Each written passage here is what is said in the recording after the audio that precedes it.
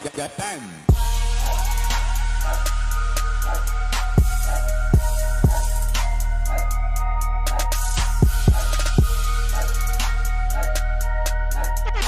Yes sir, what's good YouTube?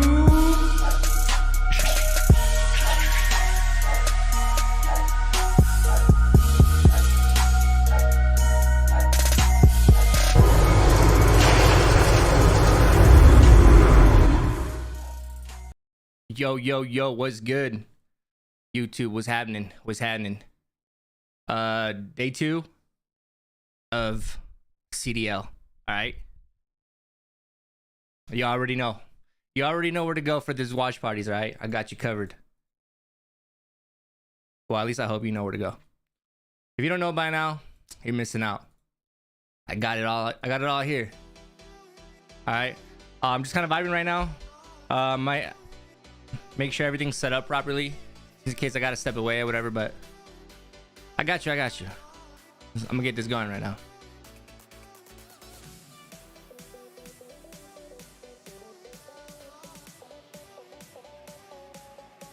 All right. Hey, I don't know about y'all, but I'm excited. I'm definitely excited for today's matches. We got 4, I think, tonight or today.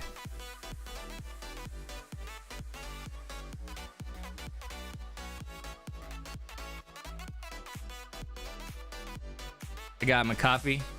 I'm chilling.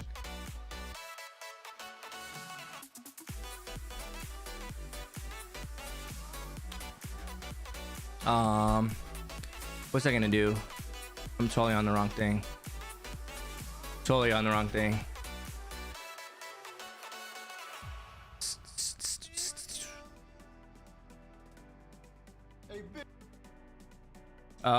We should be going. We're almost live here. All right. Well, we are live, but on the channel I stream it from, they're almost live. Ooh, that's a pretty decent countdown right there, guys. I don't know if you guys want to see that.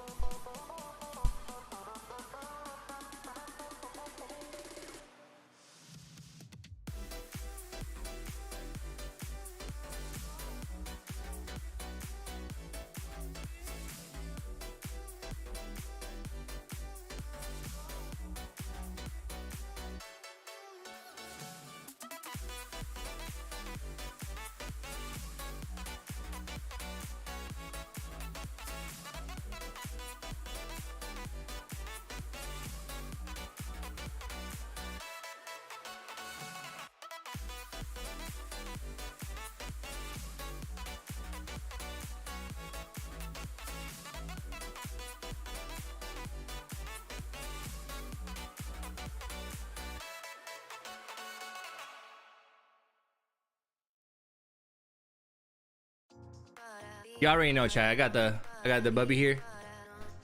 My boy Easy. I'm about to get him an Optic Texas jersey. He already knows. Alright,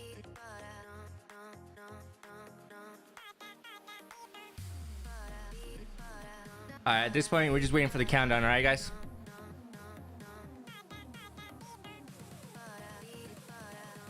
Right? We're just waiting. Got a booger right there. He's crazy. Man's is crazy.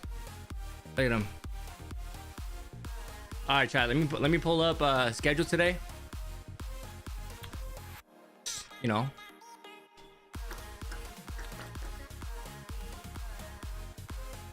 All right, first game. We got Royal Ravens, Boston Breach, and then second game Mutineers versus FaZe. Third game, the one we all been waiting for. LA Gorillas with Optic Texas. With the new roster. With that new roster, dropped Illy for Ghosty. I'm hoping Ghosty puts on a show. Lewis, what's good, bro? Thank you for dropping by, my guy. Appreciate you. All right, today's matches should be dope, bro. We're gonna vibe today. All right. We're gonna have a good time. All right. Cheers.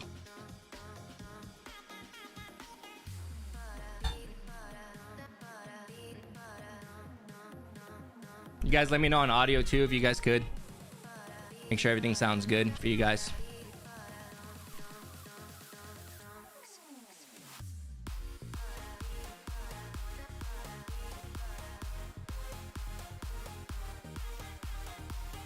You got Luis Enrique Nieves coming in with a W.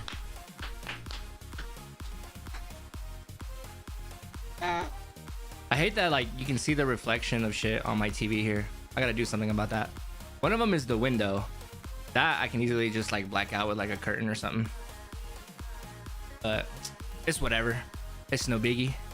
It's no biggie. We still vibing, still having a good time.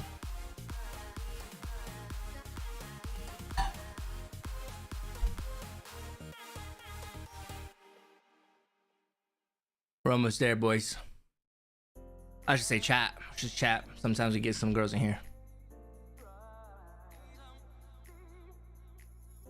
And unfortunately, this is the only kind of music I can play just because of copyright reasons. But we still chilling. We still chilling. You know?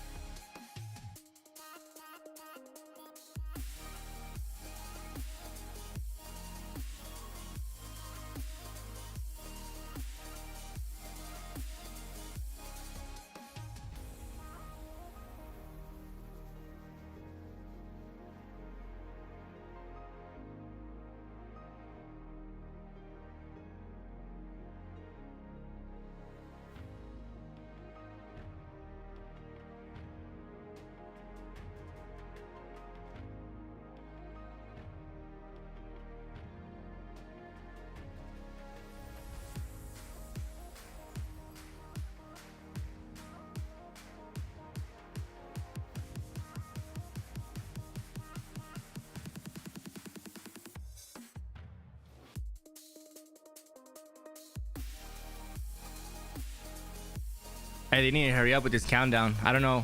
Match starts at 12, and dudes want to get a countdown going almost till crunch time. That's crazy. That's crazy to me.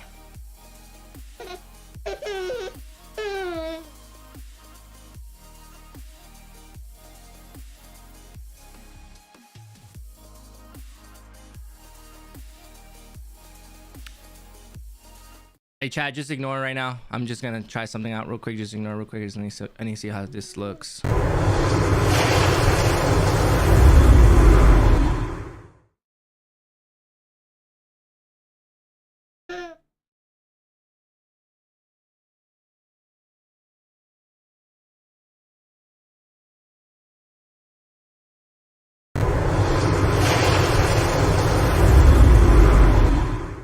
Never mind, we're good. We're good.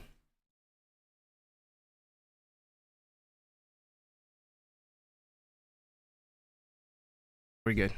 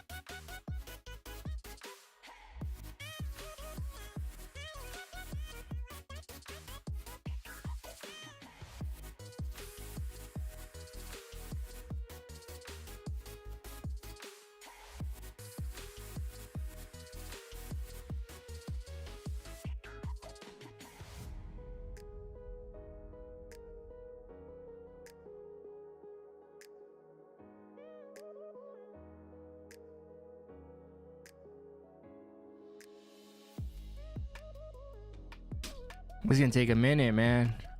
If I would have known their countdown was this long, I wouldn't have started streaming this early. Cause now I don't know what to do. You know? Yo, Roxa 120, what's good, bro? Thank you for dropping by, man. Appreciate you. Just waiting for I'm waiting for Call of Duty to get their shit together.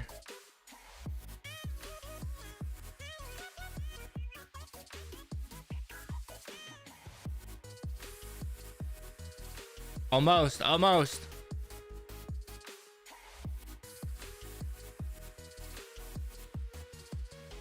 out of coffee too, so I'm gonna make a WSG, man. What do you mean? What does that mean? What's WSG?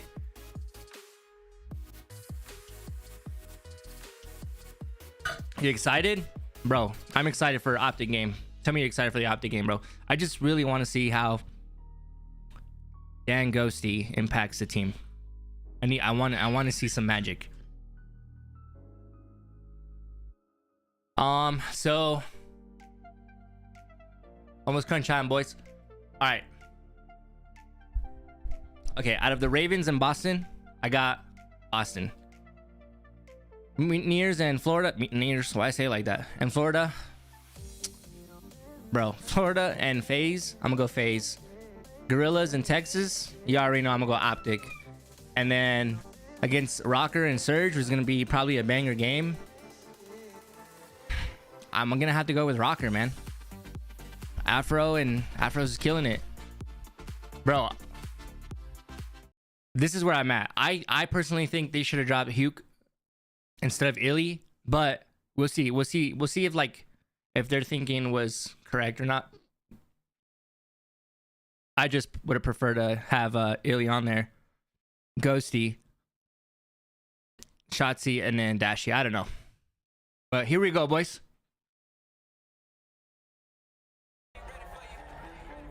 MW2 is going to be a ridiculous year. It's just been insane. What other dirty tricks have you got up your sleeves? They ain't ready for you. This is bound to be a spicy series. Let's find out, ladies and gents. Oh, Tad just making them pay. Hey, let me know if the audio's good for you guys, all right? Any feedback, bro? Any feedback throughout the whole stream? Greatly appreciated. We're here to have a good time. Oh my word, the BT pounces. I hope Optic and Seattle win. I agree with Optic. There is no place to hide. Guys, don't forget you can watch this stream in 2K, all right? 1440p. 1440p for that crispiness. And that will be the game. It is over.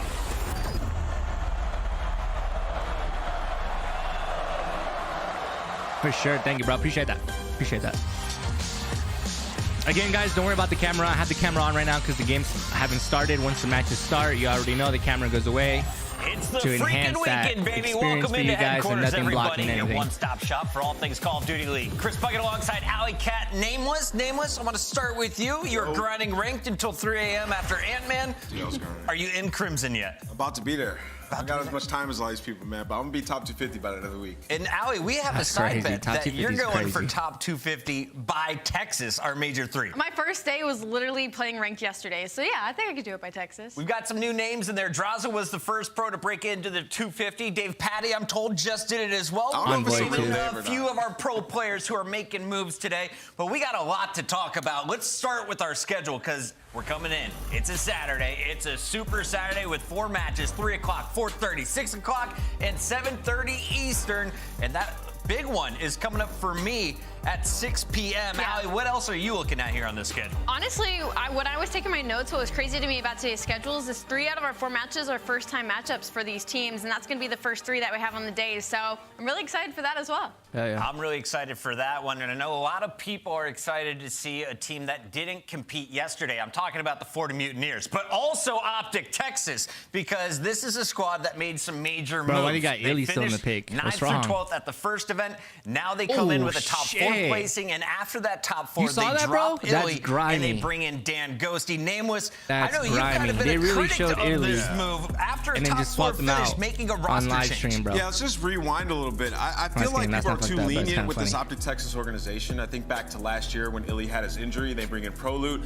It's like, is this the move that you want to make to find a lot of success? We don't know when Illy's coming back. I feel like they didn't make the right moves then. And we come into this season, right? They lose their coach. Honestly, I think their Mutineers GOAT shouldn't legend drop retires, Major and then they Maniac. drop Dashy, which I thought was like unacceptable haven't really kept as well. up with Then them, he comes bro. back, and he is now the best player on the team. So I say all this to say, I feel like Optic is taking unnecessary risks. I think going from top 12 to top 4 is a huge improvement. And now you're going into your home major and you're bringing in Dan Ghosty. Like, that's a lot of pressure to put on a Challengers player, especially in front of the green wall. So you're adding risks that I don't think you needed to add. And I feel like this Optic team would have been just fine if they had Illy, Ghosty on the bench, and then went to the next Do you phase. still have Illy on the bench, or is he a free agent? Could someone like London go scoop him up right now?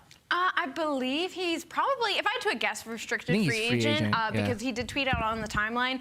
I don't think I hate this move, though. I do echo Ant's sentiment in the fact that maybe not the best timing, but I think maybe this will free up specifically Shotzi a little bit. I feel like he's been wanting to get more vocal and take control a little bit this more. is a good and move, I'm I hoping think. to see that in this split from him. It would've been a better move with generation Huke here for instead of Optic with Illy, but Shotzi and I'll Bruce, take it. a.k.a. Dashy at the helm. We want to catch up, though, with one of the other legends around the league. He's been crushing challengers for us once again. I hold Shift joining the show here at the CDL. And Shift, we got to talk about the new face here on Optic Texas. You've been casting and looking at this guy since the very beginning. So where did he start? Yeah, it's a really interesting story, right? Because I think most people that expect to see new CDL talent, it comes in one of two ways. Either they're not 18 yet, but there's a lot of buzz about their potential, whether it be through streams or locals. Or the other is they're just really good in challengers for a number of years. You kind of look at Simp on one side of the conversation, or more recently Joe Deceives, or people like Scrappy, for instance, in the kind of second of instances. But Dan's story is not that. It's purely unique because Dan comes from literally the most humble of beginnings. beginnings, earning scholarship status at the University of Illinois as a true freshman during the Cold War year, he kind of stumbled upon the Illini COD team that was competing in college COD. He joined in the spring semester, and we very quickly, the team, the production team, we all knew that Dan was going to be something special, at least in the college COD season, and that was absolutely the case. He ended up finishing top 6 with the University of Illinois, but the funny thing about that is, after beating almost 180 different schools, he only walked away with $390 as his first year actually competing in a COD title. So that's definitely unique in that instance. That is a lot of burritos for a college kid, but $400 wasn't enough for him. Tell me about the next stage going into Vanguard. Yeah, so he kind of then makes the move away from college COD, steps away from Illini COD, and then just purely dedicates himself to playing in Challengers, where the year didn't start off necessarily great for him as a top 48 finish in Minnesota, but this kid is the definition of determination. He got better every single week. He was stepping up in a major way every single roster he found himself on, but the curious thing about it was every time that you saw Dan Ghosty and his team play well, the next major event that would come up, he would get dropped and replaced by somebody else who was coming usually out of the CDL. Until he made the decision to leave campus and move in with Doug Sensor Martin, where this Boston Academy team would finish top 6 in Toronto, and then improve upon that to eventually finish top 4 at their own Open in Boston. It's definitely an interesting story, but the motto started to become kind of this mentality of don't drop Dan, because as soon as you drop him, he's going to find a new team and then beat you. He was finding revenge against all of those teams that would previously drop him, and definitely kind of made himself a name in Challengers. I want to say hi to Mama real quick. All right, so top 6 in his collegiate career. Then you see him make a run in his early Vanguard for Challengers. But what's it been like in Modern Warfare for this guy? He's just different, man. He's finally come to the point where the rise, the ascension has been very rapid. And it's funny because that Boston Academy team that he finished the year out with, he once again got dropped in favor of Beans getting pulled in. Yeah, but it wouldn't take him long to beat that team again and then eventually find himself on that Decimate Gaming roster that everyone was following along with during the Boston Open in particular, playing with players like Fellow and Yuli and Too Real. Dan was unbelievable in both Season 1 of the North American Challengers Elite. He dropped a near 1.3 KD, which was second best internationally, and earned him the mark of at least our unanimous North American MVP. We've literally been talking about this dude his team since like almost the start of their stream. Revenge is the name of the game. This kid doesn't lose twice against the same team. At Boston, he would then play up against Rocker Academy. I've been watching him though, man. He's been killing it. He's been killing it. Challengers Elite Grand Finals, and so, he would drop a 1.35 KD. Chris, this kid is unreal. I mean, there is no one else out there that I've seen start at College COD, quickly rise through Challengers, and now have a chance to win a championship. And I think the overall thing is, I agree with both other Ali and Nameless on the desk, where it is a lot of risk when it comes down to Dan overall, because he's unproven. He's won one Challengers event. But I think as an audience member and a general fan of COD, you can't help but love this story, because to sit there and say he came from nearly nothing is not too far of an over-exaggeration. Starting at College COD, then finding a way to move in with Sensor, rise through Challengers, and now all of a sudden he finds himself setting up at the Hex Quarter and starting with one of the most storied teams in COD history. You really can't help but love the story, and I think be a fan of what he's about to do today. An exciting start here for Dan Ghosty. I hold Shift. Thank you for giving us a little insight behind the curtain. My pleasure. Have fun, boys. Thank you so much. That's Shift. Make sure you're checking out all of his work on Challengers. And we got a lot of Challengers players to talk about. Dan Ghosty, the first one. But let's talk about his competition, because now you're coming in as a rookie in the middle of a season, and you have an insane strength of schedule here coming into Major 3. Yeah, Optic's strength of schedule is nothing to sneeze at here. I mean, they're starting off against an LA Gorillas, which is probably going to be their easiest matchup. No slight to the LA Gorillas. They've been looking better since they brought up some Challenger players of their own, but they're rounding out the end of the Major 3 qualifiers with the Major 1 and Major 2 champion to close out heading into LAN. So I'm glad that they're starting with LAG as the starter, but it is a very big feat for Dan in his first showing here on the Optic Texas squad. All of those teams were in the winner's bracket back in Boston. Here is a look at the numbers today. Does Optic have the edge? Should we ignore those stats on the screen, Nameless? I mean, I guess you could ignore them a little bit, but when you look at LAG, they had 3 close maps against the home team where they got bumped out there at Major 2. And for Optic, like, they were a championship team with their last roster. You know, talking about Dan Ghosty, I did watch a lot of his gameplay. I think he's a great player. I think he'll bring a lot to this roster, but man, it's scary with that schedule. Like, you lose this first game, you're in a world of pain. On the other side, you have the LA Gorillas, and this is a team that underperformed, at least if you ask them how they played in Boston. They got knocked out before they could break into our top 4, and this is a team that's going to be looking to continue to climb after a hot start to the qualifiers last time around. Yeah, LAG is one of those teams that's really difficult to get a read on.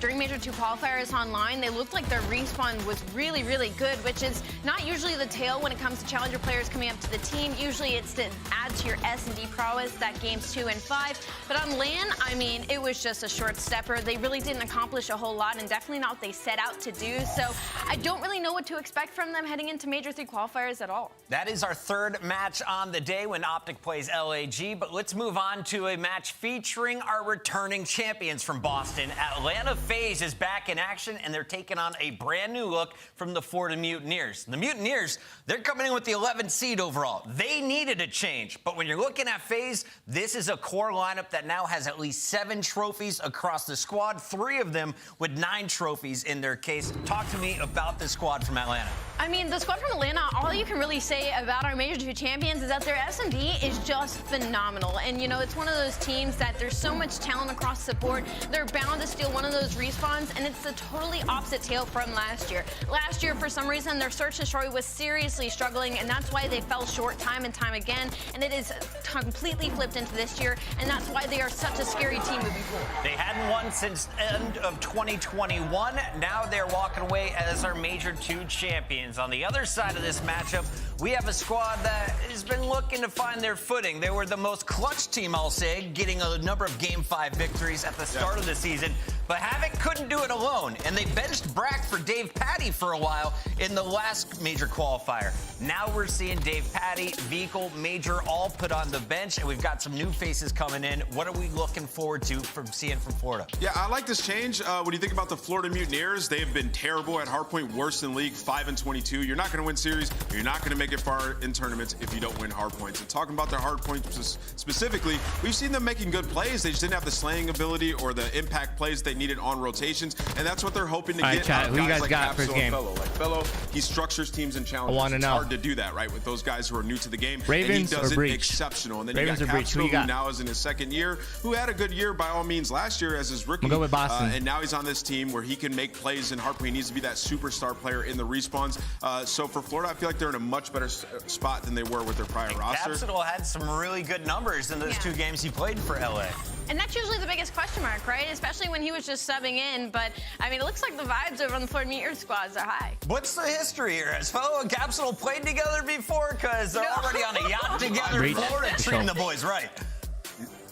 What is that? I believe Vibes that are is high. a young Brack trying to get people to drink his goo. Brack and the Kraken Florida. You'll understand after Ant-Man.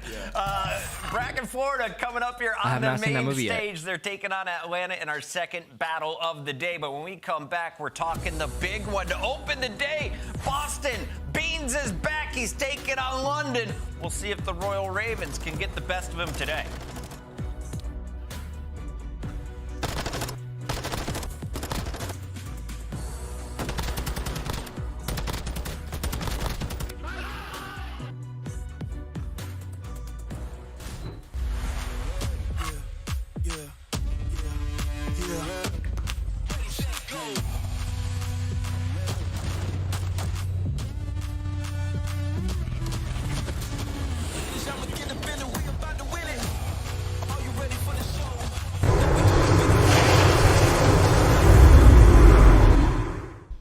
Hey chat, real quick, thank you all for dropping by, checking out the channel.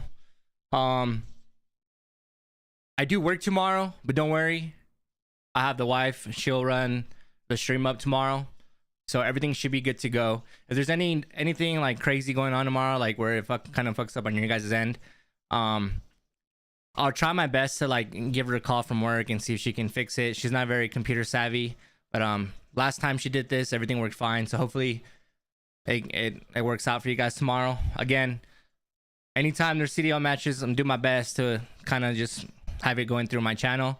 And I appreciate y'all for dropping by, and any feedback for the channel is greatly appreciated. All right. Thank you. Let's get back to it.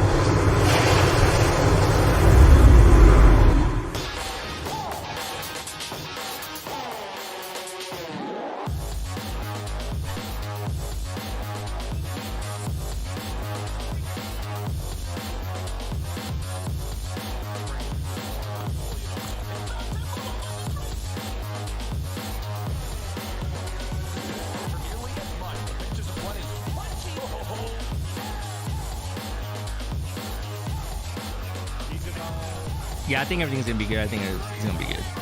There's just like, you know, people that are at work and can't get on the Twitch because they block it. So I try to come through.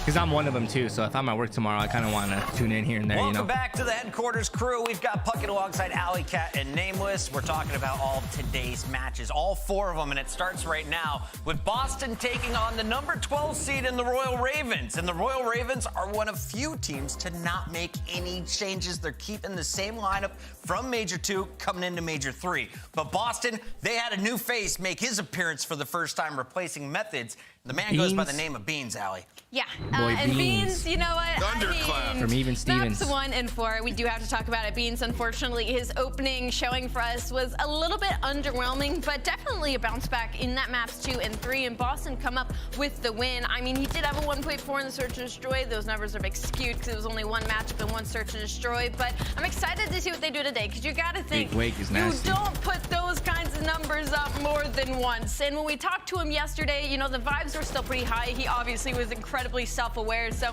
I'm excited to see what he brings to the table. Beans also giving us a great interview, but some major news after that. Boston forces a team change, it looks like. Chat is all on it. Standy is benched is the new word from Toronto unofficially. Yeah, we got to talk about it a little bit, right? Like, that just threw me for a loop. Like, what's the deal with that? Boston, like, checked. Beans comes in, drops a 0.5, and they end up still beating Toronto, and Toronto's like, nah, we got to make it. I even saw Scrappy on Yo, Twitter, Michael, like, chirping crazy. Beans, Thanks too, for the so sub, man. I appreciate I it. don't know what's Thank going you. on with Toronto, man, but, you know, bad performance yesterday. Boston able to capitalize on it, and now they're making roster. Beans brought out a sniper rifle. We haven't seen a ton of it from Boston. That's what I'm looking forward to today, especially in the search and destroy game 2. But we'll see if this one can go the distance, if London can cause some problems. And before we move on, I do want to give word that Toronto just tweeted it. It is official. We've confirmed it with our League Ops team as well. Standy will be on the sideline, and we'll talk about the replacement Hixie when he gets into the mix. But let's keep this moving now as we highlight our number 12 seeded team, Boston, the favorites. London has to come in here, and they got to win these maps and modes. Allie, what's up let's with these take a jerseys look being at super it. Where basic, do you though? have your best chance to Best one, strike I think, is against Rockers. the Boston squad today? Their best chance to strike against Boston is maybe that hotel search and destroy. They're 2-1 in it, probably one of their best, but this is a London team. Should be I mean, they're starting here bottom real of the barrel soon. right now. They have been struggling across the board, so not many opportunities for them to bounce back. Vegas beat LA Thieves yesterday. Anything can happen, and we got our casters ready for this one. Again, it's Lando and Studdy. Fellas, take it away. Thank you so much, Chris. Yes, DJ. We had this very same team yesterday. Boston Breach. They ended up taking down the Toronto Ultra, which, as we know, there's some man, like, things I'd going buy on some. over on I'd buy in some, that but they're camp. so basic, today man. They face off I against could get the London Rocker one just because it looks dope, but, like, Ravens. I don't We support the jump into team, so I'm not gonna be wearing it Hardpoint, much. and I hate to say it, Yo, man, but Mr. there was G, what's good, definitely bro? a favorite in this Thanks series. for dropping by again, Oh, yeah, man. without question, because we saw what Boston Breach were able to do yesterday. They basically won 3v4, and that was an insane I'm ready series, too, bro. Especially versus a I'm team ready like too. Toronto After this Ultra, who are coffee, no bro, I'm gonna go slouches, give so me a they got brew it done. and some everybody was hot just slaying. Cheetos So on the flavored opposite side for popcorn. London, it hasn't been the 'Cause we're best vibing season for them. tonight. They've gotten 2 wins during week All right, 1. let's go, baby. Let's get it. One Hope you win guys ever enjoy. since then. They just haven't found any success, man. And going into this map, number 1, they are dead last in rotations, dead last in breaking. It all just comes down to this lane because Boston Breach, they were winning 3v4, and they did a majority of that by outslaying. So London, guns got to be hot early. Yeah, they absolutely have to be. And I think if you're a Boston Breach fan, a little sweat off the brow. It's like, okay, Beans tossed his opening nade, and it didn't hit big Wake. That's so great. We're That's a great already we're already off to a better start. We'll see if they can continue the lockdown spots over at P2. As we said, man, the Ravens, questionable call. Bottom of the league. They're 1-10 in their last 11 series. A lot of teams were hot to make a change. I mean, Optic Texas, who just got top 4, decided to make a roster change. Jay, I think I know where you're going to go when it comes down to this, but were you surprised the Ravens didn't make a move for anybody? Oh, yeah, I was definitely surprised. You know, when you don't have a lot of success, when you're sitting dead last in the league with only 3 series wins, I would think something has to give. But they decided to keep the team together. They probably want to keep the chemistry going and just build on top of that. So into the P2 we go. You have one player towards the back, which is Beans. He's going to set up the pinch. Unfortunately, can't win the gunfight on towards Asim. London doing a great job of just holding it without maintaining spawns. But Boston Breach, they have the numbers. They find the breakthrough Shandy. For the moment, currently it is London with those close spawns, but Beans there to try to knock them all down. Catches another. That's 2 in a row. Now for Big Beans. Jumps right into the line of fire and eventually does get cut down. 30 seconds still to fight for. And now it is Boston with the more preferred side when it comes to spawns. It has been all-out chaos so far at P2. Vivid finally able to finish off that kill before he does hit the dirt. So with that, a minor advantage for Boston Breach as we get ready for P3. And currently, Jay, it is the Ravens running back with their tail between their legs, focused up for new. Yeah, we have to rotate now. If you are the Ravens, you have to make sure you get a nice little hold on this kitchen hill. Very difficult hill to break indeed, my friend. But 2 players from Boston are going to try to play for these spawns. Trying to push around towards back plat. Asim is at least able to spot one. Great trigger discipline to not go for the challenge, but Awakening is able to get taken down by that nade. This is where Asim can strike. So far, they're holding on strong. 60-30 in the scoreline. A great gunfight victory there from Asim, now on 4 in a row. We saw yesterday, man, it was Boston Breach doing a phenomenal job on this very map and mode at breaking, especially even in hard points like this. So far, the London Royal Ravens doing a great job of locking things down. However, this fight for scraps is going to be an important one. He eventually does drop. 25 seconds still to contest for. Paul X, now the next line of fire. The new wave right now from Ravens has got to hold strong. Asim now extends his spree to 6. And I believe in that process does earn the cruise missile. So needed to be a solid hard point from the Ravens. It absolutely will be that. And now they are threatening to take the lead. Yeah, that's a great haul right there from the London boys. They were able to basically hold it for a full 60. Nasty now finds himself on a 5 spree. And they do have a couple players early off the rotation. Asim is just flying around. No hesitation on the gameplay. He's got the dead silence. So he's trying to be a superhero. This time you got to slow it down, though. You know your teammate's going to be spawning towards bedroom. The spawn spawns are going to come in for Boston. Eventually he does get cut down, but Boston Breach, they do a great job of just maintaining the map control, finding the kills, and hold on to the hill. And really for Breach, goodness sake, great shot coming in from Nasty. I was going to say for Breach, you just want a moment to breathe for a moment. Yeah. That the Ravens are just hunting you down. Straight beams coming in from Nasty. Big Byron eventually will fall, but you've got some streaks to work with if you're the Ravens. Regardless of how this final 20 seconds goes, you can be pretty happy with the fact that you do have some streaks throughout the remainder of this hotel hardpoint. 15 seconds still left. It is an unfortunate team kill that we've seen. Means you got to be careful, buddy. We saw it yesterday. But now rotation's about to be in for Restaurant, and Ravens are there early. Yeah, Ravens are there early. Boston decided to fight for that remaining 15 to 20 seconds. All 4 players are trying to get all that time. Now they're going to be late off the rotation. Viv is going to be the only player here. He gets gunned by Paul X. Great shots from him as London are waiting in the trade battle. Only one player up is going to be Big Wake. He gets taken care of, and London hold the first push. So far for the Ravens, they have really come alive throughout these last few hills. We'll see if it can last, as this is going to really be a big hard point to kind of tell us exactly where both teams sit right now. Are the Ravens just not going to fold? Are their holds going to be solid, or will Boston finally be able to get their break? As right now, Nero helps lead the way, and his headshots all the way around. Ravens with close spawns, but finally, the London hold will eventually evaporate. Good opportunity here for Breach. Yeah, Boston, they're putting a lot of pressure on towards Kitchen, but Scraps, the cutoff man, trying to maintain the spawns for London. While Stevens is still putting pressure in towards Diner. That's going to be 3 dead. Last player on the point is Beans. Ravens They ain't can't looking sniff too him bad. out. He wins a huge one-on-one, but at least if you're London, you maintain the better side of the map going into the next hill. Back and forth hardpoint we have here, Lando. London, they're really stepping up early.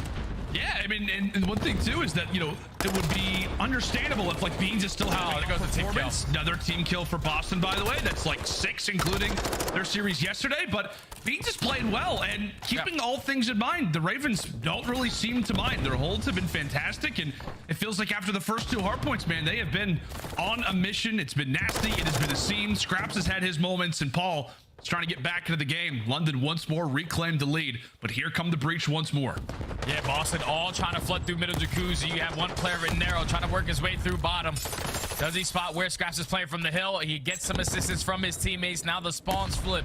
All of the Ravens going to be swanning out towards front bedroom with only 15 seconds left. You probably just want to chalk this one up. Let's rotate. Let's properly set up around P1.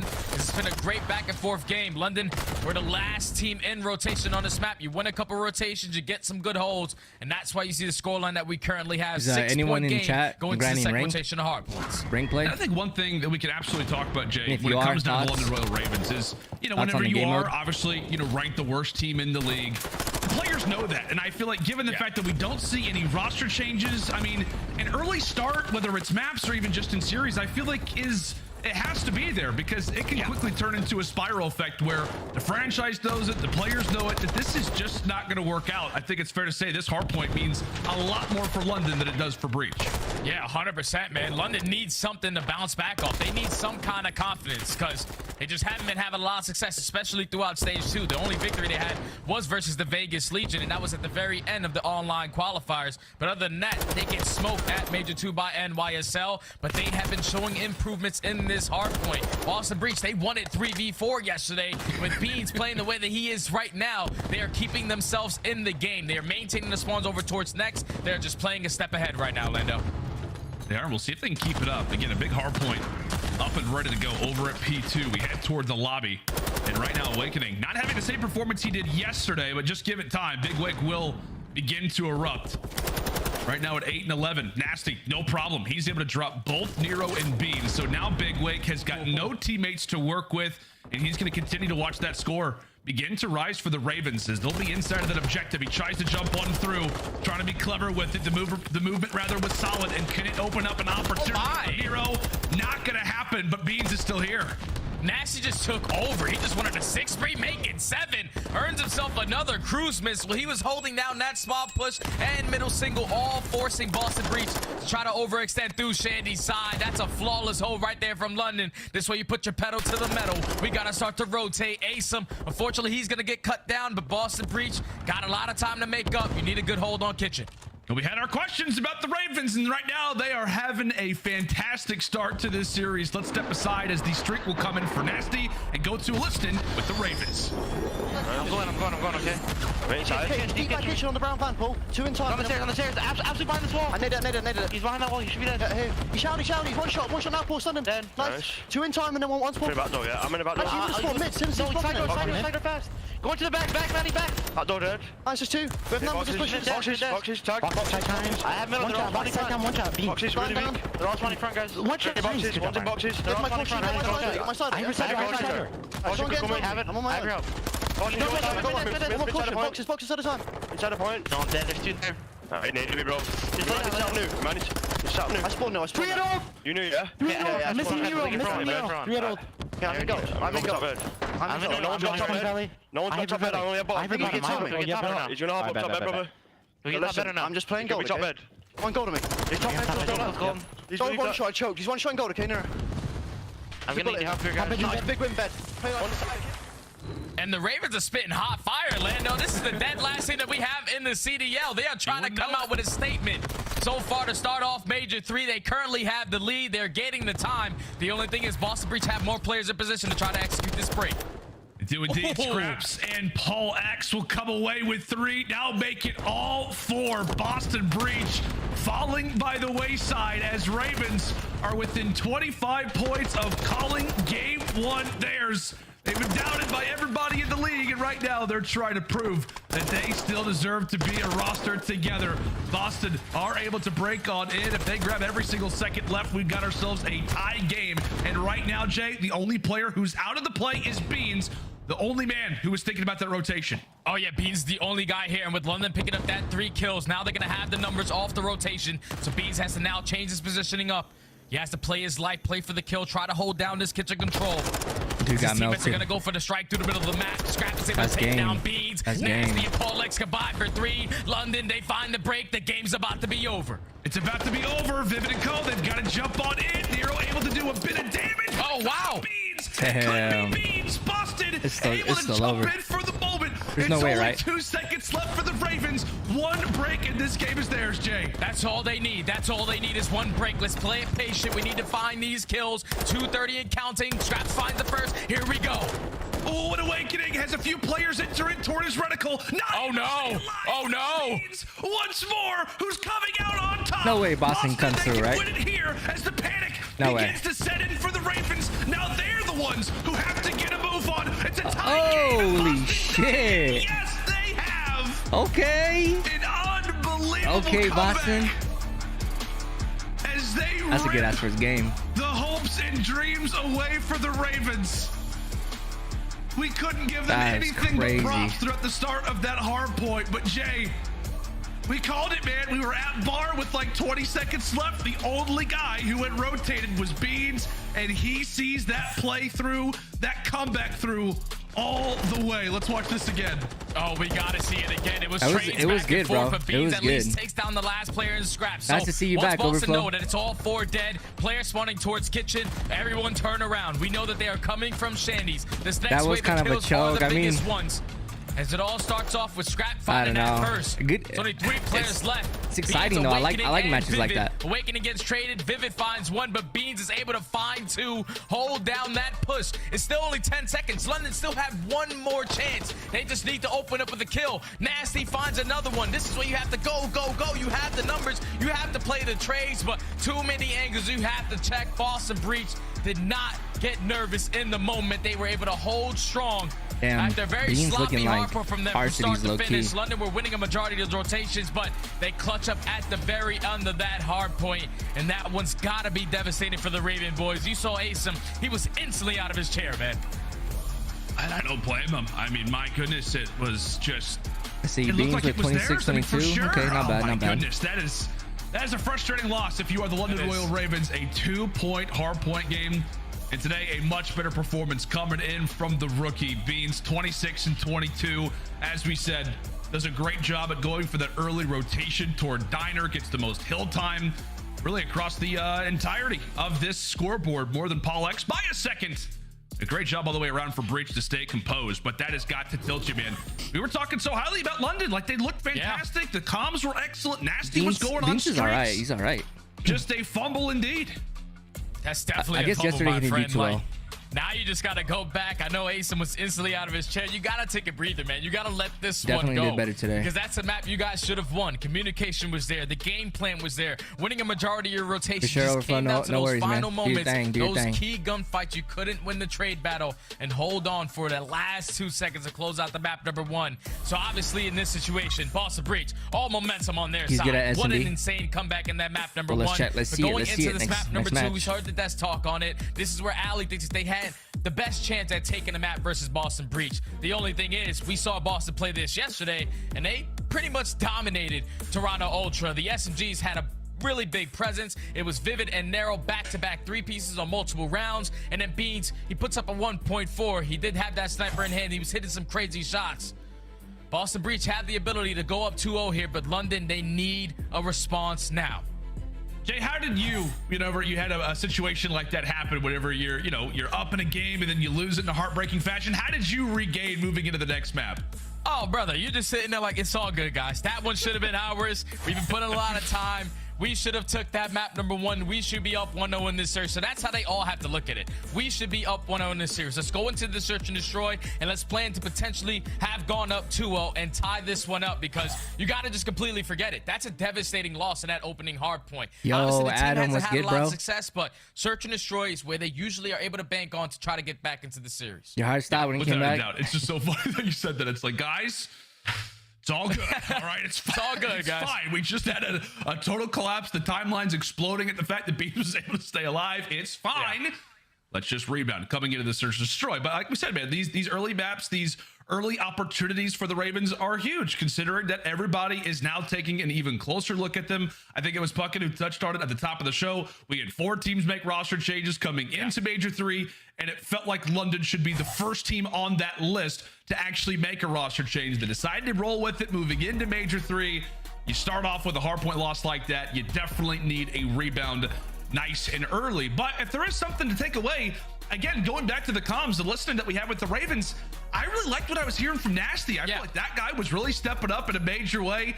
I know we've seen glimpses of him throughout his year in the CDL, rookie last season in Comebacks Vanguard. are for sure entertaining. He's I was really just the last saying that. man who's been a part of this OG London team. I was just saying that because recognizing Jay that he's got to be the end-game communicator, the big voice for this team moving forward. And even though like teams choke, he's got to be the it big happens a voice lot, like and you the get big reverse slayer. sweep I and remember stuff. in the beginning of the season when London went 2-0 during week 1, Nasty was one of the best players in the game. He was doing whatever he wanted with the Vaznev, with the TAC 56, the M4 at the time, but he's a guy that has that takeover ability. We saw a little bit in that map. Number 1, multiple streams, like you said, picked up 2 to 3 cruise missiles throughout that entire hard point.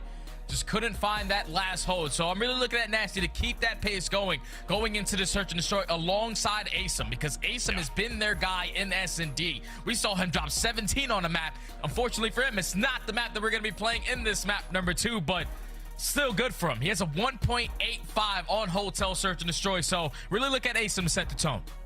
Absolutely, man. I mean, there's been so many tweets talking about, unfortunately so, but it's like, hey, can we get ASIM some help? Like, can we get this guy something? Which doesn't matter, there's been so many people who have talked same. about the Ravens, and it's like, it feels like this guy is really the bright spot for them. And I know our stats team did a phenomenal job of trying to break it down, almost give us a chance at like how could London come away with this series. Forward over to the Optic game. He's had some unbelievable performances in Search and Destroy so far throughout the season. And I believe he's got like a 1.85 KD on Hotel Search Destroy specifically. Yeah. So couldn't agree with you more. He is definitely always the guy to look out for, but specifically at Hotel Search Destroy, he has been the beacon for their success. Yeah, man, I really do love ASIM as a player, man. He's a guy that just simply wants to get it done however it has to be done. If he has to sit on the hill, he would do that. If he has to slay in certain situations, he will do that. He's a guy that would just lay it all out on the field for his team to try to get a victory. You see the stats so far this season, overall 1.05 KD. They've only won 3 series, guys, and he's still maintaining the 19th best KD in the league. The guy is just a great player, a phenomenal player, Mr. Do-It-All, man. I really do love his gameplay. I'm excited to see what he's able to do in the Search and Destroy, if he's able to drop those bombs like he usually does. Yeah, without question. We've been talking a lot about the London Royal Ravens. I want to transfer the conversation, though, over to Boston Breach, right? You're off of a great Game 1 victory, and then you're moving into, as we said, a Hotel Search Destroy. You saw this yesterday, right? Nasty's background is they were able to do on it, Jay, was fantastic. There was a lot of people who came in saying, you know what, Beans could fit in very well with this roster, and a lot of that focus was around Search Destroy. He could take that sniper away from Vivid, and we saw him very early on yesterday versus Toronto doing a very good job now with that role. Yeah, and it's so difficult too, because a lot of these angles that he was taking are very, very tight angles with that sniper, but the young man is confident, very energetic guy. I really do love the character of Beans. Yesterday we saw him in his interview, man. He was so talkative, so energetic, man. I'm so excited to see this young player prosper into developing into his deeper career, into his pro career. The guy is just hilarious, man. I really enjoy his gameplay. Obviously not the best performance in his debut, but he bounced back in that map number 1 nice and early. Yeah, without a doubt. And, it's understandable, too, because you just got so many players who are coming into the league now with so much pressure. I mean, we could have a totally different conversation, and you and I will, about Dan Ghosty and Optic Texas, but there's a lot of people who are saying, Beans, he's the future of EU COD. He has got the chance to be one of the best players in the game. You don't hear those conversations a lot, especially as a rookie player who has pretty much zero experience when we talk about the professional side of things. Bro, I see you. Especially coming from the European side. That's no shade to my European players, but it's usually not like that. It's always usually an NA player. One player stands out from somewhere else, like Pred with Australia. Like, the guy's a demon. Like, we know this, but it's so great to see Beans, where he was able to level up from, coming from challenges, playing with Doug, Sensor, Martin, getting those reps in. Like, when you play with Doug, good friend of mine, I'm gonna link up with you. You can basically go out there and get every single kill you want. So he was putting up some insane stats throughout challengers, and so far he did it. Not the best yesterday, but in that map number 1 he did in today's series, he did a phenomenal job. Just in this Search and Destroy, you got to make sure that you're getting those first bloods. That's the biggest thing that stood out for me yesterday. How old are 63 versus Toronto. You close out the game 6-3. That has to be no a weird big vibes. Just how old are you? You might. Yeah, but I'll be honest. The number one thing that I took from what you just said there is that Sensor is doing something right in challengers. Like,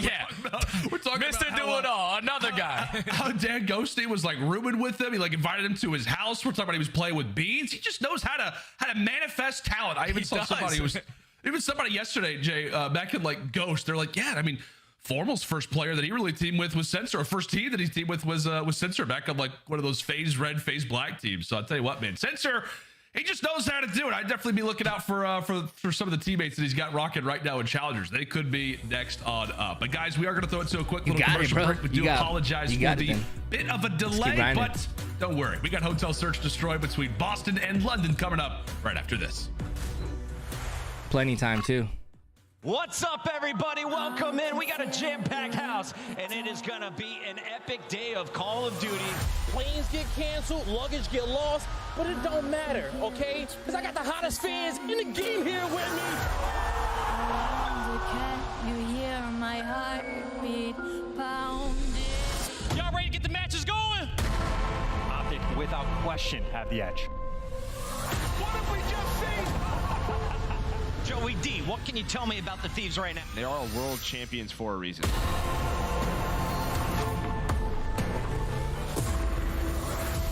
Minnesota, when they get dialed in, they will pull out their sneaky tricks. FaZe group, a squad that everyone would always just put automatically into the final. It's been bitter cold out there in Boston. But Mother Nature's got nothing on these Call of Duty loving Homo sapiens. Here we go, threads the needle.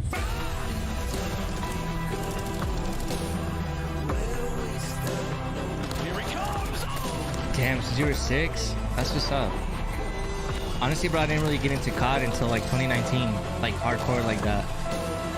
Not even hardcore, because I've always like worked and stuff, but like actually spent a lot of time gaming. No, it wasn't until 2019, which for a lot of people, I guess that's what it was too, but I'm definitely not at that level. And I'm already old, so I'm chalked. I play for fun. First Warzone, I really got into it. I played tourneys, 52 kill races and stuff. But that's about it. And then this Warzone came out. I wasn't happy with what we were like presented with, but this last update has slightly changed it for me for the better. So I might be back on that grind. We'll see. I definitely like the rank play too.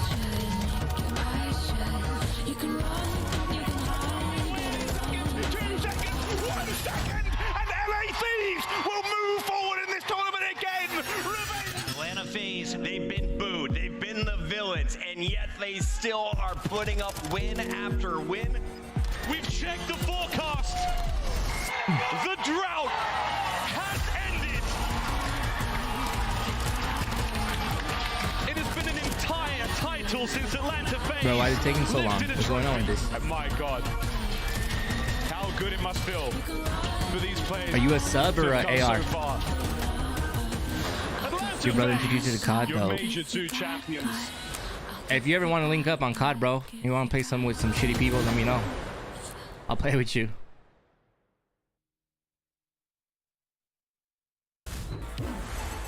How's it going, ladies and gentlemen? Welcome Hey guys, back next to the first major, series of the day. I might By the way, actually major be in shout out to whoever Vegas. made that If video. they have it That in was Vegas, absolutely I might fantastic, actually be there highlighting some of the for some of the greatest matches. From the Boston Major. Texas, we're coming. Might do a We little got some live work stream to do while I'm over before we there. get there. Jay, I want to Off my highlight our phone, maps though. and modes before we jump into this Hotel Search and Destroy. Talk to me, man. I mean, after a loss like that for London, is there hope that they could make a comeback considering the rest of the set that we got here? Well, the thing that really scares me is that they've only found success on one map in control, nothing and much that's happened. not in this series. Hotel is not going to be Still there. just chilling, LSC, they're vibing. sitting at Your 0-1.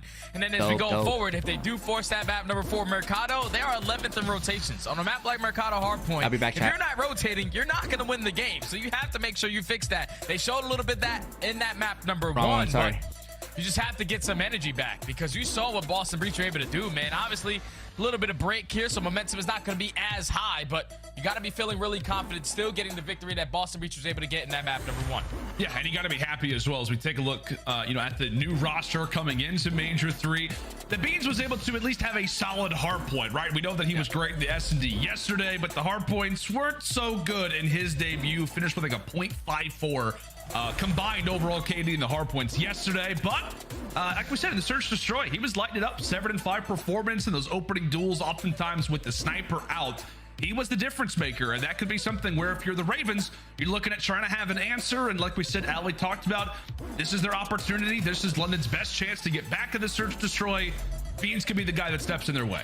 Yeah, because Beans is the guy that usually is solo playing over towards that B bomb. You probably have a player that's sitting towards bottom bedroom in Vivid or Narrow, but usually those guys are taking that mid-map control. So if you can solo out Beans, you know he's going to have that sniper in hand. Just try to get super aggressive towards bedroom. Take him down, get that bomb down as fast as you possibly can, and then play your setups correctly. He's a big impact. You cannot allow him to pick you guys apart, especially when you're jumping on these head glitches with that snipe, because then at that point, you're going to slow down. You now have to even up the numbers, try to make a play, and at that point, there might not be that much time left on the clock since you were still so worried about Beans. So he's a big impact on this map, but it has to be the SMGs as well, man. Vivid and Narrow, like I said earlier, those guys are getting 3 pieces left and right on this map. Like, Narrow put on an absolute clinic with that SMG in hand versus Toronto. So I just think if you are London, momentum has to be on point. Asim and Nasty really have to set the tone.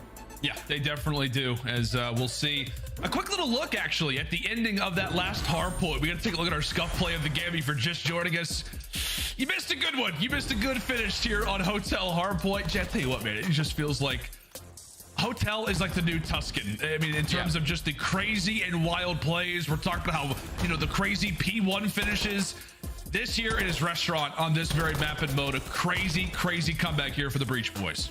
And the thing that I was just looking at is that they opened up with the first kill, right? They all have mid-map control. You have connectors, you have Shandy's side. When you get that first kill of the player on top catwalk, you should probably pinch towards kitchen so that you can spawn Boston all the way across the map so you keep that bad advantage. But since they did not decide to flip those spawns, not decide to pick up that pinch, that's what eventually allows Boston to spawn up towards kitchen, instantly flood forward, and just consistently play those trades. I think if you're London, probably in the heat of the moment, communication was very high. Everybody's probably talking a little bit frantic.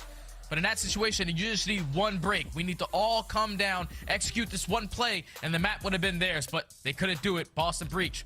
Still, we're able to clutch on up. Yeah, they were indeed. Solid W in the books there for the Boston Breach. Again, chatting about the Royal Ravens. You know, one of the more questionable moves throughout the off-season, or not the off-season, but I guess you could say the off-season that we had in preparation for Major 3 was the fact that this team does not make any moves. We talked about it. We stressed it, Jay. This 4-man lineup, if you're going to keep it together, that early success has to be there. Job number 1 is closing out hard points. They don't do that. A loss here in Search Destroy. I think it's fair to say, man, could very well spell disaster. Oh, yeah, that's the thing, man. It's because, like, London, okay, they're like 50-50 in hard points, overall record of 10-11, but the S&D has been their best KMO control. They basically stand no chance if it's not Hotel. So you have to be able to win your Search and Destroys versus some of these teams, especially some of the higher echelon teams that we have in the league. Boston Breach just coming off a roster change. Their strats shouldn't be on point that much. They played the map once with this new roster. Obviously, we don't know what it's like on the back end when it comes to practice, but you have that one rep where you're able to go back, do your homework, see how they like to play their setup, so you can basically try to fully blind counter it. Solo out a certain player, just make the game a lot easier for your team. And if there's somebody that you're looking out for the London Royal Ravens, I know we chatted about a few different guys for the Boston Breach side, whether it's Beans or it's the, you know, fast-paced SMGs for the Breach, Nero and Vivid. Is there somebody that you're looking out for in this Search Destroy or throughout the remainder of the series to try to lead the charge at a comeback here for London? If you think about when London picked up that victory versus Vegas, the main guy that really set the tone, that took over the game in the respawns and in the Search and Destroy, it was all about Scraps, man. Like, Scraps is a guy. He was an MVP caliber player when he first started to play Call of Duty, when the CDL first started. He was that guy, man. And now we saw what Asim and Nasty are capable of. But if Scraps can take his gameplay to a whole different level, he's a guy that can take over the game. So I'm looking at Mr. Matty Marshall, my guy, to turn it up a level. Without a doubt, man. I mean, we know the level that Scraps has been on previously. This guy has, you know, one of the more storied careers throughout COD history. Excited to see him back in the CDL. We'll see if he can try, as we said, and lead the charge to a Ravens comeback. Before we do that, folks, we got to take a look at a few things. If you have not already gone to the CDL shop, you absolutely need to do so. And Jay, if you're picking one of these hoodies out of these 4, which one are you grabbing? I know what it is. Come on, man. Come on, man. You know where I'm going. New York, baby. Hold up. I need to get this. Where am I getting this from? Shop.callofdutyleague.com. Oh, yeah. I got to go get that, brother. Those are clean, man. These are the first time I see these. I know. These are looking great. I heard Bryce talk about how he's already ordered like 8 of the London Royal Ravens sweatshirts. Nice. So, Bryce, Feel free, buddy. You know my address, potentially. You can go and toss me one over. That would be fantastic. Also, you got to talk about this one, too. Make sure and grab those team packs. You can look like the guys, you know, outside of the game. You can also look like them inside of the game. Jay, are you rocking any team skins and ranked right now?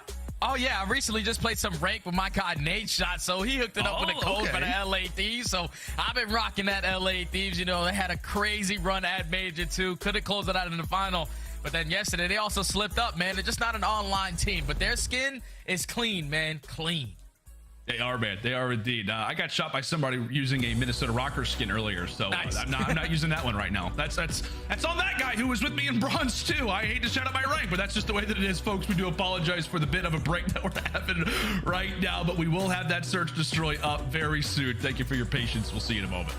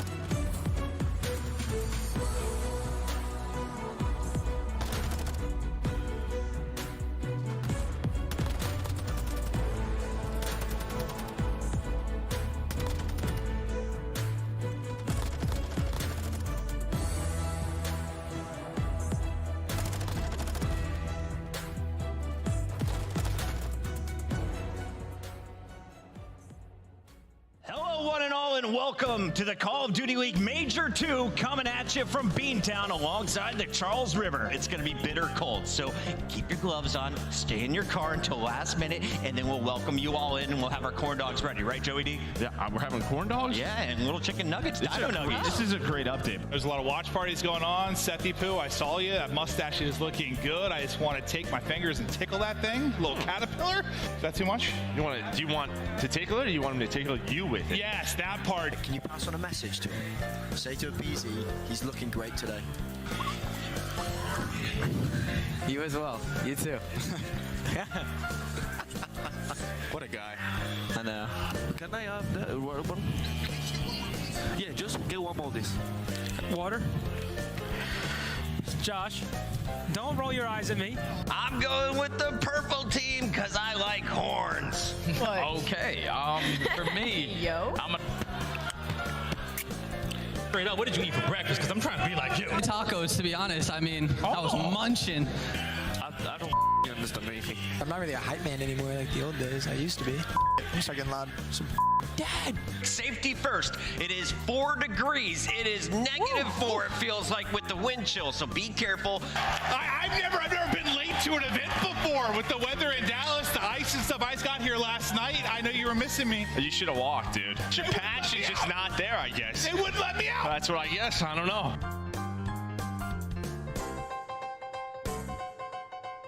I thought I was going to be the only person going for this team, but it's a full desk. I'm going for Boston Breach, too. Here we go. I would pick Boston, and yeah, you know what? I'm going to stay on it. That's what I'm doing, because I like my security guard, but I don't trust him. No, I think he heard you. I just don't think he heard you. You know No, I heard you. I just didn't hear you. He heard, but he didn't hear. I heard you, but I didn't hear you. I was kind of locked in. We're partying right now. The lights went out. Oh, wow. Felt Joe's mustache. So.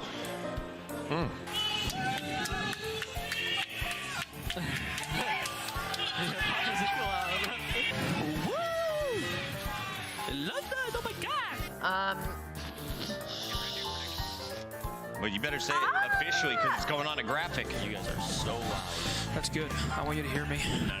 That's a name and a half. I'll be the one to say. Whose name is that? It's MC's. The unkillable demon's name. Also known as Frank. You have a slight mistake there as well. Boston Breach, don't plant the bomb in a position that can be easily spotted. There's a stretch on it. Mercado. Trying to take this tape off. What's up? I just want to say one thing too. I can't wait to save Ben's head, so I'm excited. Boston, you all were incredible. Thank you for the vibes. You set the tone all weekend.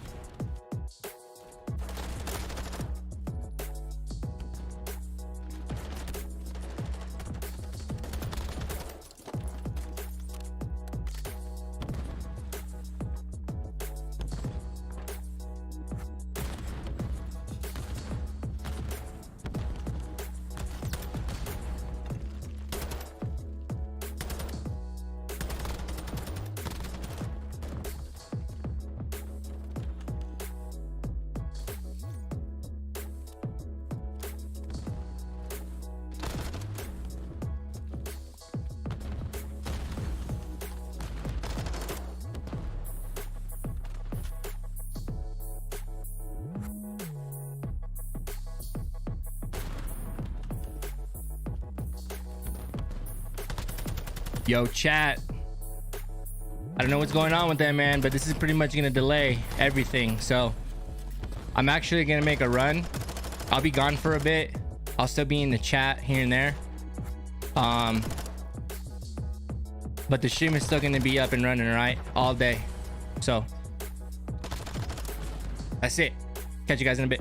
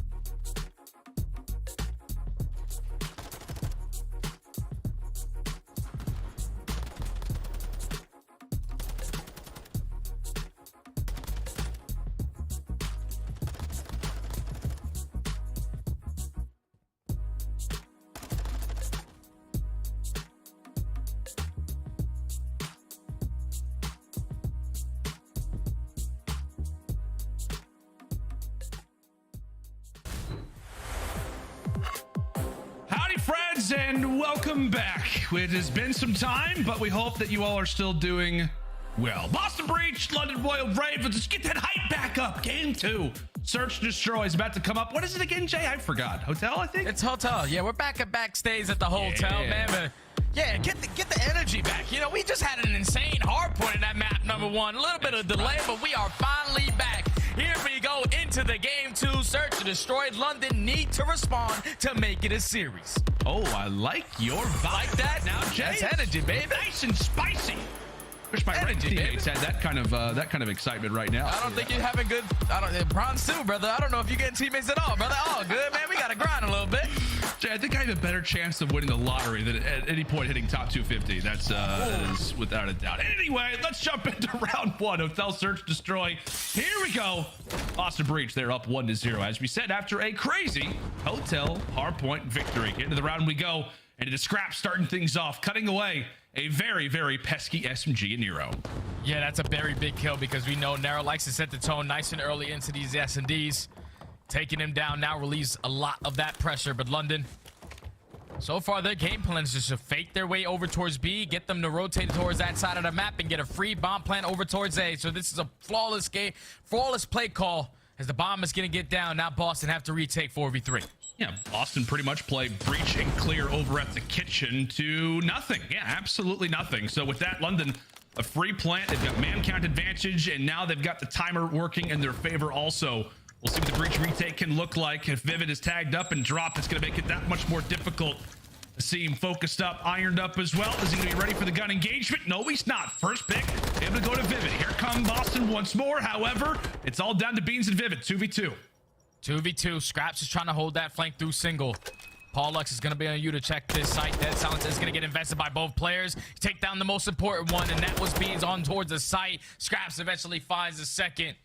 Almost got scary. I don't know how Asim didn't spot him go to his right. I thought he saw him cross from the mid connector, but just doesn't react to it as Vivid. He was able to take him down, but the rest of the defense for London, they were ready for the push. He got the bomb down. It was only 15 seconds left, so some player from Boston had to commit towards the defuse. You take that player down, eventually find the final trade. London take round one. Solid job for the Ravens. I mean, as we said, they find that opening pick on Nero. They bait as if they're going toward the diner, and then from there, as we said, for Boston Breach, totally faked out. Solid opening round here for the Ravens. Talked a lot about composure. They definitely had some time to refocus coming into this search and destroy. However, Scraps gets beamed off the rip. So we're trading in first bloods. Now it is Boston starting things off with a nice and early double. Nasty, realizing such, has to quickly get out of dodge. Yeah, 4v2, Nasty and Paulux. Paulux trying to spot these players rotating back towards middle. He's able to at least make it a 2v3, but now they know his positioning. This is where you have all your players go for the challenge. You just have to find the trade. Paulux is at least able to take down Bees, but Nasty in the 1v2. Oh, and they've done this perfectly. Yeah, I was going to say he has dead silence for the moment. Now it's time for the gun engagement on to Nero. Is this about to be a 2v4? Nero has not moved, and it will be. Perfect work there from Paul X and Nasty. And you can tell by the smirks on their face, Jay, they know how big of a clutch that was. Oh, that was a massive clutch out of Paul X and Nasty. Paul X did everything he can to find all the kills through the middle of the map. All the players from Boston knew exactly where he was. They just couldn't take him down until he took down two of their own. Then once you find it in 2v1, Nasty with the dead silence, able to get behind enemy lines, find the first kill on the flank. Puts a couple shots on Nero to keep him stagnant, to keep him standing still, focusing on one angle. Dead silence pop. He's able to find a final kill. London, great in the 2v4. A great reply so far in this S&D. As we said last time around, it was a fake over at B. Boston bit. Will it be the same case this time around? Is Nero happy to play a bit more passively as he'll be hanging out inside of the kitchen? Here come the stuns. Here come the tax, the utility, everything tossed. Nero doing his best to try to distance them back as far as possible. All 8 players still up, and Ravens, they could be going for the rotation now. Oh, yeah, Ravens, they knew. There's multiple players in towards B. It's not going to be easy to break in towards kitchen. So should I wrap this one back and have a player play on an island, which is Asim, waiting for anyone to try to push through on the side of Boston. As Beans is the only guy over towards the safe site, gets a little bit of assistance from Vivid, but is he's able to spot that player on towards the bomb. Can't get it down now. And you see to the top side of the screen as well, this has just been a 1v1 for the last 30 seconds. Both players not looking to engage. Beans, first line of defense, now over at that A site. Continuing to keep the Ravens off, and now the timer begins to come into effect. Nobody has yet to drop. 25 seconds left to go. Vivid's able to poke away at one. Meanwhile, Asim, who was out of the fight, now looks to get involved. But Jay, the bomb has been dropped. This one's got to get planted soon, and Boston have constant eyes everywhere on Overwatch now as Nasty will fall. Boston Breach are able to answer finally. Yeah, Boston Breach, they just read the game plan right there from the London Royal Ravens. They put 2 players over towards that B site. Never did a great job of backing him down with his tax. Then you force them to rotate, run right into the pre-aims of Vivid and Beans. Eventually sets up Awakening to find the final 2 in the final play. Boston finally get one on the board. London, they just wasted a lot of time right there. I felt like they wanted to wait for Asim to try to make a play on the flank, but Vivid just did a great job of just making sure no one could make that play happen. He held the flank, was able to take him down, and eventually secured the round for Boston. Vivid looked great yesterday in the hotel search destroyed. Now with that sniper out of his hands, feel more confident, ready to aggress nice and early into 3 rounds. He is currently tied for the most kills right now in the lobby, most for his team. See if he can keep that up, as right now it is the new guy, Beans, with the bomb on his back. And right now, those green arrows are pretty much scattered across the map. We've got a little bit of noise being made over at B, when in reality, the plant's about to happen at A. Will Paul X check this in time? Yes, he does. But Beans, clever with the movement, manages to stay alive. That's good moves right there from Beans. Stay alive in this situation. And Nero, it's your turn to strike. Was almost able to take down Beans off of that bomb. Asim's trying to get an angle, but cannot pick it up. A trophy is going to be planted. So in the 3v4, page it to your mini-map. As Nero finds a second, you have one player in Vivid all the way out the play. He's trying to be the safety net, working his way all the way to the deep flank. You got 2 players on flanks. Rip the snap out of Awakening. Didn't have a great hard point, but he has turned it up right now with S&D. Scraps of 1v3 clutch. Not going to happen this time for the Ravens. And I got to say, Jay, that was just very, very good work out of both Beans and Nero on that bomb site. Yeah, the teamwork was flawless right there from Boston, because once you got Nero pushed up towards the plat steps, Beans, with the great movement, was able to get that information of where Paul X is playing. Paul X tries to reposition towards top bed. He eventually gets picked. So then you can get the bomb down. You have 2 teammates who are working their way through middle. One player in Vivid knows that no one went through the late flank through Diner. So you take that side of the map. You work your way all the way around. Now you get all the information where London are attacking from. Someone has to be flanking. Someone's playing solo towards bed. You pick them both apart. You win the round. Boston 2-2. Far. Surprising start for shots. his team as the beams are out. Well, for Beans. Great work there for him, as we'll see if the Ravens can try to rebound right now in the 3v4. One of the worst teams in the CDL in spots like this. But thankfully, team is able to get on the board. He'll cut away Nero so that difficulty becomes that much easier. And meanwhile, it's Paul X who finds a streaking Vivid. So that will help things out dramatically. Yeah, once you get that information, taking down Vivid, you know no players have to be over towards this B bomb, as London are able to make control of the middle of the map, find the final 2 kills. Great in the 3v3 to just play it super patient. You know Boston are going to try to make a play happen. Right there, if you are the Breach, just force them to plant, man. Hold your sights down. You had 2 players over towards the middle map, over towards that B side, 1 player towards A. Vivid, let's just calm down there. You find yourself towards top desk. You got a great position just in case they decide to wrap back. But he decides to just push on forward. Paul X takes him down, and then everybody else crumbles after that. London respond, now up 3-2. Yeah, we talked about a lot of teams, you know, making adjustments. Obviously, with the Boston Breach, they're doing that with a new team. We've already talked about it for the Ravens. You know, not sitting great in a lot of game modes out there in terms of certain situations. As we said, 3v4s, not great in historically. They're able to clutch one out there.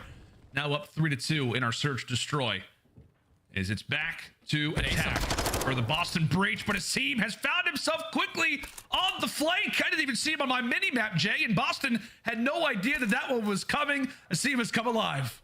Yeah, they have realized that Boston like to do the 2-2 split, so you take mid-map control, you pop your dead silence, you're able to get it behind enemy lines and find that first blood. And the 3v4 just forced them to bomb plant. You see that Scraps is playing all the way deep towards back plat. As Vivid, eventually the player on flank is able to line up 2. Can't find the third, but at least makes it a manageable play. 2v2 now. It does. I think for Boston, they were just looking out. Where is everybody hiding? They're all in the middle of the map.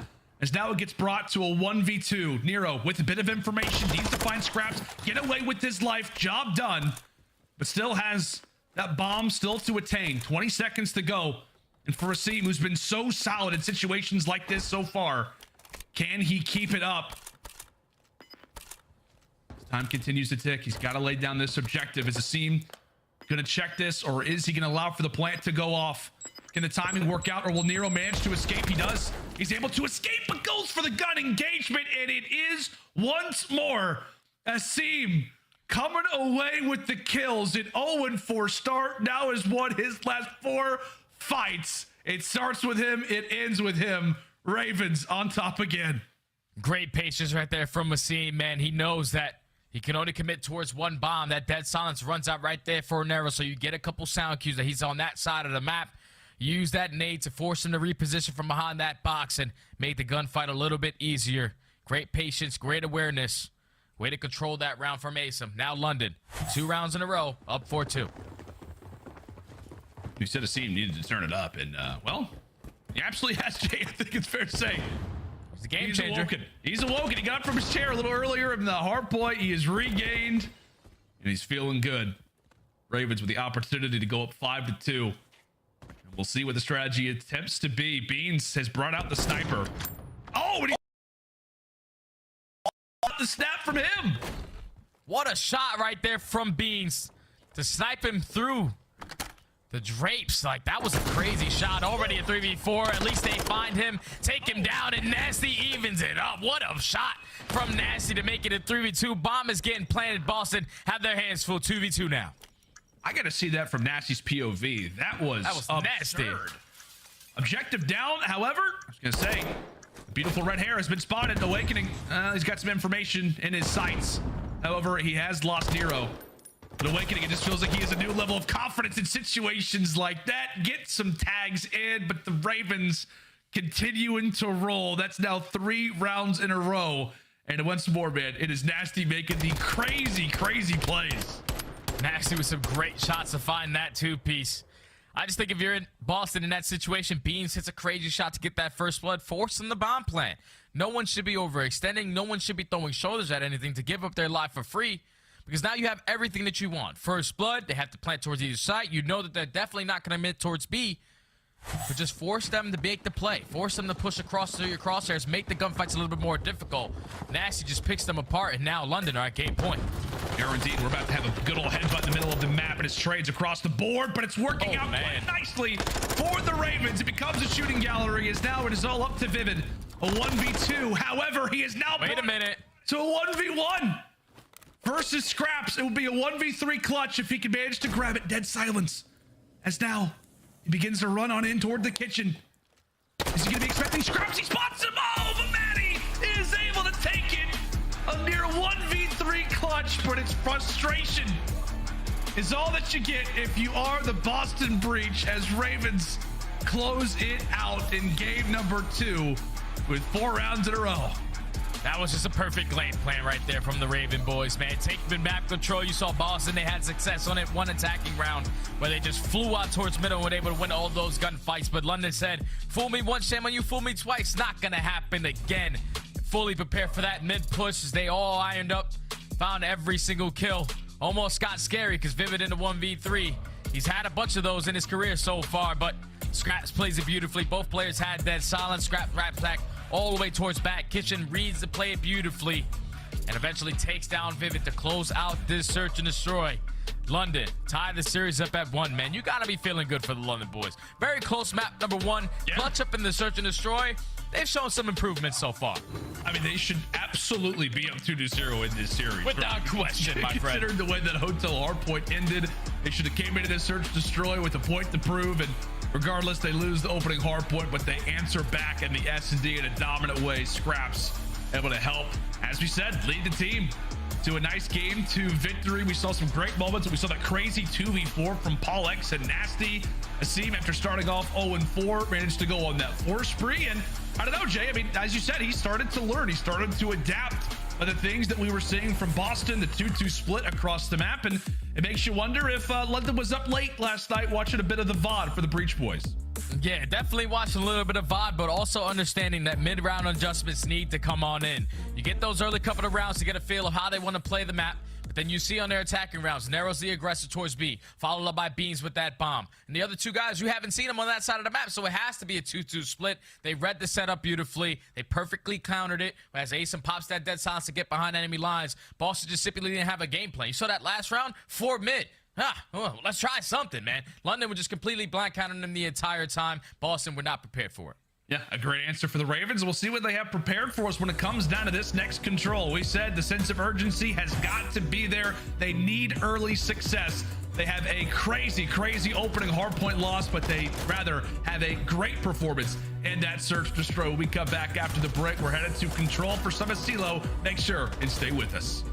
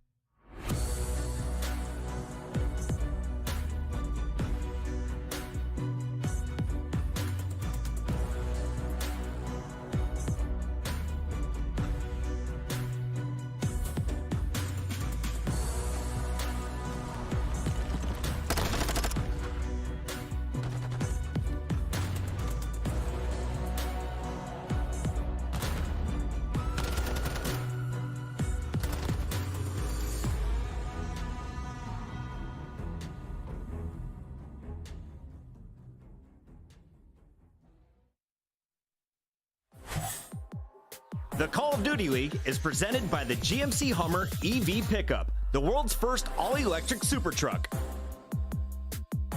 Upgrade your game with the Scuff, the official controller of the Call of Duty League. Howdy, COD fans, and welcome back. Our first series of the day is getting ready to jump into the swing mode. Control on El Asilo between Boston Breach and the London Royal Ravens. We had to wait a while to see what the result would be in Hotel Search and Destroy, but the Ravens came out firing. As we jump into control now, Jay, what are your expectations? What's the result going to be? I need a prediction. Well, Boston Breach, they have a nice little record on this map, sitting at 3-1, the second best attacking team that we have. And on the opposite side for London, they've only played it once, and they got slammed, 0-3. Well, so it's the stats are saying they're dead last in attacking rounds and defense, but the series has told us anything. London came to play today. They are being able to keep up in the sling, so majority of that all in control. It's all about these kills, 30-30, and already starting off hot as Paul X and Nasty are able to find two. Well, you're telling me there's a chance, and that makes me excited. Ravens will kick things off on the attacking side. On El Asilo, really, it's pretty much a mixed bag. You can go toward A if you want. You can also hit up B. That's the beauty of it. Not a fortress by any stretch of the imagination. You can win attacks. Believe it or not, it is possible. Scraps, oh, he just got the best timing in the world, just acting like a statue as he tries to lead the charge now over toward that B zone. A few players in ear's distance. What it specifically is going to be Vivid. But thankfully for the Ravens, you'll take a pretty slow effort right now as you desperately try to grab some map positioning. Scraps able to find one, cannot find the other. But as we said, does make a bit of a dent in the setup, and now it's up to Nasty to make some plays happen. Nasty's trying to make plays happen with that SMG, putting pressure over towards this B side, but London, they had all the map control, but nothing to show for it. Boston Breach, they cut them all four down. Now with only 20 seconds left, all the spawns for London towards back white. You have to sprint forward. You have to be able to stop this clock as they're trying to get over towards that B point. Vivid's just trying to time this flank. He gets red, and this might be the opening. London have the potential to stop the clock. We just got to get on one of these points, man. Go to one of them. Go to one. There you go. Okay, he gets cut down. We've got a few Ravens players now making a bit of a surge toward that A zone. It looked like nobody was going to get there in time. But thankfully for them, the clock has been paused, Awakening has been flanked, and that objective begins to fly. They managed to do it. Another minute on the clock and a chance to close out our opening attack. As we said, Jay, got a little worrisome, got a little scary right there for Ravens. Things slowed down and really nobody was there to make a play. Thankfully, they're able to do it now, but they got to be careful because that time is running fast. Yeah, it's only 45 seconds left. At least you have two players pushed up on the opposing side of the map. Just have to play for your kills if you are Ace. I'm trying to dance around the map in towards BS, and D we go. Just gonna play his life, but he eventually gets sniffed out, and you see the map positioning right now from Boston. You're pushed out towards white. You have full tank control. You're getting those close spawns to make sure you save B. This has been a flawless hold on the defensive end at this B point. But I gotta say, Jay, I mean, our observers are doing a phenomenal job, but I don't feel like we should be seeing every single gunfight for London. It feels like there's not a whole lot of team chows going on right now. Lots of solo fights. Yeah. And with those final 10 seconds coming about, we'll see if the Ravens can maybe start to put things together. There's no time like the present, but if you're Ravens, you gotta go. Somebody thankfully hops on the point, but okay, all four of them will drop. Great job for Boston to be able to regain, and at least if you're Ravens, what started off as a horrible round, at least they'll walk away with 3 segments. Yeah, that's the biggest thing. Like London, they did a great job of just fighting for mid-map control, but in those final moments, they were able to at least complete that 8 point, take those 3 segments going forward into this map. Now, if you are Boston Breach, you need to respond, and they usually do so on the attacking round. Second best team that we have on this map. Let's see how they get it done. Awakening so far, he's sitting at 6-2. Didn't really have the best map, number 1, but this is a map he's really comfortable on, 1.4. And already sitting with a nice stat line to start this one off. I say 1.4, goodness sake. So yesterday he was Gig Awake. We're looking for Gig Awake to show up again. So far he's just been normal Wake. So we'll see if he can begin to increase. Nice shots at range. Strategies are known, however, for the Ravens as they will work from their high up positions, the top of the tower, as they will just continue to swipe away at Boston players. Beans on a bit of a streak. We'll see if he can get something going. Scraps, meanwhile, takes the largest dolphin dive, maybe of the season. Somehow manages to stay up, and right now for Breach, working for the back of their base, in need of a pick, and a pick they will find. That's a big kill right there from Awakening to take down Scraps. Now you're going to force a couple players to rotate over towards that B side. Just going to be able to open up this A point. Great positioning right there from Vivid to take down Scraps off Spawn, but the pitch is able to come in from Asim. Now, if you are narrow, the farthest player pushed up, you just want to try to play your knife, finesse them around a little bit. Try to open up a lane for your teammates to attack from. They're still going to be putting pressure on towards A. You take down Pollux from top, and now the sack is going to come in first segment already done. However, Nasty has revealed his position, so Boston definitely got to look both ways. They've got to be prepared. London could jump in at any moment, at least. Rather, when you least expect it, and they will. Nero, the sole man alive, watching all of his teammates drop, but cutting away the Ravens at the same time. 30 seconds still to go. And right now for Boston, they've yet to get that third segment in over at A. Positive being is that you still have Nero alive. Yeah, you still have Nero alive. He's just trying to find that opening, but he's going to be able to stop that clock. He gets the information onto a player, but can't win the gunfight onto Nasty.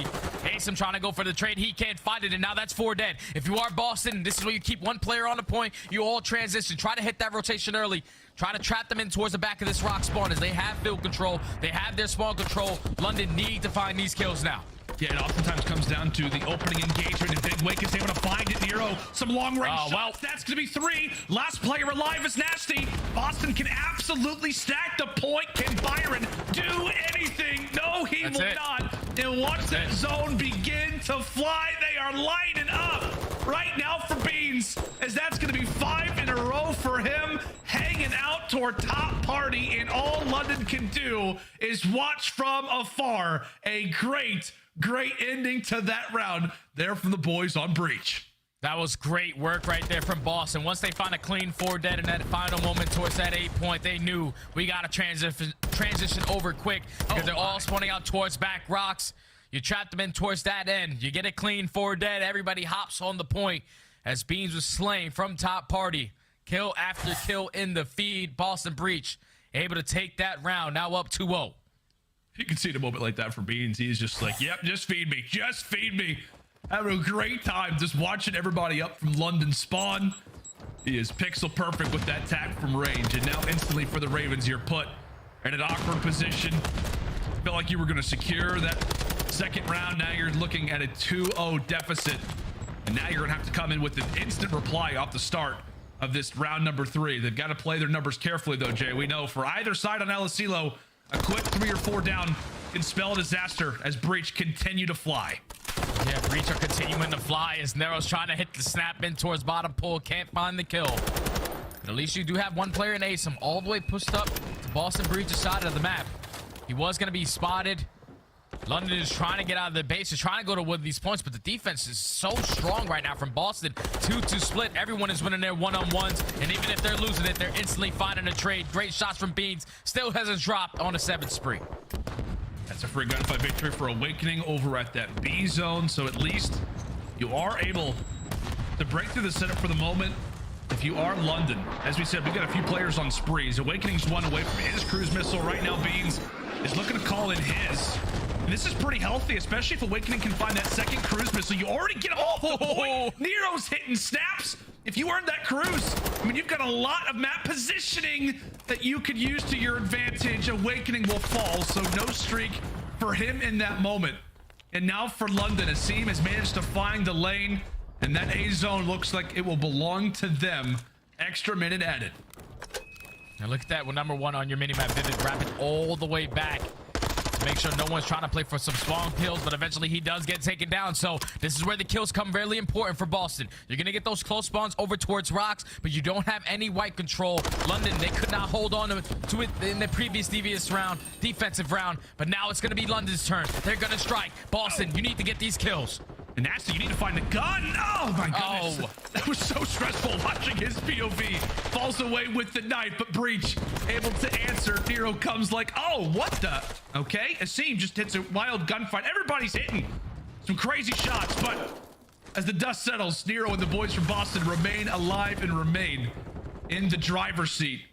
And right now for London, you're looking for the window of opportunity. You're looking for an SMG to open up a lane. As Nasty at least is able to take down one, it now could fall into Asim's hands. But as we said, the Ravens continue to fall by the wayside. They need a special moment right now, Jay. Yeah, it's only 30 seconds left. You need one more good push. Asim, farthest player pushed up. He's trying to execute this flank. You have one player, Nero, who's reading the play, able to take him down, and now it's all on the kills. Paul X is at least able to find one. 15 seconds left. You just got to be aggressive. The gunfights are huge. Gunfights are going to be massive. Awakening just peeks through, able to cut away for one. Great work on the assistance and that gunfight. And now for London, they're starting to drop like flies. The Seaman's a crazy shot, but he's not going to be able to hop in the objective in time. And that will be a dominant game replied by an even more dominant one. A 3-0 here on LSCLO Control. That's really what you wanted to see, man? For the Boston Breach, come back with an answer. And that was absolutely one of those. And for the Ravens, Jay, well, that's 2 times on LSCLO Control, 3-0 both times. I think we see that one get vetoed moving forward. Yeah, that's the game mode that's been holding this Ravens squad back, man. They have not been able to find a lot of success in Control, anything other than Hotel. Now they find themselves under the CeeLo, and they got nothing to show for it. Another clean 3-0 in the books. So that dead last in attack and that dead last in defense is definitely going to stand out a little bit more now, but that was just a map that we knew Boston Breach were going to be able to take away. You had Nero 22 and 13 just putting on the pressure with that SMG. Awakening and Beans only die 7 times each. The ARs are holding down their power spots, getting the kills, earning themselves some of those cruise missiles.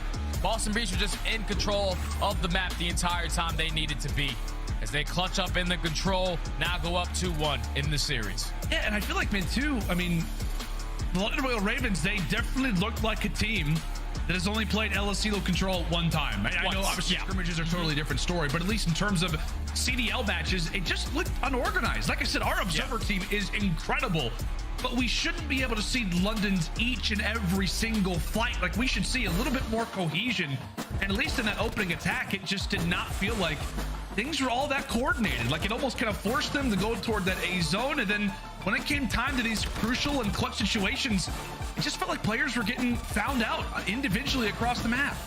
Yeah, that's the thing that's difficult about a map like LSCLO Control, is because a lot of this map is all about their one-on-one gunfights. When you're able to win your one-on-ones and then chain them to like a 2 or 3 dead, that's when you're usually able to find a lot of success, but that's not the recipe that you want. You want to have a little bit more teamwork. Like you said, a lot of one-on-one gunfights, everyone splitting across the map. I basically thought we saw Asum every single time we were on his screen in the enemy lines, all the way pushed up on the opposite side by himself, just trying to make something happen. And at that point, you got to at least wrap back and get your teammates out of the base, knowing that Boston are already pushed up, playing all these corners. Like you said, it was just one-on-one every single time. Boston just had a lot better teamwork on this map, and that's what it showed at the scoreline at the very end. Yeah, it's like, as you mentioned, like, it comes down to those one-on-ones, but at the same time, like, you do need a level of teamwork where trades can happen, and it just felt like for the Ravens, you just didn't see that all that much on that LSCLO. But as we said, another frustrating loss and a respawn. We'll see if they can try to turn it around as quickly the momentum now swings toward the opposite side. It's been all over the place. It started with Boston, then it went to London, and now we're back to Breach as they walked away with a solid Control here in a 3-0 fashion. Jay, talk to me a bit about Mercado Hardpoint. That's where we're headed next. For Boston, for London, what do you expect to see here? What do the records show you? Well, Boston is sitting at 0-1. They've only had the opportunity to play it once, and it was versus a team like Atlanta FaZe, who are one of the best Mercado Hardpoint teams that we have in the game. It was basically an 100-point club. And then on the opposite side for London, 1-3 record. But the thing that really stood out for me is that they are 11th in rotation. You played the map 4 times, and we're not rotating on a map like Mercado, where there are 7 hills, and a majority of them are money hills. You need to make sure you're there early, because they're super difficult to find breaks if you're not finding your kills. So we got to see what London were like on their rotations in that map. Number 1, you have to do that in this map. Number 4, to try to force that game 5, because you know Boston, they struggle on game 5s, baby. That's a very good point. I was getting ready to mention that. I was like, okay, this is a huge game for London, obviously, as we've talked about numerous times throughout this series, to start off well. But if they then win this Mercado, it then puts the Boston Breach in a situation where it's like, are they going to eventually find the ice? Are they still going to lose those game 5s? We'll see. We can't get there just yet. London, you still have a job to do when it comes down to this Mercado Hardpoint. But I don't know, Jamie, I feel like as we look throughout the numbers of this series, you know, if we're talking about Search and Destroy, they're last in 3v4s, they're last in this. If you're last in rotating, it's never going to treat you kindly. I feel like for the Ravens, we've very much been able to pick apart what the small mistakes that they're making are. turn those things around, you could have a totally different looking team. But we'll see what they can do on this Mercado HP, as they absolutely should have won our first hard point. They came out firing. We'll see if Nasty and the boys can get us to what would be a very, very interesting 5th map in this series. And now it's going to be Boston Breach starting off on the better side, so more of a difficult attack for London. Try to break out from this 10 area. He's going to send 2 players all the way around towards street side. Vivid's going to try to be the cutoff man. Big first kill. Now all your main focus is just keeping them off this time, but you also want to flip those spawns because you know how impactful that P2 can be. Well, this was a very, very passive start for the Ravens. Very slow, very slow. They eventually jump on forward, but we'll see if it does pan out. They actually do have somebody who does spawn inside a cantina. That is Paul X. So with that in mind, Breach are going to not be able to focus any attention over at P1 until they find those kills over at Next. They're able to do so, keeping those spawns in their favor, at least for the moment. We've got quite a few Ravens players with that map positioning advantage trying to cause a bit of havoc. Yeah, you have Paul X, though, who's still in this position towards green, and that's going to be a clean 4 dead. Perfect time for London to find the break. Now Boston Breach have to execute the game plan, how they want to break in towards bottom cantinas. It's looking like 4 through the barbershop alley. It's all going to fall into the hands of Paul X. You want to try to get one, or at least give the information to your team that the pressure's coming here. Awakening's able to find that first blood. Boston Breach already the numbers in the trade advantage. Yeah, Big Wake, it just feels like he's always going to win you gunfights like that. The opening pick, however, seems able to answer with 1. Nero now is going to be able to answer back with 2 of his own. Trades aplenty, but it is Nero clearing the way inside a cantina, doing what he can for the team, as now it all falls onto Big Wake and Vivid. A break that leads to another, as Nero will help clear the way and give Boston back that lead. And now it's only Nero off the rotation by his lonesome, and there's one player who's setting up on the flank, which is going to be Nasty. Nero's not able to get anything for his early rotation, as London are able to find 3 kills in the feed. So this is where London have to respond. That's a good chunk of time off of P1. Change to a little bit over towards P2, but Boston were able to take the lead with the remaining 30 seconds. Now Boston Breach need to find another break. 2-2 split. You're playing it patient. Beans opens up with the first. Oh, but this is a lead you can't afford to squander. Ravens just had a fantastic start. They cannot allow for a break to happen. Now inside of 10, doing a great job up to this point. However, Nero looks to strike. He eventually does get found out, and now all the focus goes in toward Awakening. Wave 1 cleared for London, but Boston very, very eager to knock on the door once more. Nasty, he will drop Paul X. He does too. 30 seconds still to fight for, and Boston have found the break. Oh, Boston found the break, and they have 2 players already off the rotation. You're stunning, using all your attacks towards back alley. This is where Viver's gonna fly, runs right by Paul X. Could have potentially picked up 3, but great job from Boston players to find a couple kills off the rotation. London do have 4 players in this position, so it's gonna fall into the hands of Awakening and Nero. Can they win this rotation? So this just gets to be all-out chaos. We've got gunfights happening everywhere around the map. The spawns are up in the air, but thankfully for London, they win the fights that they have to, and now they absolutely have preferred positioning when it comes down to the barbershop. Scraps with a nice little fade himself. We'll see if he can continue to cut away a few of these Breach players. Remaining toward the top side of the cantina. Boston looking to make their way through the front. Scraps able to win his fights, and Paul does too. Great work once more for London as they take down Boston in stride. That was great work from London, especially Paul X. He went massive with the 2-piece in towards Hill because Boston had a lot of mid-map control. Looked like they were about to break it, but London with a flawless hold over towards Barbershop, and it's finally going to be Boston Breach winning a rotation early on to a Hill. Now it's all about these gunfights. You have to win these. Nasty opens up with the first. Asim is going to slip right on by, find the second, and already it's a 2v2 off the rotation. Don't allow for this man to cook. Right now with Steven Scraps, just engagement magnets right now. You're looking at 24 and 12 from those 2 men combined. We'll see if they can lead the charge, trying to poke away at Nero off the start. It is picture perfect work as Alex now has his opportunity. 1 away from the streak. Soulman, here is Beads, and he will drop. The Ravens keeping up that same level of work that we saw in the opening hard point. Ravens are coming out swinging, man. Winning your rotations, winning breaks when you need to. They're holding down the power position. So far, playing a great hard point. Boston Breach haven't had a great setup so far, but they're still getting a little bit of time off of this P5. But you're thinking about it, 25 seconds left. That top canteen is going to be crucial. It's going to be Boston Breach early off the rotation, fully set up. Remaining 20 is going to go to London. She's going to be able to put them up by 60, but this is where Boston have the opportunity to respond. Yeah, right now for Breach, man, I feel like you're just looking for a moment to catch your breath a bit. It feels like a steam has been flying throughout the map. Paul X is just finding 2 pieces left and right. The same thing can be said for Scraps. Right now for Breach, as the time will begin to go your way, you're hoping to catch a few of these Ravens players out, find a few picks, and start to lead the charge back into this game. As we said, made a wild comeback in that first hard point, and now find themselves down by 45 points. At least Nasty is able to sneak his way through the setup, and he'll make a decent dent in it. Both Nasty and Nassim, the SMGs, trying to lead the charge and give it those spawn outs for Boston. Right now for the Ravens, they've got numbers again. Asim just made such a crucial play. He finds that first blood through tunnel, then he wrapped back to Hedges to now influence the sponsor Boston's Breach all the way towards Barbershop. What a beautiful break out of the young man, sitting at 18 and 10. It's Nasty ready for the attack, but eventually to get 2-piece by Bean. So it's a good 15 seconds. You're able to maintain the better side of the map. Boston Breach just need to have a good hold. We need to start off a new hill by winning that first gunfight, so you're already winning that trade battle.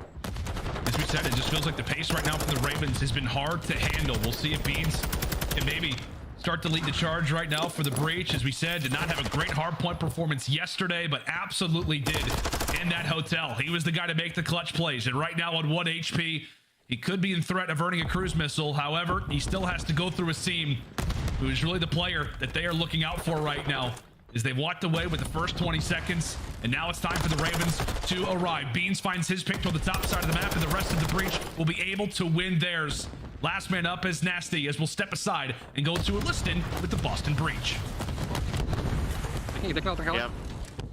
He's back out, one's back out. Yeah. I'm gonna try to go get it. One's close. Yeah, on the wall. Mid-heady and Barber. Yeah, there's 2 there. Huh? Mid-heady and Barber and Hill. On the wall. Yeah. House too close to me. I'm trying to go back out. Close shot, one shot. We're going low. He's hitting, I don't know. There's like 3 of them. Barber's like house. Yeah, they might be on us already. It's still Barber. He's short sun, right corner. Yeah, short got away, he's on me. Yeah, he's in the right corner. You didn't go banana? Still the right corner. I had him once. He's dead. He's ready. I'm getting wall bang. I'm saying hi, signing. They could be on you. Yeah. He wants to team behind me. I get your house. Barrier tunnel. Top house. Going back probably. Nice. Let's go eat back. Let's go eat back. Yeah.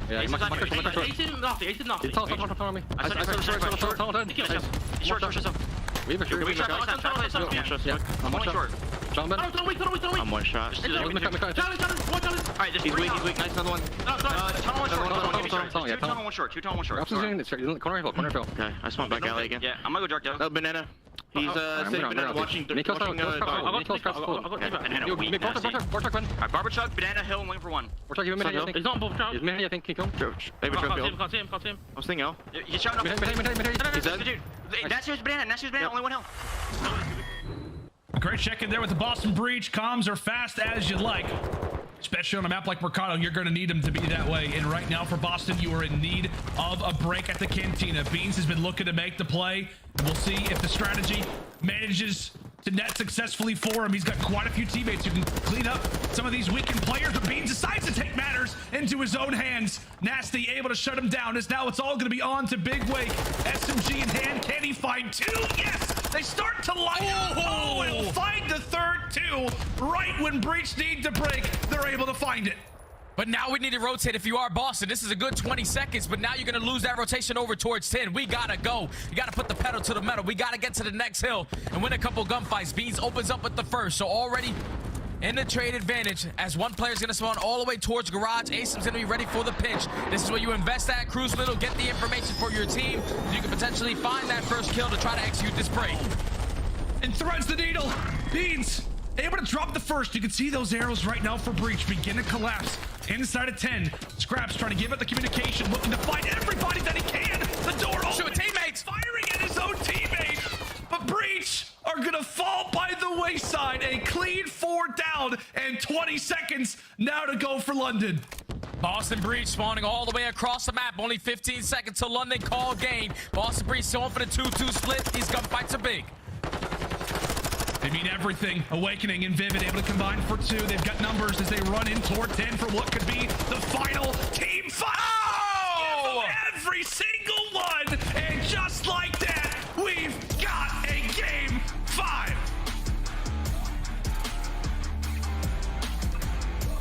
Mr. Matty Marshall steps up in that final play. Finds the final 3 kills to not force us to the game 5. The Ravens just knew what they needed to do. When Boston Breach were set up at hills, they took it nice and slow for their breaks. At certain money hills where it looking like Boston should be able to set up properly and get a full 60 hold, London were able to find breaks, win a majority of their rotations. When you find in those rotations, the gunfights are a lot easier. Look at the slaying on the side of the Ravens. Everyone positive. Obviously, Scraps and Asim really set the tone, but they just took over the game, man. Obviously, Boston Breach, they only played it one time before this, and it was versus Atlanta FaZe. But you gotta make sure you're rotating, man. You can't be playing for junk time at 30 to 25 seconds left, because then at the next hill, you're already playing from the back foot. London, they get great holds, they win rotations, they force game 5. Yeah, I feel like in that situation for Boston, it's like you can't really, I don't know, man. It's like you don't really want to give up the time at Cantina, but at the same time, you just kind of have to cut your losses at a certain point, regardless. We could talk about it all day and night, but really for the Ravens, it was all about the lead that they established at the start of the game. They got out of the gate top. They were breaking hard points effortlessly. And I'll tell you what, man, it felt like off the rip, I was like, okay, is this going to be a very slow-paced London team, given the lack of a preferred side when it came down to Mercado? And from that point forward, once they got Cantina control, for P2, they just flew. They absolutely just flew. Impressive stuff for the Ravens, as honestly, this series should be over when we talk about that first hard point, but we do have a game 5 on our hands, and for Boston fans, it hasn't treated you kindly previously. We'll see if Beans can be the difference and who will walk away with what is sure to be a thriller. Embassy Search Destroy when we come back after this.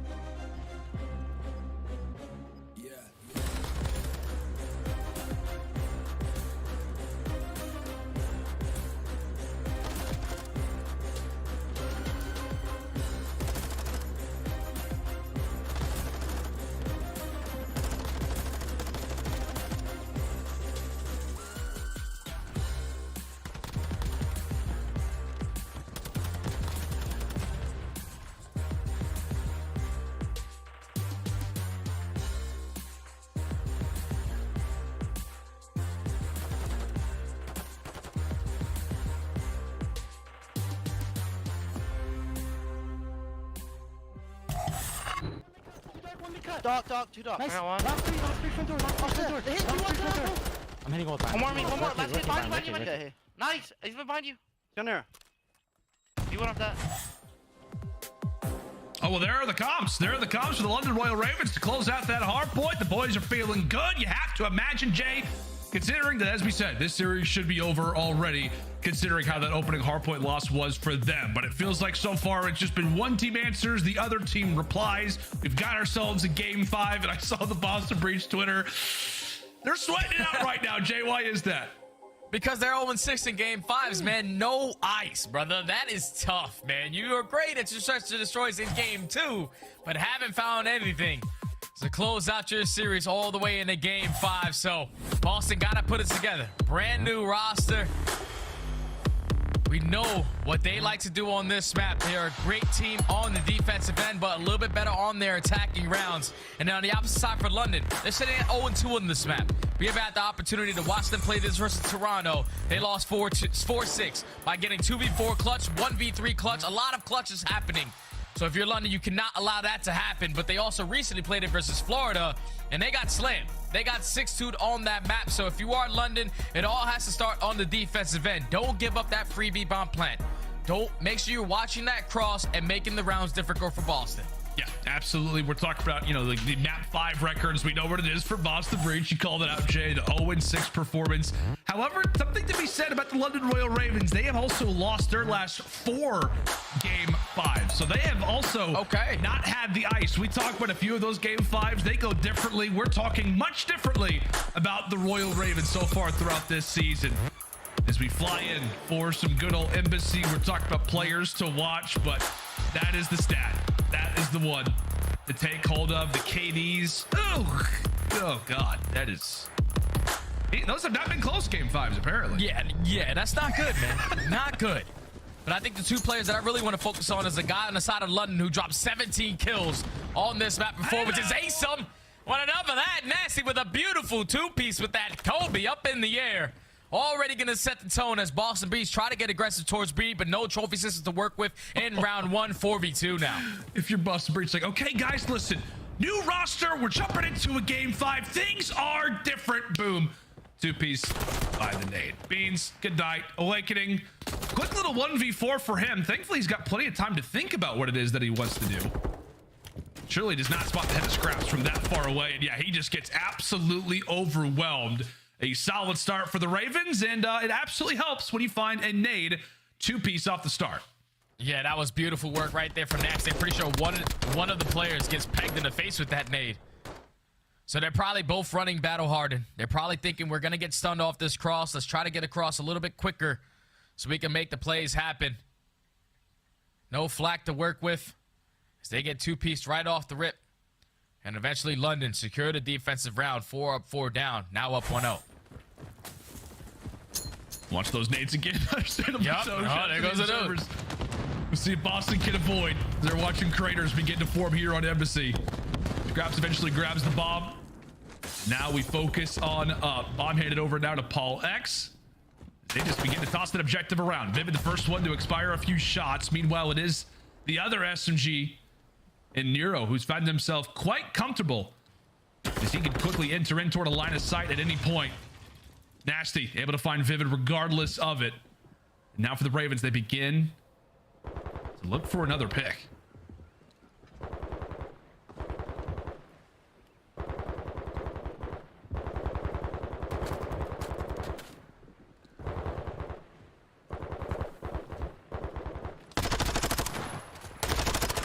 Oh, he's able to find the first. The seam eventually drops him. Awakening puts in a few bullets toward the end. However, it's the great cover fire for London that will keep this 3v2, this man count advantage once more intact.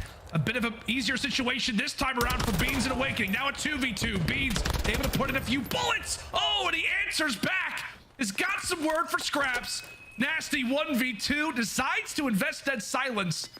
And with only a few seconds remaining, is he going to be able to get this bomb down?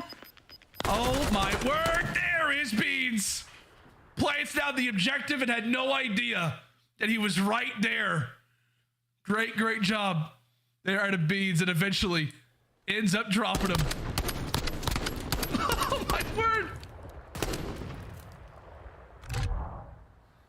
That is...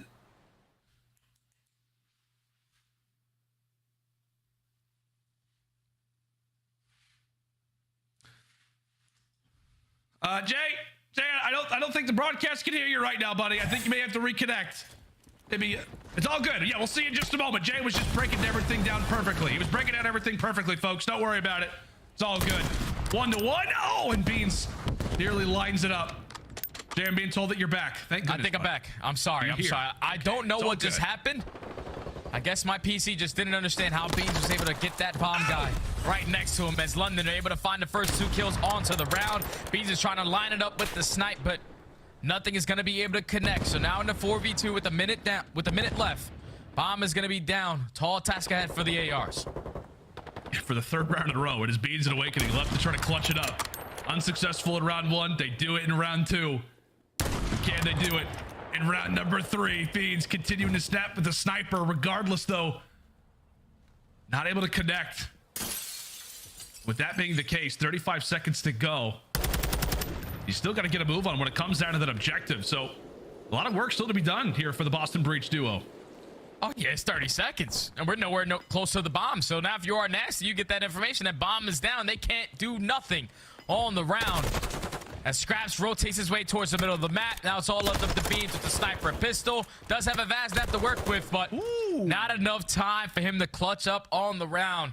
London with the complete blind counter, super aggressive in towards Embassy, find the first 2. And just played super patient, knowing that they can't get that bomb planted. Now up 2-1. I don't know about you, Jay. I'm just kind of noticing a bit of a pattern, right? It feels like Vivid and Nero are just not alive in the later stages of these rounds. As we said for Beans and Awakening, they've been the last 2 alive so far. They're at every round here in this game 5. As you absolutely need those guys to win their fights off the rip and really just be alive toward the later stages of these rounds. Vivid 0-3, and currently for Nero only 1 kill to his name. So 1-6 between your playmakers on this team. However, Nero eager to get back into the fight, get involved in the fray, cuts away 1, and also destroys that trophy. So it's going to increase that lane and continue to cause a bit of damage toward that part of the map. But for Ravens, your bomb carrier's down, and now things begin to get that much more difficult. A second pick found now. Yeah, now in a 4v2, Narrow in a great position to take down Nasty. All left up to Scraps. In the 1v4, bomb down at B. Boston are ready for it. They know exactly where he's coming from. It's been all defense from both of these teams so far. As Boston Breach respond with a very clean round. It all starts with that first blood from Narrow, because you can see the game plan right there from London. Let's try to put this trophy down. Let's get this bomb down instantly, and let's hold down our embassy building. But once that player drops, everything is in shambles, as you now have to work your way out with Boston having a great setup. As Boston Breach was strong with the round, now 2-2. You're just living on the edge, right? If you're an SMG in the spot like that, you know, front PD, you peek out just a little too far, you can be spotted on the cross, but at the same time, so often you can see quite a bit of success in spots like where Nero was last round. Breach now back on the attacking side as they've got pretty much full control over at that B site. Regardless, though, there is one player here, and right now that is Scraps.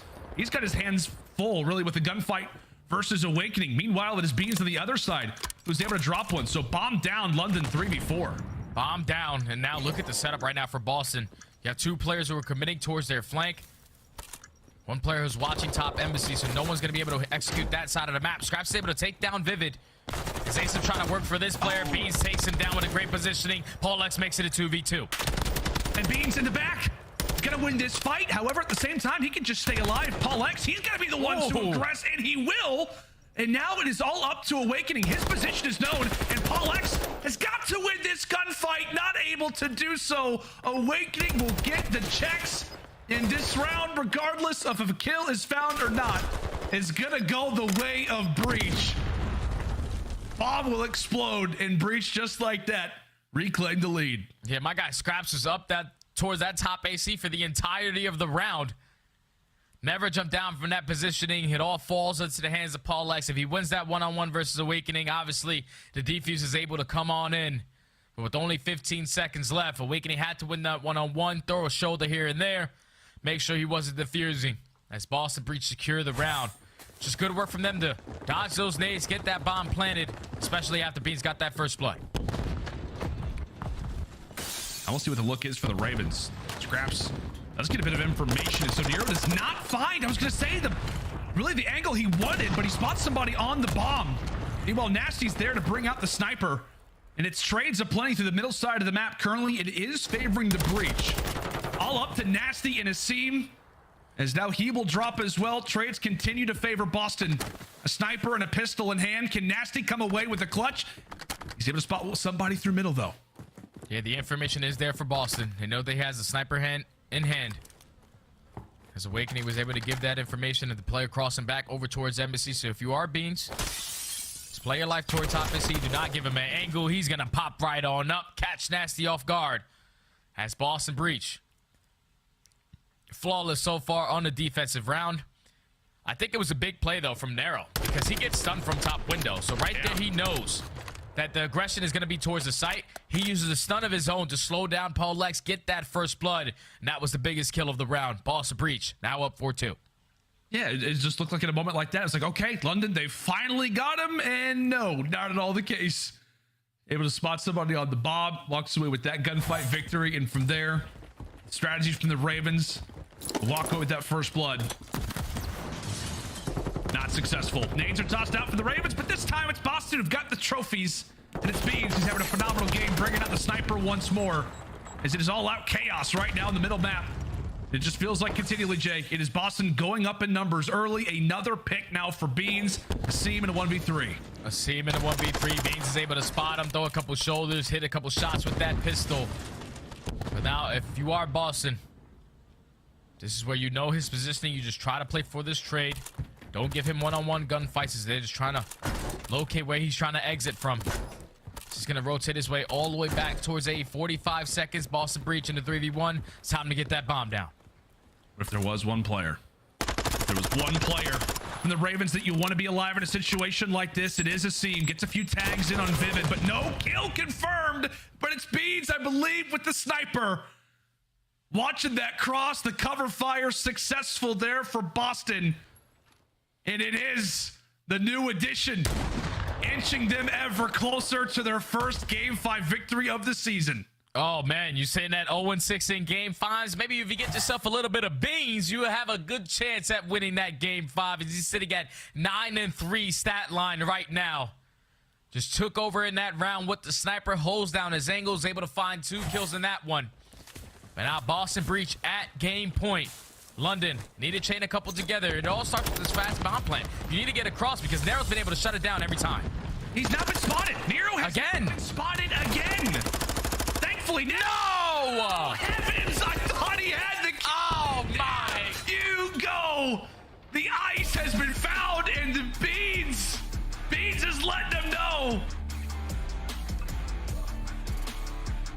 The streak has been ended. And how about a round to close it out? Boston fans celebrating. As not only do they find the W here versus the Ravens, Jay, but they start off Major 3 with a lovely 2-0 record. Oh, man, Boston breach, man. They just came out swinging. Obviously not the cleanest in the hard points. But in that game number 5, the new addition to the squad, 10-3, took over the game with this sniper in hand. Even in 2v4s with Awakening, when he was getting pushed, he was beaming you across the map.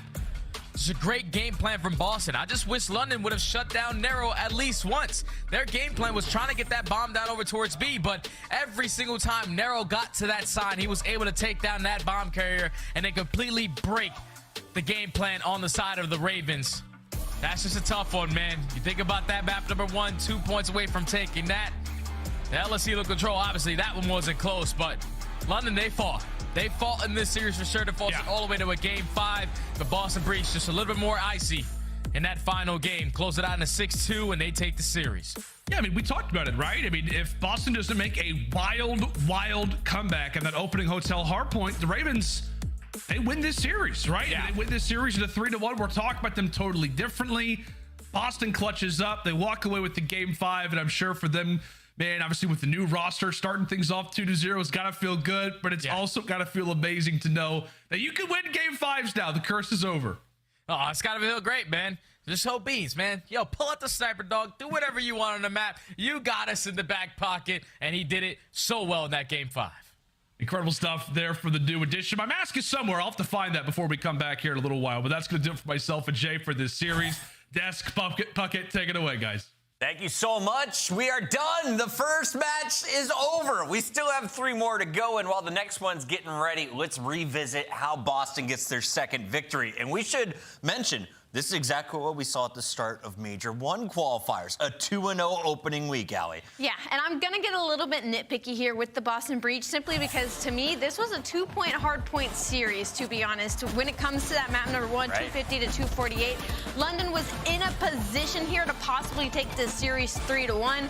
And I think my biggest issue right now is the fact that maybe Awakening and Beans play a little bit too similar. You know, Boston didn't really need that additional slaying. They just needed somebody who's going to be playing the time and playing that rotation. But regardless, it's a fantastic win. Their search and destroy with the addition of Beans and that sniper has clearly made a complete overhaul. We saw it in this Embassy search and destroy, where previously they were heavily struggling without having a main sniper on the squad. So a huge bounce back out of Beans today. Nameless, last night we saw Beans finishing about 1,000 damage behind his teammates in that final game 4. Tonight he finishes 500 points higher in damage in search and destroy. A 10-3 from Beans. Yeah. Was he what Boston was missing when it comes to game 5s? I mean, maybe, right? That was a fantastic game 5 with the sniper. You know, we were talking about it, like his impact there would be huge because previously they had Vivid using the sniper.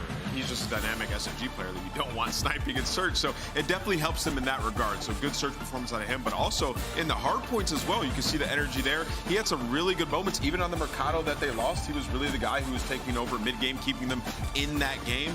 So I think by all means, Beans had a fantastic bounce back today in this series. And, you know, to Ali's point, it is a, you know, closer game versus, you know, the worst team that we have in the league currently. But still, we saw a lot out of Boston throughout the series. Hardpoint control looked fantastic. Nero had a hell of a performance in that control. And they closed it out in game 5. So improvements across. Nero, we were talking about in the green room. Is he your MVP still for the series, or did Beans steal it at the end? I mean, I think we got to all show Beans some love for that performance. But for me, it's what Nero does for the team on the map, man. Like, you go back and you watch that Asilo control.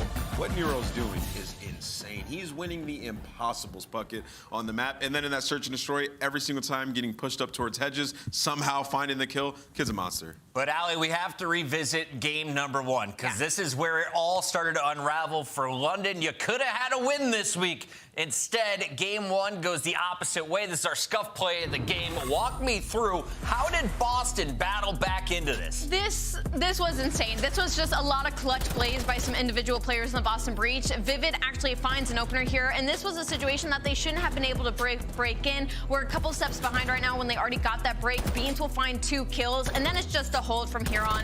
They read the flood through middle. You know, everybody gets their trades and their kills, and London just isn't able to clutch up in the end. And again, like I said, this was a 2-point game from possibly London winning this series 3-1. Personally, I think with the talent on Boston Breach and what we've seen, they should have won this map much more comfortably in this series, much more comfortably. Not to take away from this wins at all, but I think their hard point could definitely use some VOD review from that map 1 and 4. You beat Toronto 3-1 yesterday. You go the distance against our number 12 seed today.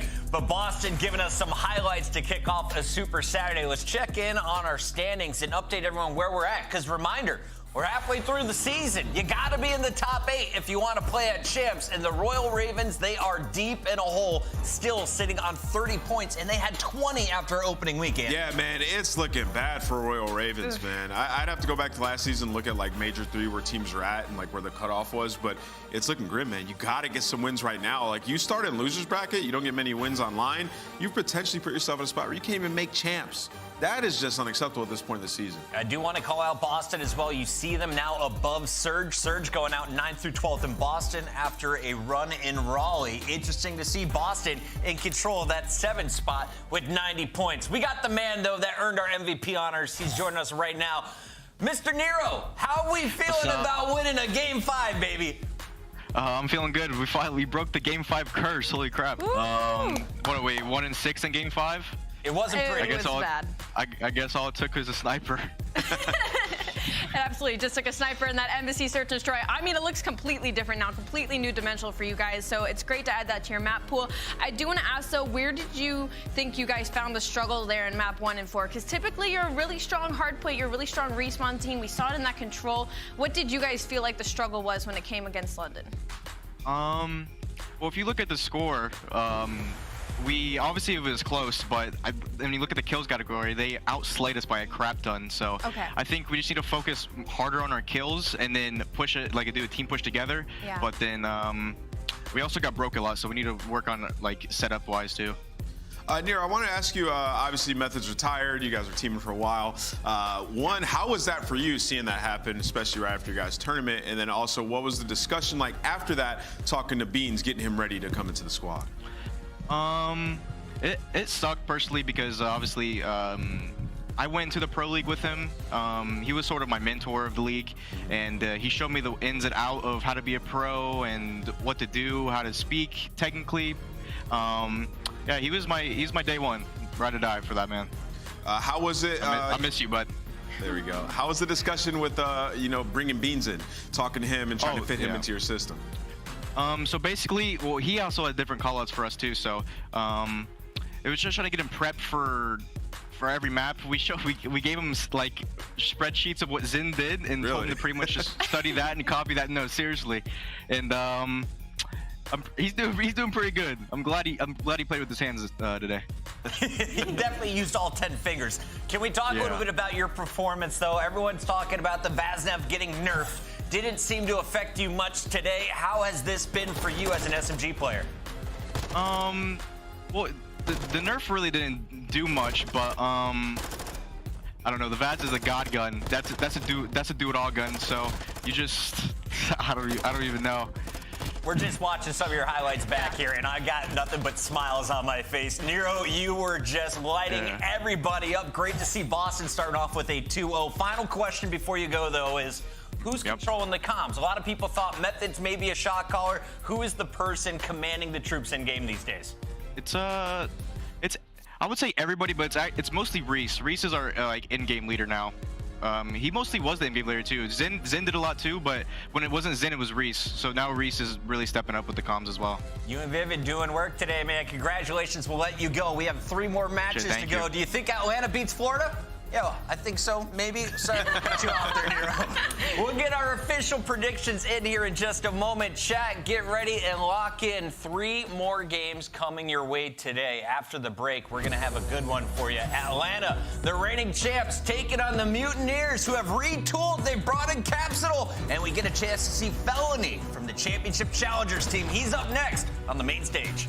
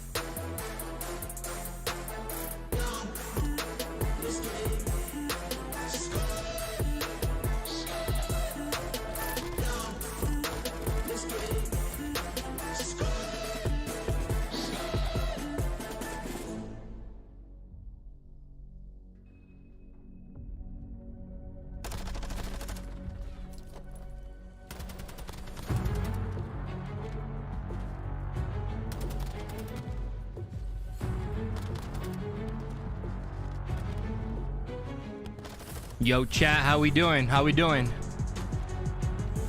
Running late on schedule, huh? That's on them.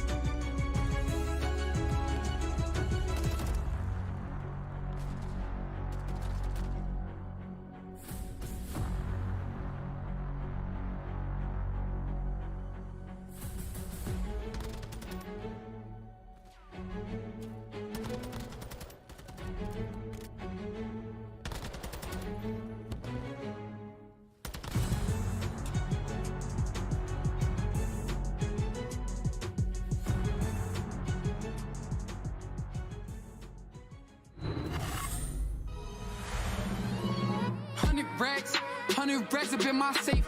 I've been dreaming of pulling up in that Wraith. Check the stats, I ain't got too much to say. I got Gucci on my belt, but my pants sag. Wouldn't be surprised if my biggest hater made a fan page. You taking notice from your boss, you man-made. Grown at getting touched up by the handshake. Don't think you hear me right, let me clear my throat. 100 racks up in my safe. I've been dreaming of pulling up in that Wraith. Check the stats, I ain't got too much to say.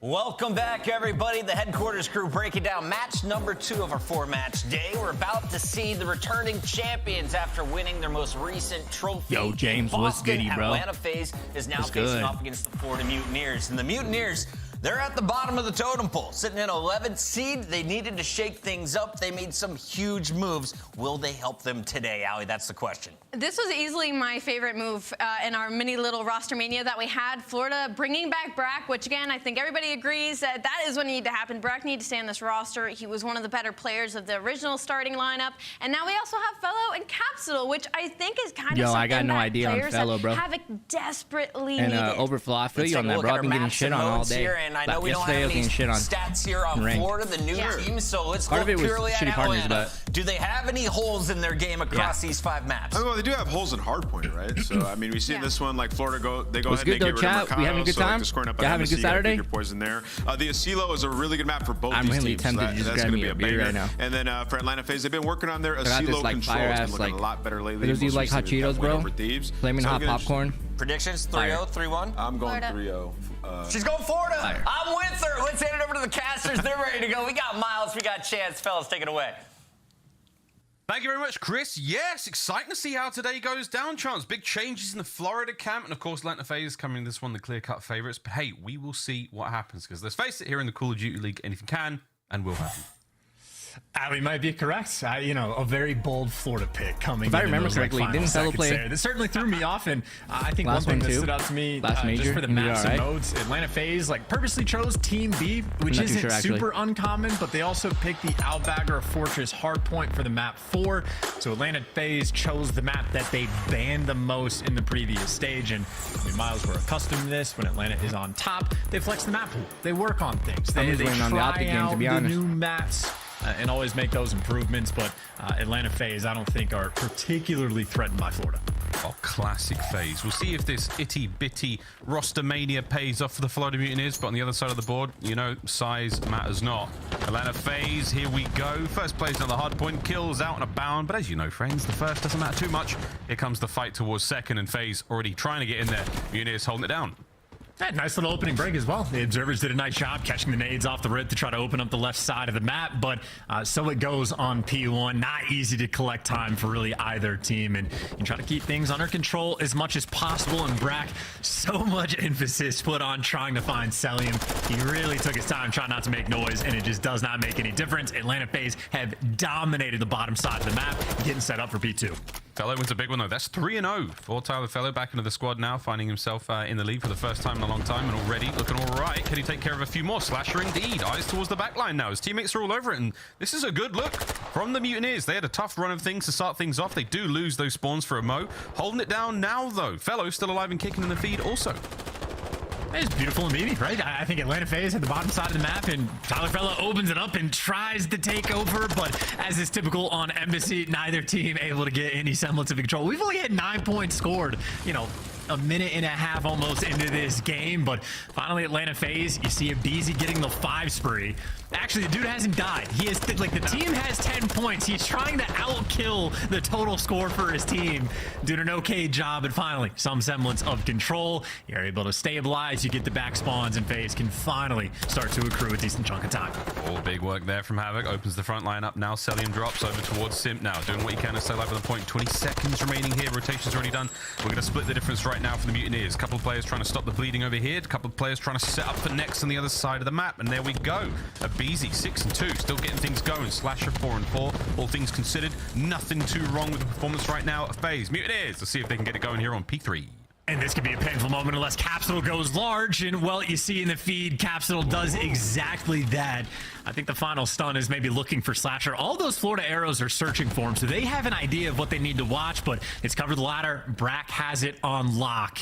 Oh. I think it's just about the pistol. Can he make it work? He cannot. Cap has it covered, and Cap going on a 3 spree in this moment is keeping his team in the game.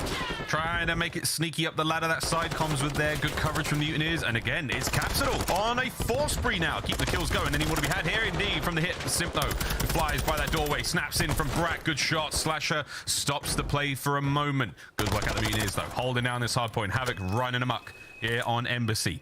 Looking towards Nu, though. That's where Capsule is now. Sneaky. Can he hold the fight? He does. Get himself 1. Oh, nearly the 2nd. Great work, though. His teammates now trying to reinforce over towards Nu. And you see Florida going to take their time, though. They got the outer lane. They have the closer spawns, and maybe Capsule will just be the first man in the mix. He was the first one to die, and now he's the first one back in, and a flying Havoc moves in. And Florida on rotation. I mean, that's 2 for 2, where they've been pretty on point until Slasher, the anchor for the team, is going to soften up the blow. Though right now doesn't have too much help inside of the hill, and the contest is already in, and he's going to be spinning his circles looking for these kills as Slasher delivering for Atlanta, keeping things under control.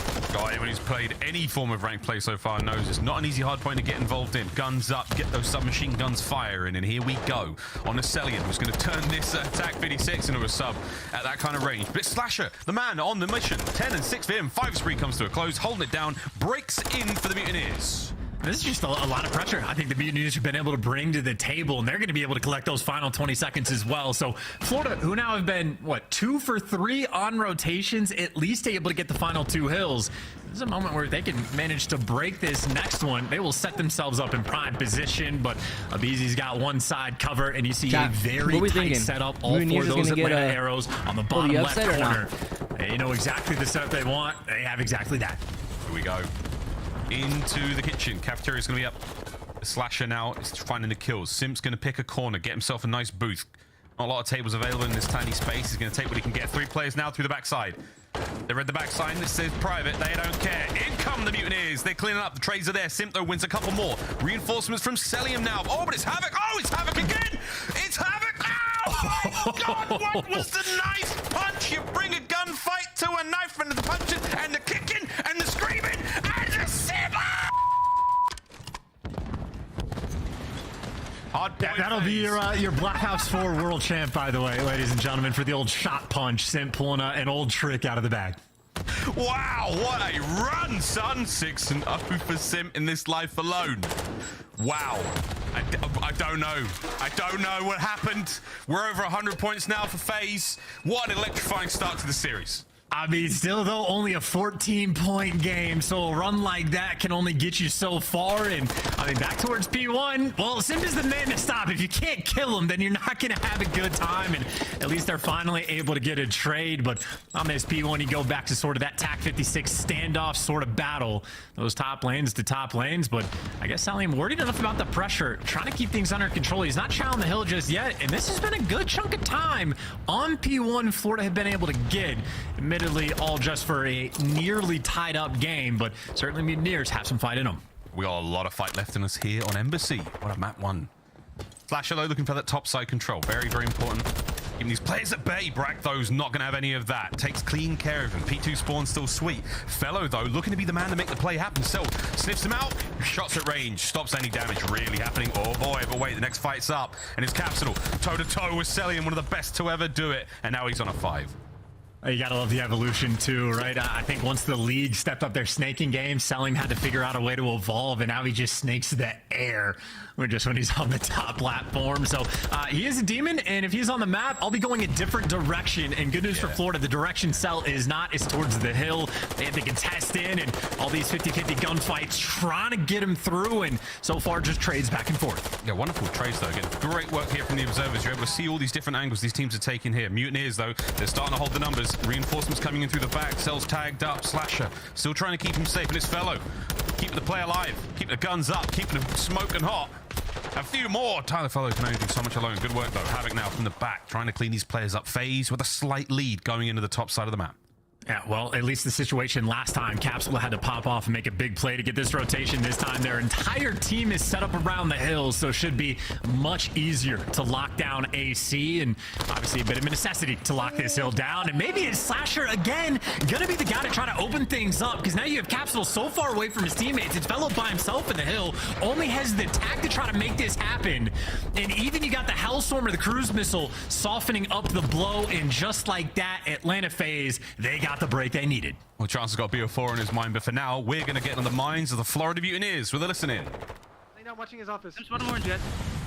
One time as well. Make sure I'm waiting. Down watching his office. He's top orange. He's top orange of time. One top orange, one at a time. He's behind AC. Behind AC. One black box. One black box. Looking for you, top office.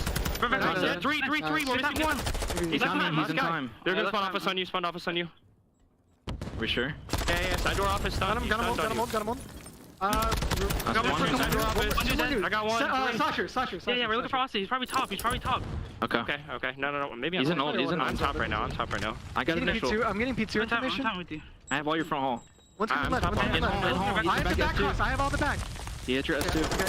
S2 dead. Nice, that's him. I got him. They're hitting I'm gonna flank P2. Cell and a BZ. A BZ cell. One S2, I think. Yeah, dead. I have all right. He's top. I'm all right. I don't have your S1. I do not have your S1. No. You can. Okay, no, I'm just gonna hold. Still top. He's holding top. They're hitting left. They're hitting left. Nothing went right. Yeah. Hold on. Okay, get your back door. Hall 2. No, back door to graffiti. I have hall 1. One shot at BZ. He's not planner. Back door. Austin, back door. Gotta get there. One's S1. Yo, I heard that, Priming. I'm trying to sign on me. I got one sign. I have your S1 one more sign on me. To the back. Sign dead. Two. They're gonna spawn out. They're gonna spawn out P2. Fell down. No, top office. S1 stairs. Celium. Yeah, you got S1 stairs. We're missing one. We're missing Slasher. Yeah, we need to go to the back. Flowers? Nice, good job. One's hallway. He went from laundry. Multiple new on me. I got one more new on me. Two in red. There's two in red. They know we're spawning here. I'm gonna go. One's laundry. Pushing you out now. Remember, let's funnel them through P2. What a hard point we've got here on Embassy. Great comms chance out the brand new Florida Mutineers roster. Good control, picking up everything. And now, a little bit of a lead for FaZe. I mean, absolutely. I mean, the little lead from FaZe, if not for like a couple different pop-off moments from a few different players, Florida have been outplaying them through and through. It's just they got to stop the pop-off moments. And, well, Slasher has been one of the guys to make the plays, and he's the man backing down Fellow. But Florida Mutineers, for the moment, trying to swarm the hill. It does not look like this versus push is going to get them anywhere. Well, we'll see. Fellow do what he can. Nades in. Trying to clear these players out. Bit of damage. Not enough for the kill. Teammates not enough for their trades then. They're all going to close out, and it's going to be Simp, the man up top. He's got everything now to deal with the push coming in from the Mutineers. Can he hold it? Backdoor cleaned up. Abizi's not going to get pressured. Less than 15 to go on the point. You might send one more player in there to try to get a kill or two, but eyes are on the next hard point. That's the game plan, Florida. Let's see if it pays off. FaZe looking close to the win. Oh, man. I mean, this is going to be the hill that just turns into the nightmares for Florida against Atlanta in this match. And, yeah, prime position now. 20 seconds away, and Atlanta gets the win. You're going to a P1 where, I mean, it is just going to be a few seconds collected by either team. And for the moment, Atlanta FaZe, they know their job just to slay, just to keep things under control. And if the game plan for Atlanta is to slay, you expect they'll be able to deliver. Yeah, so far it's looking fantastic. P1, a iron grip on it for now. Mutineers fanning out across the map, looking for anything. Capsule can't win it upstairs. Up next, Brack. He's been taken care of. Sims on a run. You're looking at the victory here, but no one in the hard point just yet. FaZe, it's a matter of seconds. 10 for the win. Yeah, just easy reads, too much time. And I mean, Florida in this situation, they just have to flood. They have to fly. And if you are sprinting in open lanes, you're going to get picked apart and chopped down and gunned to bed. Atlanta FaZe, 2 more seconds to walk away with map 1. Someone get that time. Somebody's going to get them cheeks in the hill, and there we go. Atlanta FaZe take map number 1. What a fight, though, out the Mutineers. Good looks from them, not only in the kills, but also in the comms. We'll see if they can keep that going throughout the series. But for now, Atlanta FaZe, it is another day in the office. And I mean, this is a team that now is like afforded the ability to play with a little bit of comfort, right? Like the amount of stress that you have to feel after a year of just constant second place after second place. You want to put your head through a wall. And obviously, if you're like, you know, the talks of dynasty that were around the team and they said, screw that, we're making a roster change because we need the win. Now that they have that again, they can play with freedom. And hey, a smile on Slasher's face. It's been a few years since we've seen that, at least consistently so. And with a performance like that, easy to understand why. 24 kills for him and Cell just able to do their things. And I think Slasher had a few pop-off moments where he's making the big play on Hills. And of course, Simp, the cherry on top with the 6 or 7 spree where he just dominated inside that laundry hill. Yeah, I think we sort of broke the rules of physics there. Simp took a knife, or blocked the knife with his fists. There's some sort of anime thing going on there, and the man Steven Seagal could never. Never, not even close. Chris Lair, though, all in the days. 250-176, the final game scored there. Big workout of nearly everyone there on FaZe. A strong showing to start the series off here, that Embassy. That was a fun one indeed. Good signs of life, though, from the Mutineers. Chance, we'll see if they can keep things rolling in a search and destroy. But I think your point to FaZe, they've managed to finally rip the band-aid. They've finally got themselves back into the top spot. Will they relinquish it? God only knows. But for now, let's have a look at these highlights. Well, this is the first one for Slasher where this is the hill he goes on a 5 spree on, and Florida should have been set up, should have had the control of the hill, and could have ran up the lead a little bit. And this is the other situation where if Florida get the break, there would be 24 seconds left on the hill. They have the opportunity, and just a couple of those moments where either Simp or Slasher is making a big play and just stuffing away so much of the time. So I mean, I would say all things considered for Florida, it looked good. Like, I know the score line towards the end wasn't ideal, and I guess maybe getting pieced up isn't a good sign, but I say through and through, their hard point looks strong. It's just key moments where Atlanta pops off, so how much can you really read into that? Yeah, it's hard to game plan against, oh no, Abizi did it, or oh no, there was another Celian moment. It's very hard to game plan against that, but I think for now, a FaZe smooth sailing there in the opening map. We'll see if the kills can keep going there from the Mutineers. Again, I was impressed by the comms, impressed by the sort of immediate turnaround. They kept it very close until they couldn't. But all smiles there across the board from Atlanta FaZe. And Slasher, indeed, a couple of key moments where he really cost that boys or helped them out pick up that big win. We'll see what happens now, though. Chance on our double dip with Ella Silo. Search and Destroy coming up right now. After the break, we'll go to Control. And of course, we've got Hardpoint and Search and Destroy a bit after that. Fortress and Hotel, if we have to go the distance. I will be very surprised if we do have to go to that Game 5, to be completely frank, mate. But, hey, crazy things have happened here in the CDL. Well, I would say just for the fact that, like, for Hardpoint against FaZe, it's the first time we've seen this Florida roster. There's not too much we can really, like, glean off of that either direction. For the Search and Destroy, I think we can. Like, I think the old Florida roster, like, the expectation would be to go toe-to-toe against Atlanta FaZe. And admittedly, Atlanta on El Asilo look absolutely terrifying, and Abizi is back to being, like, on his BS as the First Blood King. But I think Mutineers could have given him a run, and now we get to see, with all of the different roster changes that they have made, if they can still contend at the very top level in this game mode. Obviously, a lot of potential. He was an S&D kid like a decade ago, and it's still on point in that game mode. Havoc's still a playmaker, but it'd be interesting to see if they're going to have that same sort of spice and flavor when they had guys like Major Maniac on the team. Yeah, the iciest player maybe of all time. Incredible composure. Wish him the best of luck. Sims having a yawn on the bottom side of your screen. We'll see if he can't pep his step right up as we go into this LSCLO Search and Destroy. Charles, we were talking before this was started. I think we've only played one game of LSCLO Search and Destroy and ranked together. Only one. Yes, I don't know how many I've played. It has to be like 60 or 70 at this point, but this one just escapes me. So I don't have a ton of reps on it personally. Atlanta FaZe, though, does. It is not necessarily their bread and butter because Embassy, they've just absolutely floored the entire league on this map, but this would be their second best map with like a 7-2 record, and they were just in prime form at Major 2. And it's not like you don't know the game plan. Selim is going to have a pistol in hand. He's going to be head glitching the wall, getting intel like over on the field side of the map. Slasher's going to have his TAC 56 over on like the radio tower side of the map. And the Tears get to run the middle. But this is the square because, again, the expectation going into this with the old Florida roster, this would be a going toe-to-toe absolute bloodbath. We get to see if the Mutineers still have that same kind of firepower. Yeah, we'll see. Don't forget as well, Atlanta FaZe, that incredible comeback against the LA Gorillas on this very map and mode. We'll see, though. We've got another iconic, historic Search and Destroy map on its way. Abizi clearing out the A-bomb site. Couple of bullets, stun check. Nobody's home. In they go. And now you're just waiting for the trap to be set effectively, right? You're waiting for that double door hit to come through, and Capsule may be waiting for the timing. I mean, you got a player on site, Abizi stunned up, but no one's jumped us yet, but the double hit is through. First blood for Florida. Tremendous amount of composure there out of Florida, and they're holding it down. Capsule and Brack find another one, selling him now 1v4. Nearly impossible. Surely not. 30 seconds. Mutineers, what a great round. Fantastic composure chance. Patience paid off. Mr. G, I'm definitely excited, man. Absolutely perfect. I mean, hey, looking no forward trophy's going to be out in the first round. I think the information they were able to get with the stuns and nades of like, we know at least one of those Terrors is going to be on the bomb planning. We know the other one's going to be right next to him. And Capsule, instead of trying to push in, make the hero play by himself, he waits for the reinforcements to come through. And as soon as they got that double chow in, the round just collapsed after the fact. So perfectly executed round one for Mutineers. Exactly what they wanted to have happen.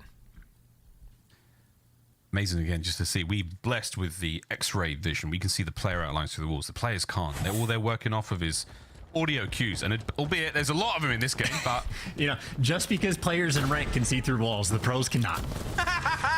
Oh god, that tickled me far more than it ever should. Speaking of tickle, Capsule pops Deddy.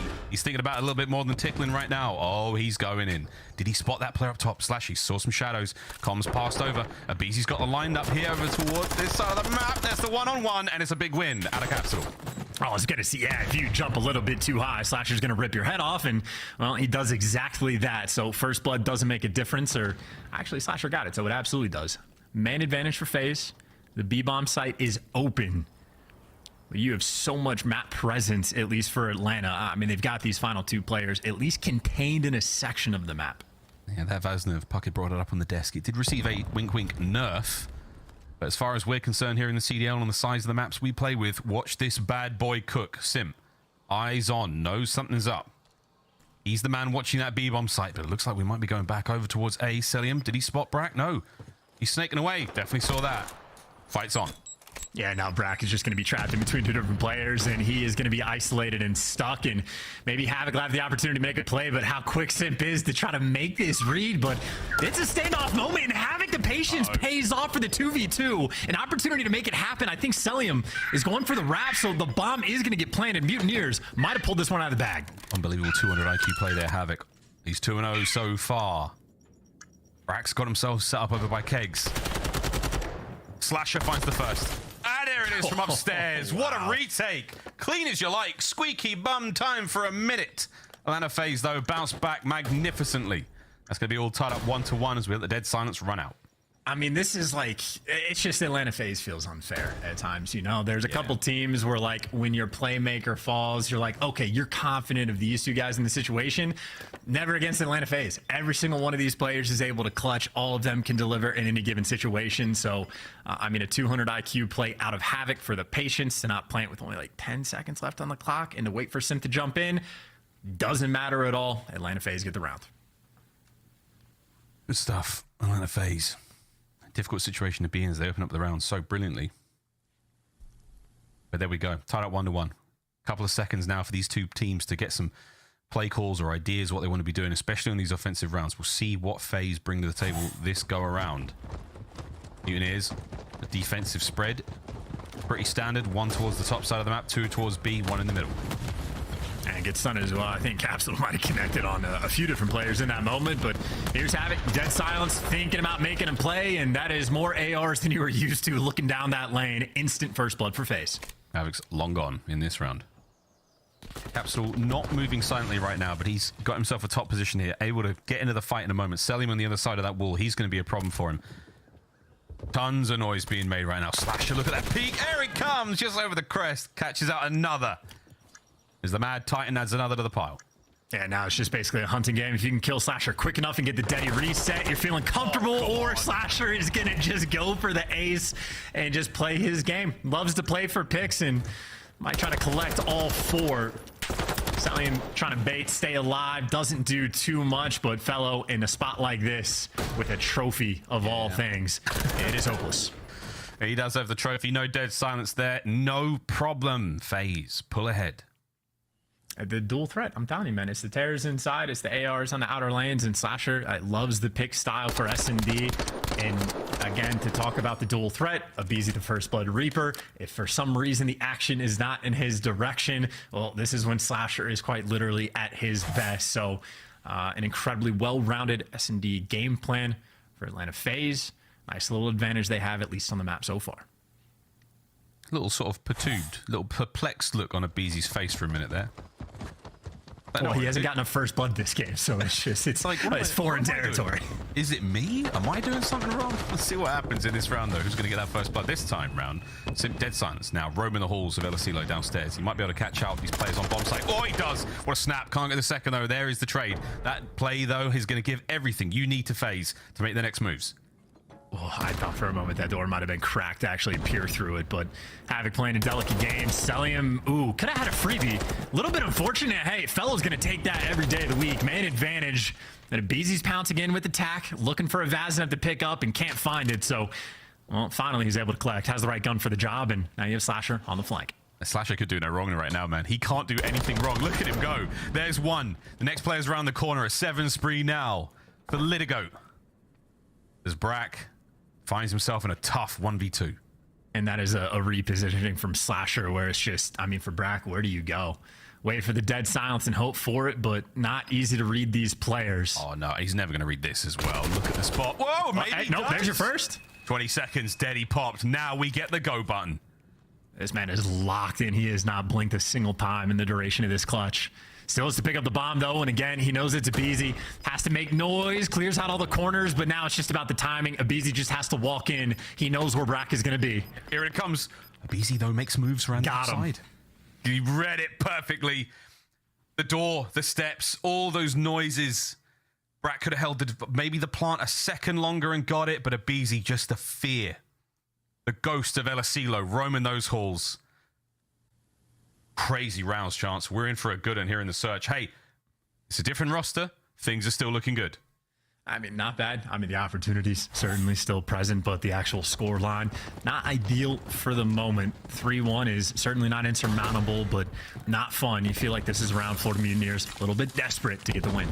It's tough to pull that 4-1 back. Let's see if we can make it a 3-2 instead. Mutineers now. Plenty of players lined up on the inside of the site. Simps looking for something. Slasher invests the Cruise. What can he find? Hey guys, they're all inside. Yeah, they're all inside. No one's out and about. Might be able to catch one out there. Fellow, though, Fellow has got Celium's name and number all map long so far. And Sim, ooh, no hops. Brack takes him. I mean, hops or not, I think he was getting cut down anyway, so that's a nice little aggressive play on the outer side of the map for Brack, and he might have spotted aBeZy as well. Not that the information is going to go too far. I think Havoc is going to stay with the exact same game plan, but now Havoc's put himself in a corner. aBeZy should win this 10 times out of 10, and a little moment where Havoc goes flying and just feeds the intel, all for another 1v2 for Brack. Oh, I love this. So Brack puts himself in the right spot, able to take care of the player on bomb. That's going to be aBeZy. Dead silence popped. Right into the fight he goes, and he's got it quick enough. Can Brack pull something miraculous off? Here comes the fight. Spinning, gunning. Oh, the brain was there, the hands were there, but just not the luck from the COD gods. Atlanta FaZe once again proved to be a little too much. And that is just, I mean, absolutely tragic. I mean, that's a 2v3. I think Slasher finds his individual pick, and I think it is literally just for Havoc to go for the repositioning on the A site, and like his foot gets spotted on the Dolphin dive by Abizi and just ends up feeding him the free kill. So the smallest of little things can cost you a round, and Atlanta FaZe is certainly a team that will take full advantage. I mean, LSCLO, it's a map they love, 4-1 lead, pretty comfortable so far. Oh, that's wonderful. With a search and destroy specialist, self-appointed Slasher, 9-2. He has been absolutely brilliant so far in LSC. Havoc eats that nade. That is going to really slow down the play. Abizi trying to get them tags through the walls, and all those members of the Mutineers now lined up. Brack, the only one who's not going to be in this fight. And here we go. Stun check. Nades are in. Havoc. Oh no! They line up for Tyler Ferris. They line up for Abizi. 5 in a row. The Greek tragedy has already been written, and I think for FaZe, maybe more of the comedy side of things. Slasher's making moves. Abizi's got everybody tagged up, and he does get traded, but you see his teammates getting sent in for the kill. And again, Brack in a 1 versus 2. This time against the dual ARs for Atlanta FaZe. Round 3. We'll see if he can clutch. Brack, you've got to get at least one. Come on. Put on a show for the fans. Something to add to the highlight reel and to get your boys on the board and stay alive. Keep yourselves off that map point. 30 seconds. I think the question for FaZe is how quickly can you trap him in on this A bomb site after he plants, or does he have freedom to actually try and move? Dead silence pop after the fact, but he opened the door. Atlanta, they have to know he got out. Well, they've got the bomb site now, and Slash is going to be directly on the defuse. This is a reposition from Brack, and he's moving. But is he moving fast enough? No, slow. Long gone. He's been red. No problem. Bro. That's the defuse. On the FaZe dive right on it. I just want to line a FaZe to 3-0 them. What a move from FaZe. Just so that we can move over to the Optic game. No wrong chance. Straight up. I don't even know how tough of a call it was for, because they're over there just laughing at it. But this was the setup early on where Abizi is like stunned up, has a couple players tagged, but I think Capsule was made weak early on and effectively gets a collat to set his teammates up. But even for the play call after, they heard Brack open the door. Brack might have popped dead silence after that, but they're like, all right, well, he left the bomb site. I guess we could just take it. And again, he's play calls 5-1 lead. Nothing but domination for Atlanta. And Abizi's out. You've tightened up the defense now with the Mutineers. You have let Abizi make the play. He's roaming now as the little goat climbs the mountain. He's got the backside of the map all open. I mean, this is a power position and a half right now.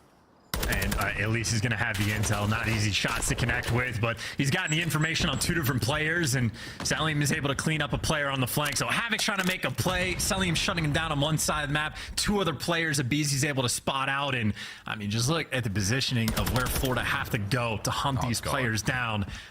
That is looking like GG to me. Yeah, this is a real tough one. Mutineers stretched a little too thin. 25 seconds to go. Abizi now, he is the predator. Brack getting some shots in. Knives up.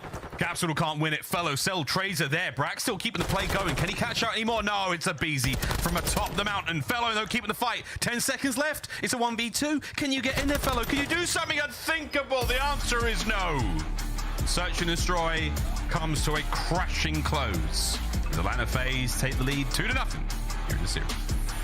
Technically, many of those rounds were close, but in reality, not even a little bit. Atlanta FaZe, bread and butter on LSCLO.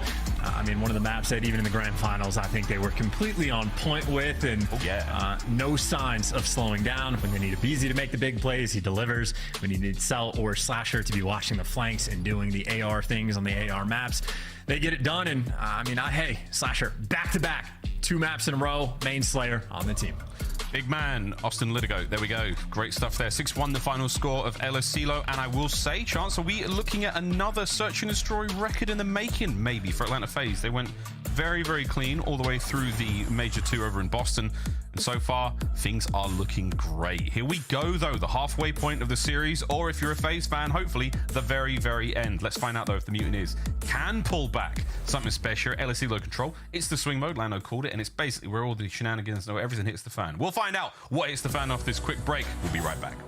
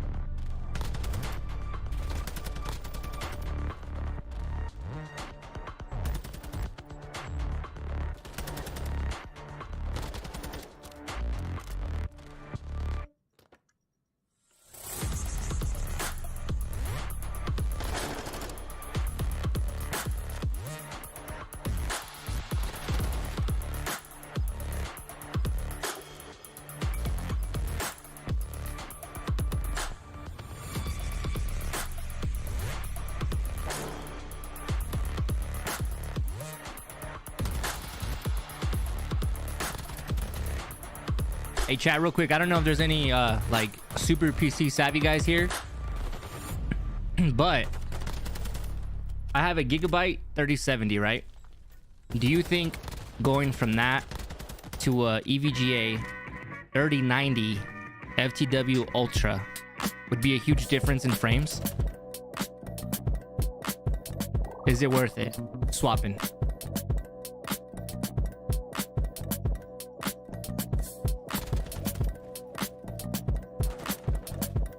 You would have won if you had more than 7.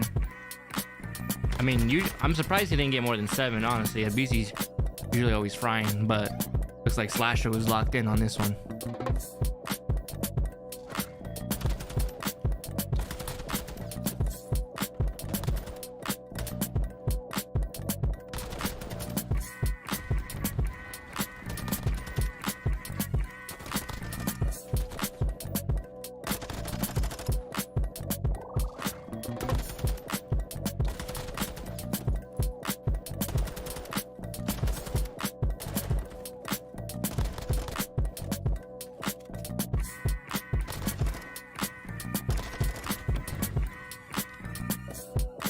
Damn, you really think so? That's kind of chopped, then.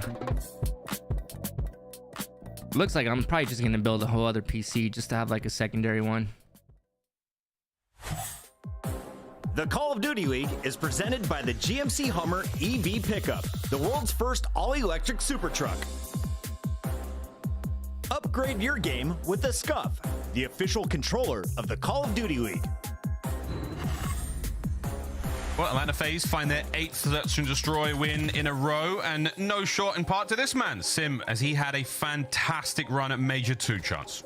Yeah, and as is tradition, I would say with Atlanta FaZe, anytime they win a tournament, what else would you guys recommend? Someone gets given an MVP, the entire community is like, huge. No, this player should have gotten the MVP. No, this guy should have gotten the MVP, because they just keep trading back and forth. They're all elite, okay? This time, Simp got it. It just is what it is. 4090. And obviously, he's even making highlight reel moments in this series alone. So Simp, to the surprise of literally no one, I have to update my motherboard. Look at these highlights. This is on local, boys and girls. Gross. Not really trying to do all that. He's got something special. That kid is something. Here we go. Bit of body shooting, you name it. Yeah. It all happened. Oh my God, what did he say? Language. There we go. Champions. Congratulations once again to Atlanta FaZe. That massive victory there in Major 2. But fast forward back to today. Up by 2 here over the Florida Mutineers as we roll towards that Optic Texas Major. But we're not going too far. We're staying on LSCLO, playing control. And just to further continue the questions for Florida Mutineers, obviously Respawn, more so hardpoint than control, but the control a little bit as well is certainly a focal point of why they're making these roster changes. The Respawn has simply not been cutting it. It has been dragging them down, where their S&D has been their shining light.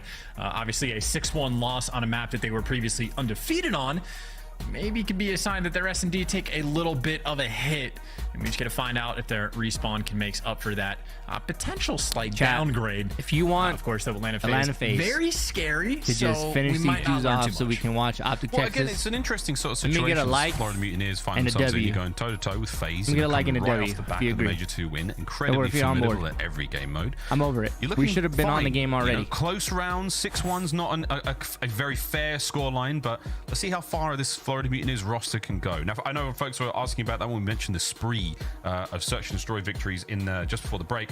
During the break, Tim from Stats got back to us. It was a 10 spree in Search and Destroy wins from LAG that Slasher was a part of back in Vanguard. Now FaZe find themselves on an 8. Is he wrong? Is he wrong, X-Pirate? Of course, later on in these qualifiers going into Major 3. Now Florida is back to them. That's all I'm asking, because I don't know. Back in the league. Capitals back in the league. I really don't know how many like more frames I would be getting. Can we stop the 3-0 from happening? Let's find out.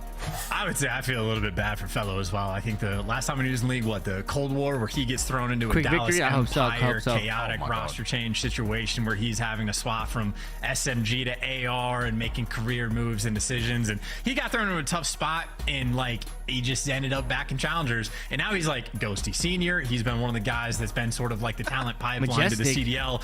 Hell no, bro. He gets his shot again. Rugged. His first match against the FaZe, we're coming off the championship win, so it's a tough look. look, but gotta say, played pretty well in the first hard point. I think he had the best stat line for his team as well in the S&D. So he is certainly doing the best he can given the situation that he's in. And obviously a player that is worth paying a great deal of attention to. I'm not gonna lie. Not just in this series, not just in the control, but for this team moving forward. We still got 2 matches to go. Tyler, fellow fan, excited to see what he can do with this Florida Mutineers roster. For now, yeah, it's a bit of a lobby crash. We saw on one the of real players though, drop chat. out. I'm not sure who it is. I'd We love trying to to look for partners on rank. Hit me up. But for now, we'll I know need them partners. in a brief moment when that lobby's up and running again. Get into this LSC low control. Get game number 3 underway again for Atlanta FaZe. Win this, you're done. Nah, bro. Honestly, it's not. It's not, bro. I wish it was. Get that SR going up I there, wish top it was, 250. bro. I appreciate it though. I appreciate the gas. I don't know about you, Chance, but I'm going for it, mate. I'm going for top 250. Okay. Why are you laughing? Yeah, good luck indeed. I'm going for it too, Miles. I'm never going to get there, but I also have aspirations. I'm just hoping for Crimson, brother. That's me. I'm happy to dial out a Crimson by the end of the season. None of these boys, they want that. They're looking for first place and first place only. Now, we've been flapping our gums about rank play. If you haven't played it, dive in right now. It's available in Modern Warfare 2. You can get all sorts of cool goodies. I do believe at rank 5, when you do win 5 matches, you get a sexy skin. Who doesn't love a sexy skin to show off your achievement, your greatness, your ability to survive the gauntlet? It is a little crazy, so do bring a friend. I don't recommend going alone, but if you have to, keep that mic open, keep the comms going. You never know, you might make some friends. Chance, that's exactly where we met, isn't it? In rank play. I'm only kidding. What a load of nonsense. Absolutely a lie, but we have played a great deal of ranked play together. I mean, it's nice to actually have ranked back in the mix. The CDL mosh pit was wearing thin on my mind, so now I've been able to grind again. It's been a fantastic time, and again, I haven't played a ton of LSC S&D in ranked, but I just watch Atlanta FaZe play and try to mimic them. For the other ones, though, plenty of reps, and I'm terrible, so I'm not getting to the top 250 ever. So I didn't think you were going to say that whatsoever. Havoc's left his station, so I do think this delay might be taking a tiny bit longer than we thought. Okay, for now, I'm going to keep laughing about our time in rank play. Hope everyone's having a good time. I know I am. Truly, well and truly addicted. Can't wait to get back into it after these matches finish today. Study, I know you're listening. I know you're listening. More fun and games though, guys. Don't forget the Optic Texas Major is on its way. Now, if you're not on a mobile device right now, make sure to scan that QR code. A pair of 4-day GA passes to Major 3 available to you there at Arlington, Texas. Sign up for Call of Duty League emails for a chance to win a pair of 4-day general admission passes to Major 3. Use your phone's camera, scan that bad boy, or if you're on your mobile device, callofdutyleague.com/sweepstakes. Enter for a chance to win. Come down to Major 3. It's going to be an absolute banger. All your favorite pros will be there. All the Optic gang will be there. It'll be an absolute treat. The last time we were in Texas for a Major, way back in Vanguard, Major 1, unforgettable time. One of the loudest crowds we've ever experienced. Now, we're almost ready to get into this game. Chance, here we go. LSC low control. And I think everybody knows just for a fact that I am without question the most biased caster in the league. I kind of like to see this one go the distance or at least another map. Again, I think the most interesting thing that happened in the pick and bans was just that Atlanta FaZe purposely take the Outbacker Fortress hardpoint where they have a 1-3 record. Throughout the stage 2, it was their most commonly banned hardpoint map. Now they're picking it against Florida again just to get those reps in, or maybe it's something they've been working on since the final end of the last major. So I'd like to see it. I mean, Florida has got to fight back and get past this control. Technical but difficulties Smiles again. out and bound for both teams is, I don't know, just recuperating after that S&D. Yeah, it's a tough one to bounce back from. The mental game essentially is what we're all really fighting for here in the Call of Duty world. Everyone's thumbs work pretty good. It's them brains. It's how hard you can get hit. And how many times you can keep getting back up after getting absolutely clotheslined by Atlanta FaZe. That's the question. But you know what I'm saying? Stay hydrated. Havoc's taking a good old sip of something there. Get rolling. Smiles are out. We might be back in the game. For Atlanta FaZe, though, Chance, I mean, we touched on this a little bit briefly at the start of the show. They're back on top. Confidence is at an all-time high. You have to be feeling great in this situation. 100%. I mean, again, I think that's just, if you end up losing in the finals of a tournament enough times, it absolutely just gnaws away in the back of your head. And obviously, these are 4 players across the board that anything less than a victory is gonna feel like you failed at your job. So just to get back in the mix where you feel successful, just to relieve all that stress, feeling pretty great. And I mean, here's been a shining light for Florida, at least on this map specifically. Again, respawn has more so been the issue for Florida. They get Brack back in the mix because of stats like this, where he is having fantastic production, especially so on the defensive end. So be on the lookout for Brack, especially in this round 1. We go. That looks like what rolling the way through the inside of LSU. That's going to be over directly towards the A zone, and a nade kill from Flash and the cleanups there. That's going to be a little bit of presence. Can they clean this one player out? It's all on the like a 2070 or what? Capture towards A. Here come the reinforcements. 2 players on it. Get that stack going, lads. This is just systematic. I mean, the perfect open break, get the nade guys on the man you want, get the tears into both the corners. And, like 240 on I mean, they're just controlling the pace of the game as well, nice and slow. And I mean, that third tick nearly through. Florida trying to pass in the final seconds, and Cap actually from the top rope is able to shut him down. So just in the nick of time, get a little bit more frames, able to buy themselves just a little bit more. Atlanta FaZe have to come back to work off respawn. Time. The real question so if I can just Slasher winning big fights upstairs, just under a minute now to play with. Atlanta FaZe get themselves over towards B. Sim's going to be there. Trophy. No, you look. There you go. Good job, mate. I was going to say, why did that blow up? And in that way, too, like, if someone else in the household needs a PC, going to get a gunfight or 2 in here. His teammates trusting him to take care of those angles, and they do. Appreciate you. Segment of B gone.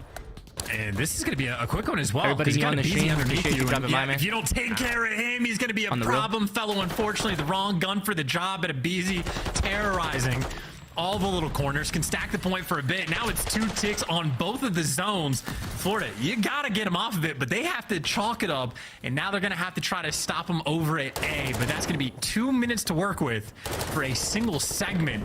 Atlanta FaZe is looking clean. That's a good move, Mr. G. Good move. BZ. And not only the approach towards the objective, but making sure all angles were covered there, the way he dips in and out of it, helping with that little bit of progression. And now the final segment of A and FaZe are starting to heat up. I don't think I'm going to upgrade. Like I said, I'm probably just build a second PC. This is huge out of FaZe. They could close it out right here, right now. Is anyone in position to even stop this? Trades are there. Slasher keeps the kills going. You buy a little bit of time buy like a whole new motherboard, and they're just being like the information RAM, as well for a BZ, right? Dancing around the map to make sure no one gets behind enemy lines and killing those players when they do. So Atlanta FaZe, and it was the same thing for Slasher after the first push, by the way, of like not throwing away your life, trying to keep any bit of map presence so your teammates off spawn have more of a direction of where to go. And obviously Florida putting up a decent fight right now, holding strong over towards A, but that is a very long life for a BZ, where him and Slasher are trying to keep that pressure in mid. And this is great work. Mutineers, whoa, Havoc is tweaking right now. Shoot dead bodies. Anything that gets in his way is in a bit of trouble. Minute left. Great snap there. 3 dead there for FaZe. The last man alive on the other side of the enemy map is going to be a BZ, and he's way, way up towards that top hillside again. Finding kills this time around. Yeah, and you see like the difference, by the way. Like if you like lose your presence towards the middle of the map, FaZe, they're gonna have to spread out everywhere, but everybody finds the picks. Fellow last man standing, everybody's trapped in a corner. Too many players to shoot. The stack is way too quick, and for Brack, nowhere near the place he needed to be. Atlanta FaZe, in a moment like that, snap away the round win. Fellow I gotta stop saying snap when I cast Atlanta. That's my bad. Sorry. Sorry. Yeah, Fellow had to kill 3 players right then and there. That one kill from Slasher, great timing. Gives the opening there for the boys to jump on it. 3 players on a single segment like that. Bang, it was gone. No hope.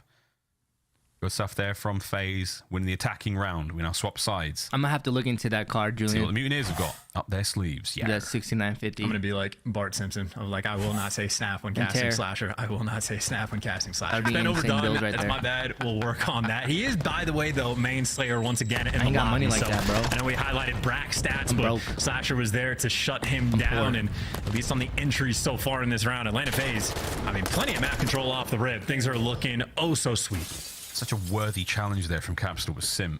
So strong in those ones. Couple of lives down now for Mutineers, not to deter them too much. Nice coverage there from Brack, keeping the play alive. Forward towards the B zone we go, though. Got to watch out for the flank, though. And who is it? It's Slasher. He's right behind Fellow. And that's trouble for the Mutineers. Nice repositioning as well. At least Cap is able to get the trade, but now you're basically sort of forced to funnel through the field side of the map and work towards B, where Selim has been snaking for the past minute. So, I mean, talk about an immovable object. Can't get past that one, but that is where they're trying to take the play. Let's see if Cap can make something happen. Jesus. Great tags and a nice little dance, but the clearance on the point is not yet there. Incredible gun skill there from Capsule. The snaps were great. Not enough to really get anything going, though. Brack, though, knife in hand. Selim, you just heard him. There's the kill. Bracknell keeping this going. Mutineers, 20 seconds left. They've not done a huge amount of work, but they have kept their players alive and kicking in difficult scenarios. So that last one, that might be it. As anyone able to get over towards the A zone, we'll find out, but this is not going to be easy. I'm gonna just stop the clock. I mean, you have 20 lives left, and they basically just like left the objective untouched. Someone has to stand on the point, please. Thank you. And he finally goes there just for a BZ to get 2. Today, bro. Losing around with 17 lives left is not FaZe. something that feels good. Atlanta FaZe just in one of complete those, control of the game, of virtual, the round, of the map, I of don't the even know what series. it's called. Yeah, Mutineers, racing simulator drivers. Zone there, not willing to really get he's on that that team. I think they were looking for kills first. It was more about the guaranteed time versus the, hey, just get in there and let's just start throwing punches. Just hit the windmill. You know, the double windmill. Get out of the way. FaZe, though, we're looking at match point. Yeah, I mean, even from the opening break, Atlanta FaZe basically had the exact amount of control on the map that they wanted to and just never really looked back. I mean, this is a team looking to perfect their craft, and obviously they were on top of things at the major, looking to ramp things up just a little bit as we continue on. And maybe for Florida, a different opening break certainly is you actually have Atlanta FaZe players moving towards the B site off the rip. If the BZ's got attack in hand, you know what the play call is going to be, and making it work so far. Slasher's doing it with the knife. You get 3, maybe 4 bodies on point. FaZe trying to run it up quick. Yeah, this is the run it up. This is the absolute ruthless aggression now. The first segment gone, the second on its way out. Mutineers now scrambling to try to get players forward. Up the hill they climb, and at the tippity top That's of what I've been Snake Mountain, saying, bro. it's the King Cobra himself, Vesellium, and he's eating them alive. There's 22 lives left for Mutineers to defend with. And you've got kills, but you are well trapped. Cell staying alive. You stay, you hold them back, blind a little bit of time. 2 players on B, say goodbye, go away. And one of the worst things you would ever have to calm out is, well, Vesellium is behind us. Good luck with that one. We're just not even going to bother trying to root him out. And I mean, now it's just stuck. You're going to get called out and shot and spawn trapped until Kingdom come. Brack, maybe just the next one in line. And yep, falling like dominoes. Oh no, they are being devoured. 2 players on towards A now. First one's on the way out. Mutineers, a pin. Vesellium. This is an unbelievable position to be in. He is unstoppable. Capsule finally gets it, but it's done. The game, the match is done. It is over. Okay. Atlanta FaZe. 3-0. It's a tough spot, but if you're chasing a player down on the mountain when the other team is capping the actual zone, that's a bad sign. That was just not a good game. At least not for Florida. For Atlanta FaZe, it was great, but nothing to break down, nothing to talk about there. An absolute thrashing on control. Those boys are cheesing right now. Look at those faces. Yeah, feeling fantastic. Confidence truly through the roof. And God have mercy on the rest of the league right now. Them boys, them demons, eating Florida for breakfast. 3-0. And again, the first 2 maps, much better than that last one. LSE low control, very, very tough there for the Mutineers. Not a tremendous amount of production from anybody, and they really were stunted. A 6-minute-ish game there. Congratulations again to Atlanta FaZe. A big win to start off the run towards Major 3. And I think that would be negative 21 in a kill count over 3 rounds of control. I mean, hey, I've seen stat lines like that when I'm playing ranked, and normally I'm on the bad side of that equation. So Florida Mutineers, I feel your pain. Yeah, that was a toughie. That was a real toughie. But that's that. Again, Mutineers, the only way is up from here on out. A fantastic start, though.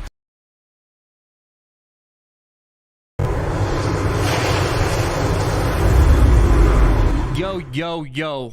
What's going on, YouTube? It's Fernando, aka Frostbite. Real quick, just a quick shout out to all you coming through the stream, checking it out. I know you guys are here for the matches and everything, but still, you guys are on my channel, so still, I appreciate it.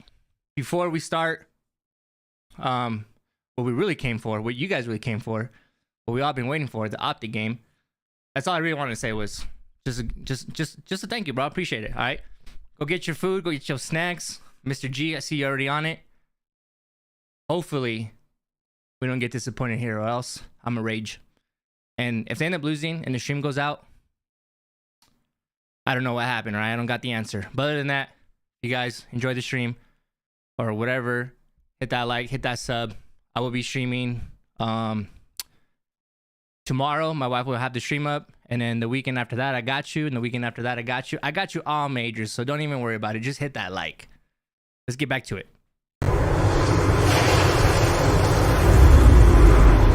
You talk about the talent across the board on Atlanta FaZe. I mean, each of these very storied players, but again, their search and destroy once again just looks phenomenal. And obviously, they took this time off to really refine that hard point, to really refine that control. The respawns in this series, I mean, it just looked untouchable. The Elisilo getting those offenses as well in the map that's basically almost impossible. It's one of the in the middle ones, and the way that they played it, they were just like 3 steps ahead of Florida the entire time. Yeah, I feel like I talked Ghosty about before this series how is they've not been gonna let working me on down, their bro. map pool. I feel like Ghosty's Ghosty's gonna come through for the at the green major. They're wall. working on a seal. They got so much better at it. That's You what can I'm hoping see for. like it comes out to play And in this Michael, bro, series. I got you, man. Now looking I like got they're you. I got you dominant at covered. that Hey, map. all And you then guys at in work, search and destroy, it's pick your poison. You don't want to play these guys stop in working. Embassy, Watch right? my stream. So you're gonna have to go up against them on a silo, and the way they play a silo is just perfect, man. Offense and defense. You like work you can too much. see how Take a flustered break. Florida Mutineers were on Take that a map. break. Like that was Florida's Take your best search lunch. and destroy map, Chris. Right. They come in and they lose it 6-1, and it's because of what the tiny You know what, Terrors are Twitch able to do. sometimes You know, can be bottom kinda mid, iffy, and bro. then you see Not gonna like lie. later in the game, the Can be very kinda last iffy round, when you go sometimes. rewatch it, they stack bottom mid on Florida. What does FaZe do? Blind counter and push right through field. So there's literally nothing you can do against these guys on that map. They're a lot to deal with. All right, well, up next we have our scuff play of the game, and Nameless, it comes from a guy that you had in your S tier. Some people on the internet didn't agree with this. Let's go to it. It's our scuff play of the game. Mr. I think I'm gonna have to do it. I'm gonna go get me some brewskis downstairs. The whole team wipe Hey, coming green from wall. the hard point. This got to be in the kitchen, right? So, I mean, like, dude, bro. Sip is just Let's special, go. man. Like, this guy is an absolute All right, monster. I feel like right here, chat. I feel like If people forgot what this Optic guy wins, can do, and honestly, this hill was the difference next weekend, on this map. Optic Simply because of Texas Sip jersey. in it. He had like 2 minutes plus by the end of this game, and it literally was 120 Even though it's plain as hell, I'm gonna buy it. Simple sitting in there.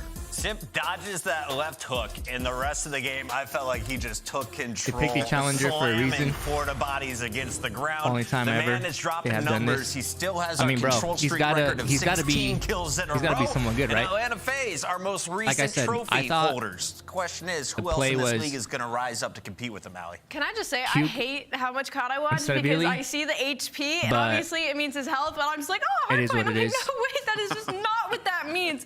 But honestly, I'm not looking at any teams really content with them right now. After that showing, we talk about Florida being that 11th seed, but they did come in with 3 new players plugged into the roster. You know, there should have been at least a little bit different in some gameplay here, but I mean, they looked unstoppable in the whole series. Just agreed, Allie. And you know, it's a bit different because you see LA Thieves come back, right? Yeah. And they face like a big loss. So it's like this is another, I guess, trap game you would call it. You're going up against a team that just made like a roster change, but they come in and they hit them with the hot 3-0, just getting more separation.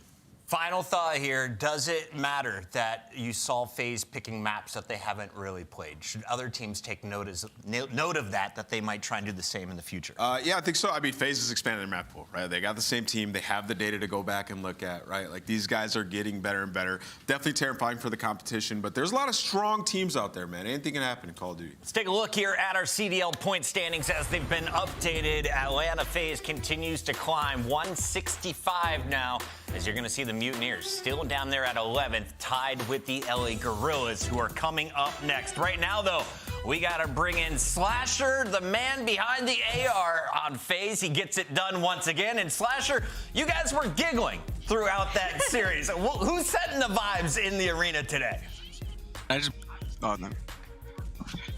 To be honest, it's kind of all of us. I'd say the vibiest one is maybe MC, but I think we're all just having a good time playing the game, getting better every day, and just enjoying the process. So that's really important. And then obviously when you're playing like that, like, you're gonna have a good time.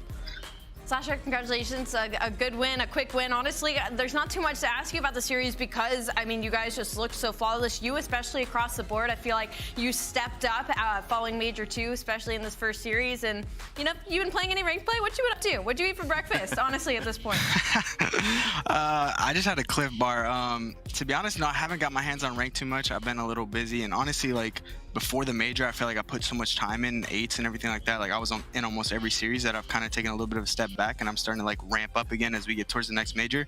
But I think just our practice overall is really good, and like some of the best practice team I've ever been on, and like the way we approach and how we're working to get better every day. So I think that's just super important.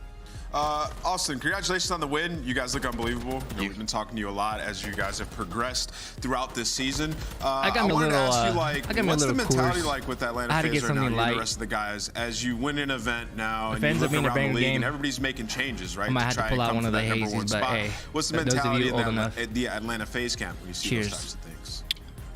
I mean, obviously, I think a lot of teams are making changes and trying to figure out what to do with their teams, but we more so just always focus on ourselves. I think we're the best team right now. Obviously, we just won Major 2. We even thought kind of in Major 1 we were the best team, but we're just focused on ourselves, trying to expand our map pool and become even better because we're ahead right now. So everyone's trying to catch up to us, so we can't let our foot off the gas pedal.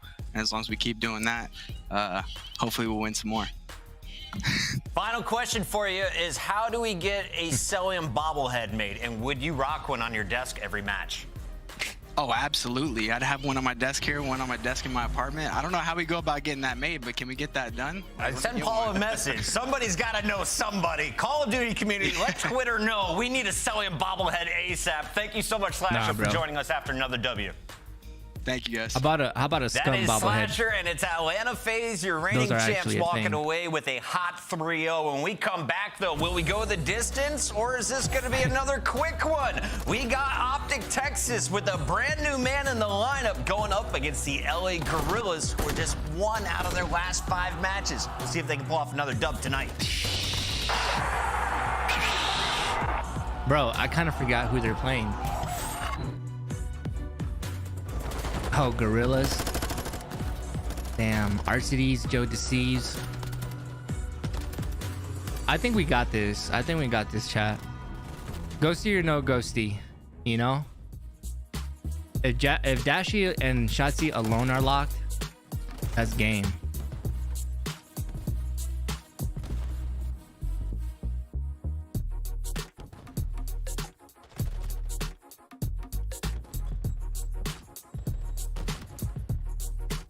Oh, man.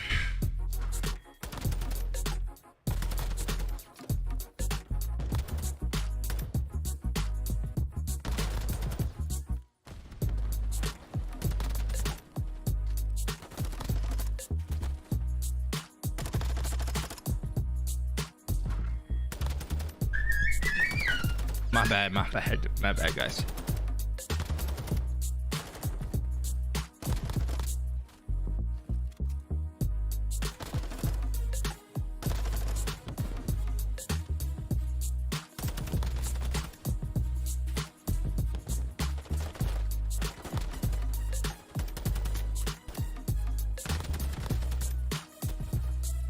I'm gonna go with a 3-1. I'm gonna go with 3-1, bro. I'm gonna go 3-1. Apparently, according to Easy back there, he's saying 3-0. I don't know. He might be kind of chalked.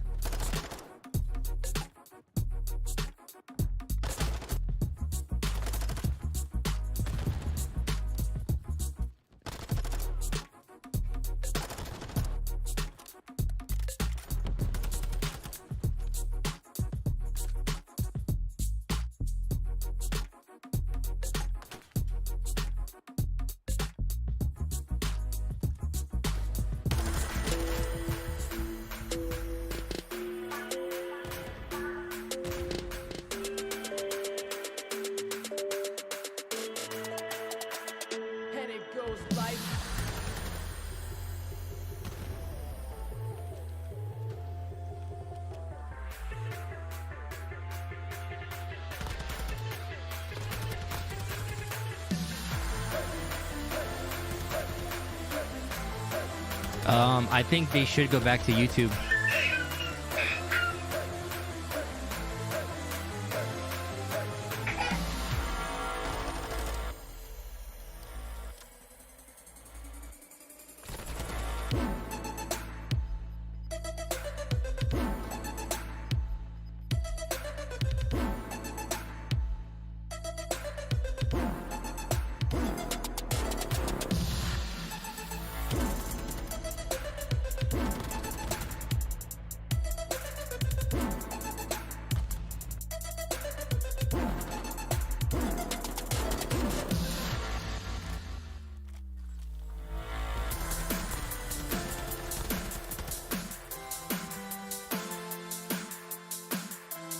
You know why I think they went to YouTube though? Because when you watch on YouTube, there's no way to like do drops like they do on Twitch right now. So on Twitch, if you're watching them and you connect your account, your Activision account to your Twitch account, by you watching, you get rewards, right? YouTube doesn't have anything like that. So that could be a reason why they chose to go that route. But I feel like they had more viewers on YouTube. I could be wrong, though. I could be wrong. Illy right now is just a free agent, Harry, according to the sources. I could be wrong. But Illy apparently is just free agent. He can get, it seems like he can get scooped up by just anybody. This is the Scuff team of the major, a super team built with 4 of the top performers at the previous major, as voted by you, the fans. First up, it's Dashy of Optic, Texas. It's crazy to think that Dashy started the major not even on the starting roster, but he made the most of his return after the team's They said first based game in the off the last major, right? Scum played what? 2 games? Although He played 2 games out of the last major. In a single series, and the boy is on the team. Damage against Atlanta FaZe. The highlight of their weekend was Optic's the boy got 3-2 selected. victory over the That LA speaks Thieves in the volumes. first I mean, it round could of the be bracket hype stage.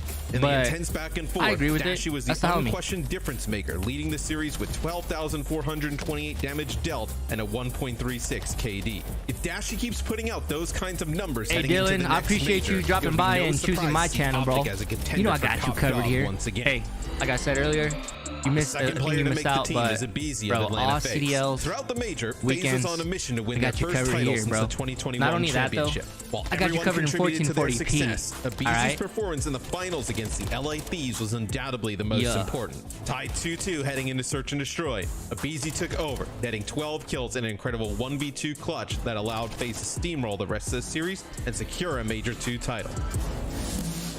Next up is Hydra of the New York Subliners. Despite the Major 1 champions struggling and bowing out early, Hydra's nasty. Hydra's performance was one of the highlights of the weekend. Hydra if you is have to watch actually one series goated. from the Major, make it the Subliners match against the Minnesota Imagine Rock running in into the this first dude in round of rank, the bro. bracket stage. Despite I'll just losing in back the out. end, Hydra was I'll back out and unstoppable take the on penalty. Hardpoint, where he went off for 62 kills That's where I'm across at. 2 maps and finished with a 1.59 KD. In total, Hydra ended the series with 102 kills and a 1.26 KD, and we can't wait to see them at the next Major.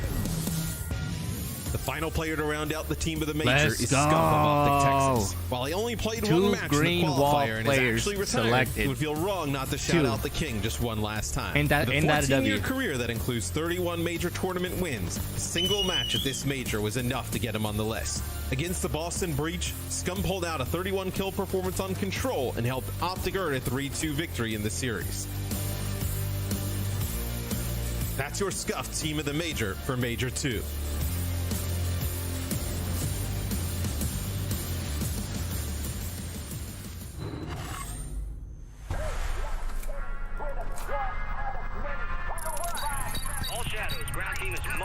Starting up, chat.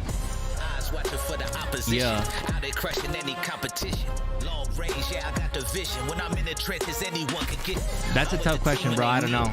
Or out on a dolo mission. Nigga rocky riding on this road to riches. If I catch you slipping, then it's over finished.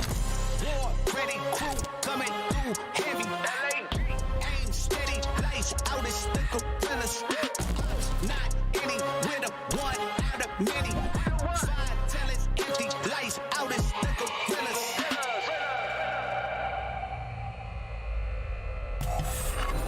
Always dangerous but rarely successful, the LA Guerrillas have been struggling in their most recent matches, but today they face off against a new look. Hey, Dylan, of thanks for the Optic, sub, man. I Texas. appreciate it. After Texas brings in a new face, Illy is on the bench. We're going to see Ghosty in, a player who's elevated from challengers, and here's the maps and modes they're going to play on. Now, Ali and I are both going with Optic still. We think the core is strong here, but Nameless is going with the LA Guerrillas in this series. So tell me the story. Why do the Guerrillas have the advantage? Honestly, I mean, well, advantage, I don't think there's a huge advantage in the series either way. But when I look at LAG, I feel like this is a team that was very strong at hardpoint.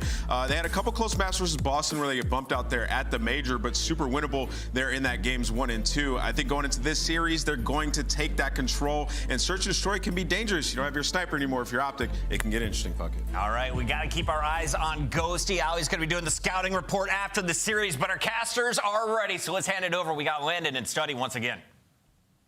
Let's do it. Let's have ourselves a great series, guys. All right, Jay, here we are. This is the one that everybody has been waiting for, the first official series for Dan Ghosty. If you were to tell me, Jay, that we were going to see a roster change, let alone for Dan Ghosty, who's an excellent challenger player, it would definitely surprise me, given the history of Optic Texas. They don't do moves like this very often.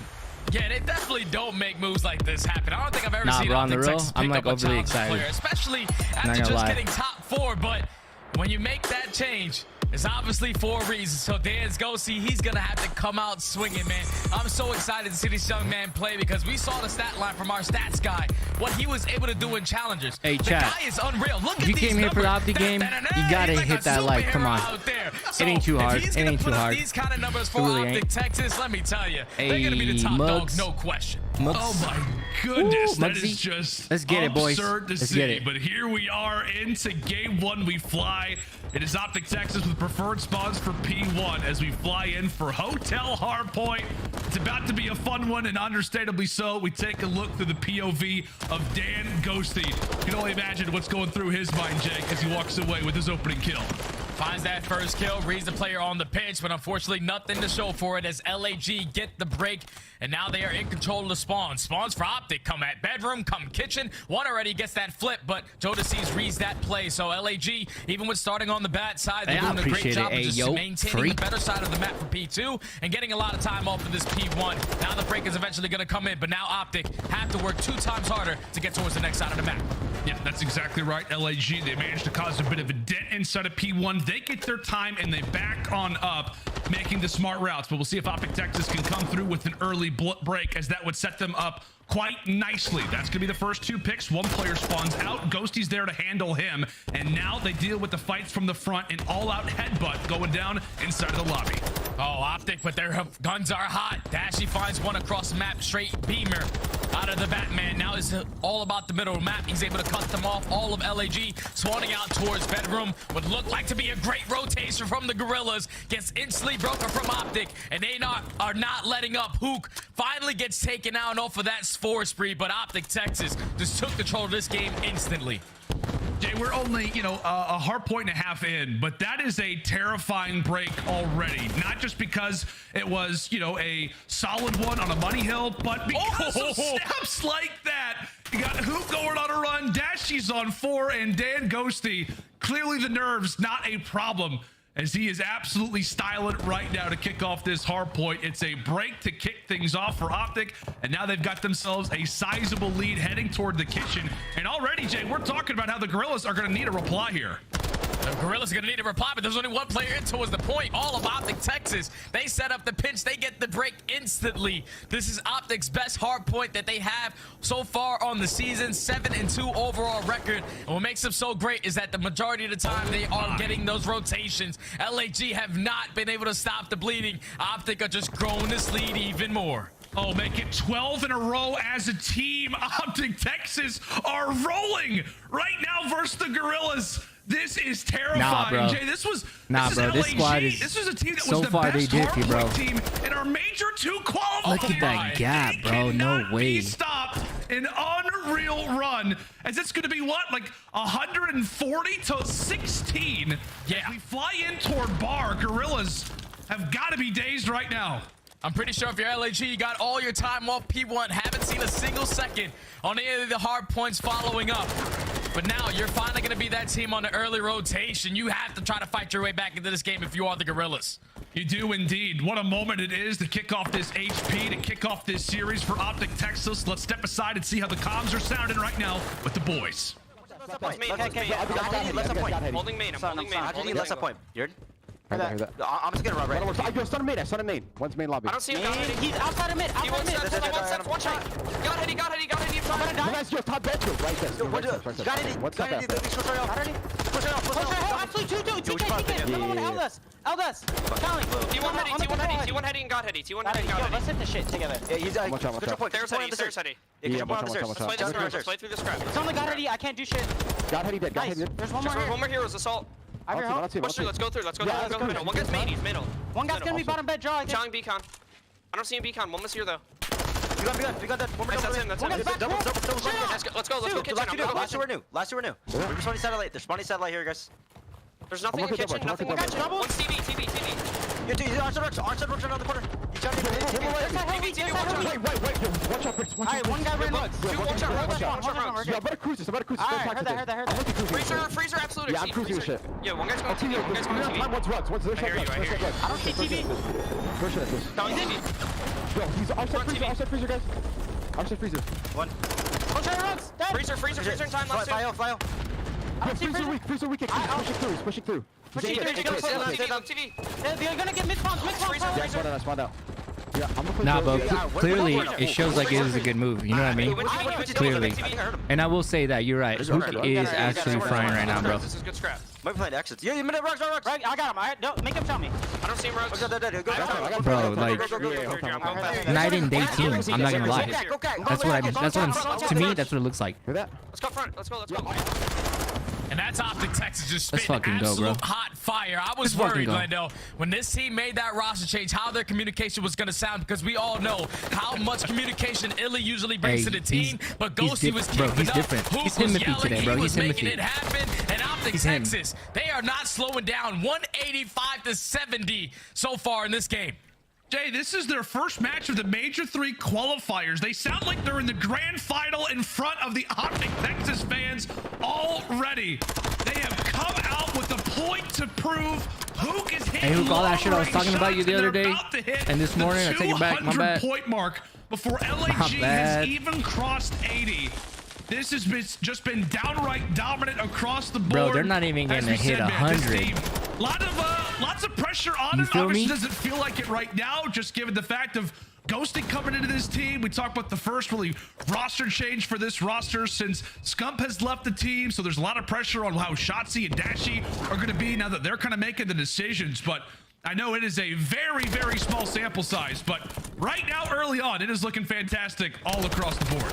Oh, yeah. Optic aren't making any mistakes. Finally, Ghosty's able to get into the double digits, into kills. Nah, bro, but who cares about the stats? It's a 3-0. They're almost up by 200 points. Optic Texas, 35 seconds from closing this one out. This is where LAG did find a lot of time off of 16 seconds off of their P1, doing a great job of just maintaining this side of the map for now.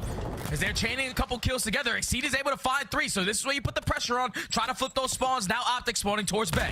That's exactly right, man. It is MW2 after all, so you got to be cautious of having those chains come on forward. This game is by no means done as of yet, but this next hard point is absolutely going to tell the tale of it. That's going to be 3 that hit the feed. Exceed, most specifically, still on that run, as that's now going to be 6 in a row for him. Make it 7. Hey, I say they don't hit 100, bro. I say they don't hit 100.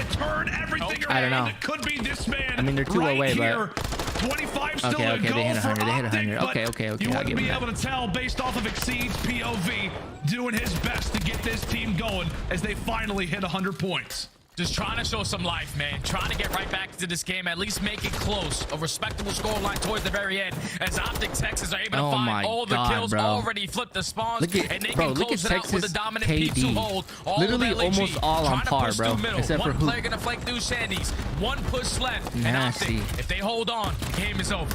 Yeah, they can absolutely They're win vibing, it bro. here and This is a then team right some. here. 8 seconds to go, chemistry. LAG. They've got to get a move on. Somebody's got to jump on forward.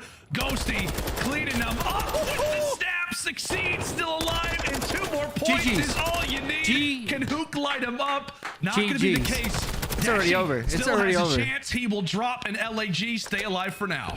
LAG stay alive for now, but with only 2 points, Optic Texas, they can fight scrap time. Hey, imagine, bro, they choke. They can hold hill. They don't even have to rotate if they don't decide to. Being 2 points away. Just have to find one set of kills. That'd be crazy, right? Finds one towards the back. Hook's gonna strike from middle map. The break is in, and Optic Texas are potentially gonna take map 1. Yes, they are. Optic come out swinging in map 1. That was a beauty. I'll tell you what, Jay. I don't know, bro, that but is a sight to behold. We got some smiles, we got some smirks. Slayed. And if you are Dan Ghosty, bro, they slayed. You're thinking, hey, I got the pressure on me a bit. Bro, I want to try to perform in my first match. And you know what? The rest of the guys, you're just gonna completely that game was. It went by super quick too. Not only did they win, but it went by pretty quick. Rarely do you see a team come out in their opening match all positive and light it up like that. Especially, Jay, versus a hardpoint team that we have held in high regard for the longest of times. This was a roster that could break any hardpoint they wanted. They started off like 7-0, 8-0 in hardpoints as a new team. and quickly into Major 3 qualifiers, they could be looking at the new best hardpoint team in He the probably game just now. doesn't have a cam. Yeah, I don't know. what's been going on with the Gorillas, boys. Every time, Who ever cares the since sexy this squad has been smile? formed, Damn, they were bro. dominant all I throughout missed it. stage 2. Like you said, 8-2 in the online missed it. qualifiers. I was But looking at when you they got guys. to the major, it started to Hey, shake up a little bit. you guys They are went right, bro. 1 out of 4. I mean, 1 out of 5 in their hardpoints. Only He's won out- 1. he that off was the versus Za. Vegas. He's probably so on that, something's smoking gotta that, go. Something's got to give. that LAG Zaza, that's usually right, bro. go all throughout stage He 2. looks They were locked. the He best looks locked right breaking now. team in the game. But you're not going to always find consistent success If they take like next that. game, bro, you have to 3-0. make sure you're doing the fundamentals, getting to these Not zones even- early, no debate, not 3-0. dying off the rotation, because when you're dying in that last 5 to 7 seconds, you are now going to spawn all the way across the map if you don't win that trade battle. So LAG just making a lot of mistakes in that opening hard point, not winning their gunfights off rotation. Optic capitalized on every situation that they had. And when you grow the lead the way that they do, you were able to take a couple risks, hit the junk time here and there whenever you wanted. Optic just didn't make any mistakes, man. Dominant map number 1 from that. Yeah, without question. I know that the Scum Watch Party, I'm sure, is Hey, going wild RCD's right now, after he's like, performance like damn, that. I wish I was back in Something phase. interesting, too, is that, you know, they had the opportunity to he's talk to saying right Ghosty now. pretty early. I think one of his first days of being on this roster, they're asking him, you know, obviously how he feels, what's it like to be on the team, you know, how our scrimmage is going. And he's like, yeah, they're going pretty good. You know, we went undefeated at That's the what I'm talking hard about, point. And from Ghosty. You that see him point getting forward, fired up? You see everybody that? in the CDL, everybody Yeah. around the community had their eyebrow raised. How are they going to come out? How are they going to look Let's in go, the bro. hard Hey, bro, points? it's his debut game, bro. Incredibly impressive, 250 to And he does 127. this. I know, Jay, that I mean, you it's could not really crazy not say good, right? But come on. anything in particular when it comes down to this question, but what did you like most from Ghosty? I mean, was there something that stood out in particular to you? Was it maybe the comms that we had a chance to listen in on? Yeah, that's the biggest thing that I took away, was just the energy that he was able to provide. Keep in mind, you're playing for Optic. Like, this is your first time in the pro scene. The guy made it from the CCL, the College COD League. Then he works his way into Challengers, and now he gets his first opportunity as a pro player on Optic. Like, that is not normal. You gotta I only make grabbed the one most beer, of it. but by You the gotta way see this what is the guy going, was bro, doing. I gotta go Obviously, the give guy me a was getting some 6-pack. I'll be insane right kills, back. But his communication is on point. Small talk is there, and you heard everyone with their energy. It's just insane. So I'm really excited what we saw out of Dan Ghosty in that map number 1, but I'm even more excited what he's able to do in Search and Destroy, because we heard the Death touch on it. They said, Optic, hey, we don't got a sniper no more. We know Dashy has the opportunity, but Ghosty, he's unreal with that snipe in hand. I've had the chance to watch him play rank play, watch him play some 8s. The guy just does it with any weapon that he wants in his hand. 1.5 in S&D all throughout challenges. So that gap is going to be filled really quickly once he pulls out that boomstick. You know, it's crazy, man. It really is, to think about the rise that he's had. 3 weeks ago, he's playing in Challengers. The guy's doing pre-law, all kinds of classes going on at the University of Illinois. And then all of a sudden, he gets a call from Dashy and says, hey, do you want to join the team? And he's like, well, of course I want to join the team as a substitute. And Dashy goes, no, in the starting lineup. A wild last few weeks for him. Living in Texas, now at the Hex quarters. And one thing that I'm sure a lot of people are excited about, Jay, is that the guy's no longer on 90 FPS. That was one thing that I took away. He was playing at 90 FPS. He got to the Hex quarters, and he finally got to see how MW2 should be played. So if we're talking about how elite he can be when it comes down to the stats, how great he can be with the sniper, imagine the potential now that he's playing at the same speed as everybody else. He was dropping a 1.3 overall KD in challenges on 90 FPS? Like, what?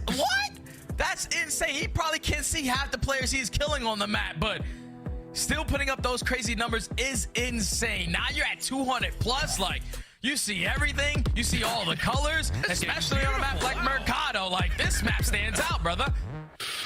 Without question, and already for LAG, it is a mental check for sure, as they've got to wipe that away, get focused on the search and destroy. And I'd say what, man, like we said, when they've been so great at hardpoint, it feels like for them, they're typically up 1-0 in those series. And then when it came down to Major 2 and they're not winning those hardpoints, that's where we started to see the issues with the roster. The search destroys were not guaranteed. The controls were definitely not guaranteed.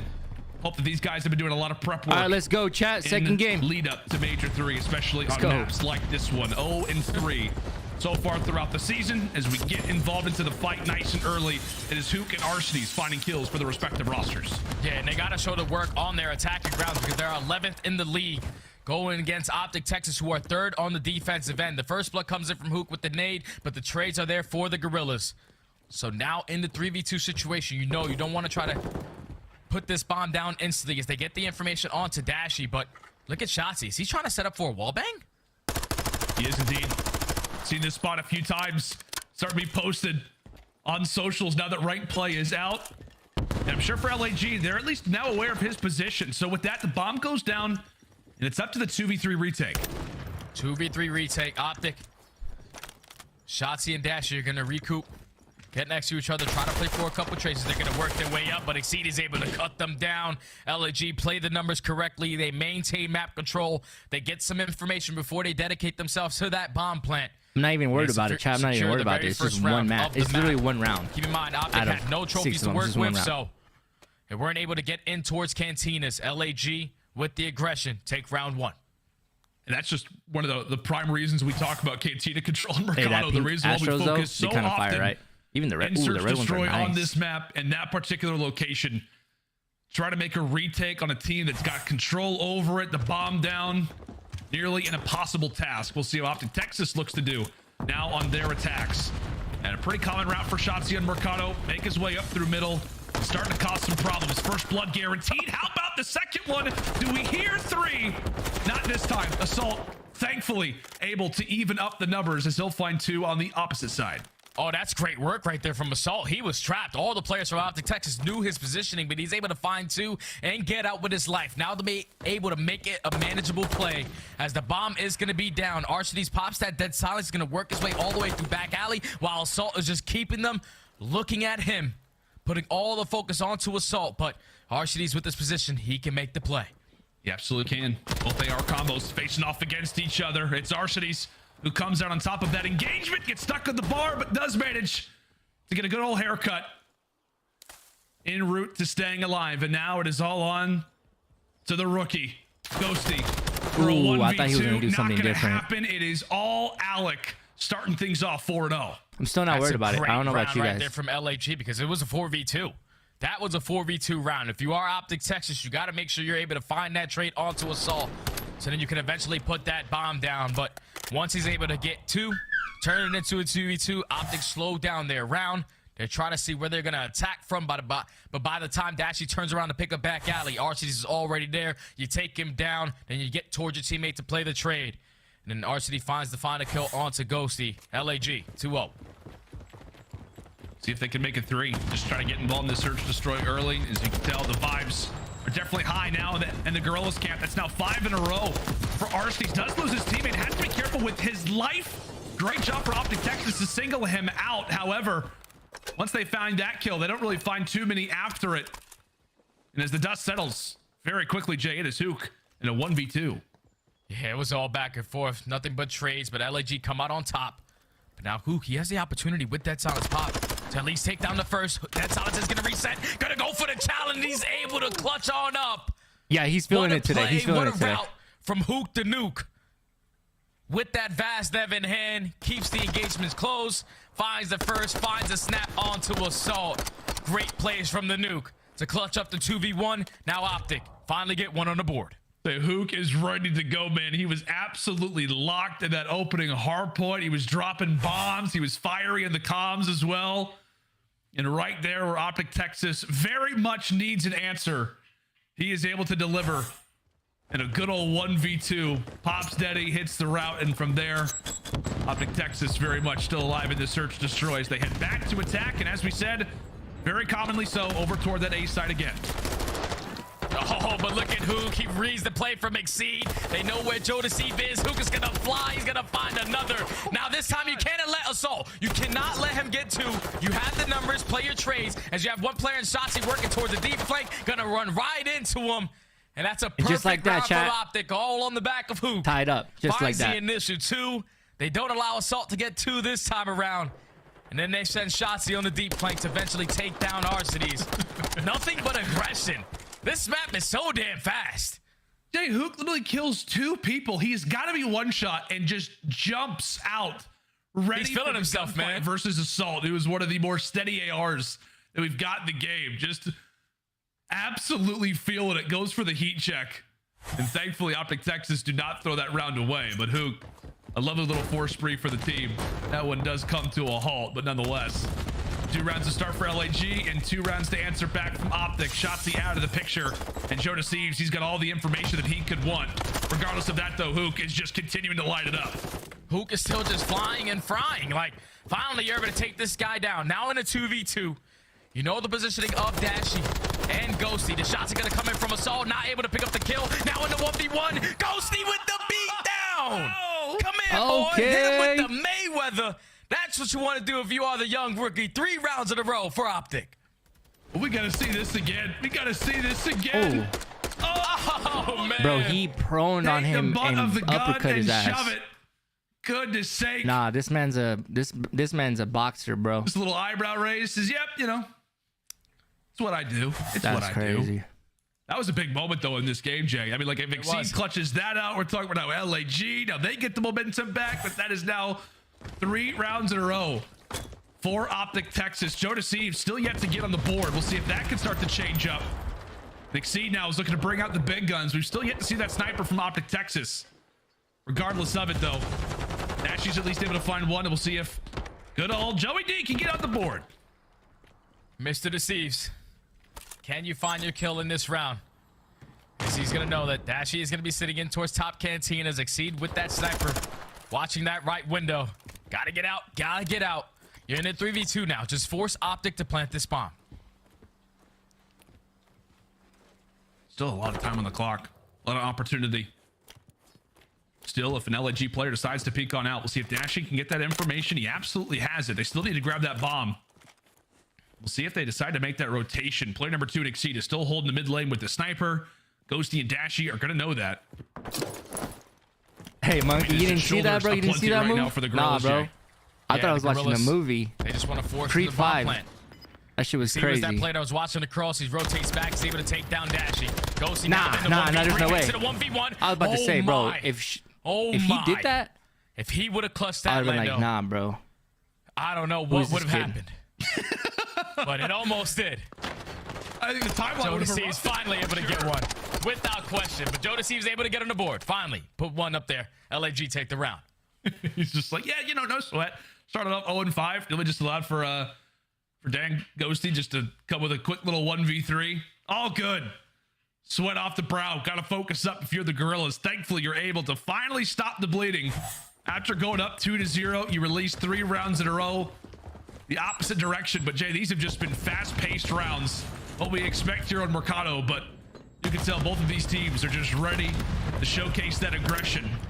Right as we say that, though, Optic Texas does decide to back on up. They will hand over top Cantina to the Gorillas, and we'll see if LAG defend to get that bomb down early, or if they end up getting spotted out. Ghosty's in a great spot. Yeah, that's their biggest thing. That you want to try to get this bomb down, knowing that Optic don't have control of hedges. You just have Shotzzy, who's working his way all the way around the flank. Optic are trying to put him in the vice grip, setting up the trap, knowing that all of the players are going to be over towards Cantinas. They're just waiting for LAG to try to risk this bomb plant, so then eventually someone can make the play. I mean, just look at those arrows right now for Optic. They literally have everything covered, and you can feel it for the Gorillas. I mean, they're dropping the bomb down. They just do not feel comfortable. 30 seconds still to go. And Arseny's finally looks to get down to that objective, but you just see players continually poking you out. Exceed's looking to jump on forward. He gets dropped as well. And now it's all on to Assault and Joe Deceives. And I'm pretty sure Shotzzy just wallbanged them on that situation. Was able to take that player off bomb. Now it's Joe Deceives in the 1v3. He does find one, but not enough time to plant it. Optic Texas. What a round. They set up the trap. You get Shotzzy to work all the way around the flank. Now you know that there's no players from LG towards mid. No players trying to be aggressive in towards B. They're all trying to attack towards A. And with that time dwindling, that player that was sitting mid alley puts down a couple shots to the player on site, but then it sets up Shotzzy to set up the wall bang. Look at him. Look at him. Shotzzy knows. He knows, and that's the Vaznev. That's unreal. That is unreal setup right there for Optic Texas. It worked out this time around. They secured the defense. Now up 4-3. I know that spot has been, around the TL already, but there are hundreds of thousands of people that now are going to know that when it comes down to rank. So best of luck to all of you in your Mercado Search Destroys. Great little play coming in from Shotzzy, but we are very much here into round number 8. Joe Deceives and Exceed will have the responsibilities of finding all four frustrated after experiencing that wall bang as they get right back into it again. This is just headbutt after headbutt in towards Cantinas. But this time the LAG SMGs make it happen. Jodeci goes from 1-5 to now 5-6. Has stepped up tremendously for the Gorillas. All tied at 4. And one thing that really stood out to me that Tim sent me some stats, Lando. He said LAG, they're 0-3 on this map. They played it all throughout stage 2, and they lost it every single time 4-6. So they got 4 rounds. Do they lose the next 2? It's actually wild. Wow. Yeah. Of all the things of just, you talk about like, you know, curses and stuff, a very oddly specific one, but take a look at the route from Shotzi again. So you throw out the utility. He's got dead silence that eventually does run out, so now he's got to be careful and not going to expect it in the slightest. Information onto another, and there you go. The beams from Shotzi feeling comfortable, but at the same time, you do have a route being taken from Exceed. He also pops dead silence, so this could be an instant reply right here from the Gorillas. If I'm Exceed, though, with your teammate rotating over towards me, you just want to watch this cross. This is a perfect play. So now Optic Texas on the retake. Into 3v2, you're getting the sound because if you are Exceed, they're coming back right in front of you. Just got to get this trade quick. If you are Optic, they can't take him down. Exceed makes it a 2v1. Oh, give them all 3, Exceed. Not one to hesitate. See Shotzi come through with the plays and says, yeah, I may go ahead and do that myself. And Jay, in a situation like that, you called it perfectly. All he has to do is sit and wait. He gets the sound cues, takes down Shotzi, takes down Dashy, and has some words for Ghosty as well. The only man who did not bow down to Optic in that opening hard point. He comes through in the search, destroy, and gives us a good old really triple. A good map. LAG now up 5-4. And it Succeed again, who is doing everything possible to keep his boys up. This time Optic, they're going to switch it on up. Not going to send all 4 players towards Cantina immediately, so you're going to give up this side of the map. LAG, maintain map control, but it's all going to be about this 1v1 across towards B. Shotzi versus Archdies. Shotzi's able to spot him, but you can't pick up the kill, so now you have to get out with your life. But at least you know that there's one player on that side of the map. You got some information. It's a 2-2 split right now for LAG. You got 2 at B, you got 2 at A. And really, it's just a matter for Optic Texas on which one do you look to bully out, which one do you feel more comfortable with. And given that Hook has just popped dead silence, it appears that a rush in toward A is all but imminent. He's got Ghosty behind him. Looking to make the route. Spots the legs, but can't finish off the kill. A big one for Assault. As Ghosty looks to enter in toward the fight, there is nobody who's going to be there. If there's somebody in middle, that actually is going to be Archdies. He's able to cut away another. Ghosty gets bad timing, and now quickly, it is all up to Bruce. And what will be a 1v4 now turned into a 1v3, 15 seconds left. A bomb still to plant. Jay, this is not looking likely. It's not looking good. Oh, yeah, it's over.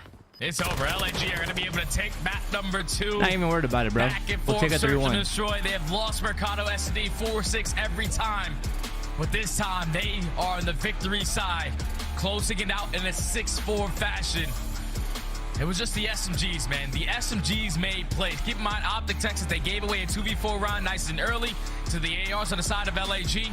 But when it was Optic Texas being aggressive over towards Cantinas, Joe Deceives and Exceed had something to say about it as they take over in this search to destroy. Exceed makes the play 12-7 overall in the KD department. Just played great, man. It was like him and Shotzi running right by each other. That 4-4 round, Exceed went all the way on the deep flank. Shotzi went through mid. Shotzi finds 2, but Exceed finds 3 on his flank. So it was just a back and forth game. Whole bunch of head clashing over towards that A site. But LAG, they're able to take this one now, tie the series up at 1. Yeah, it's a big moment, right? That round, as you called it perfectly, my friend. Exceed needs the big play in that 2 versus 3. He finds the triple, and from there, the team rallies behind him. We said that somebody needed to step it up for sure when it came down to the Gorillas, and once more, he is there to do it. Had a great performance in the hard point despite the dominant loss.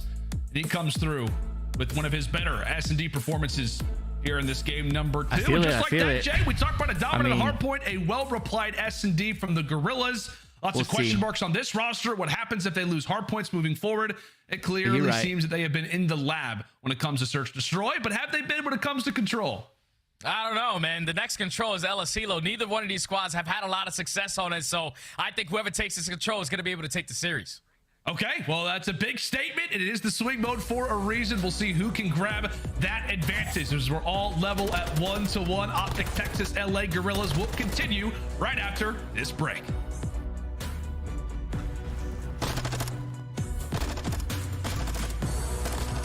Hey, that Vaznev nasty, huh?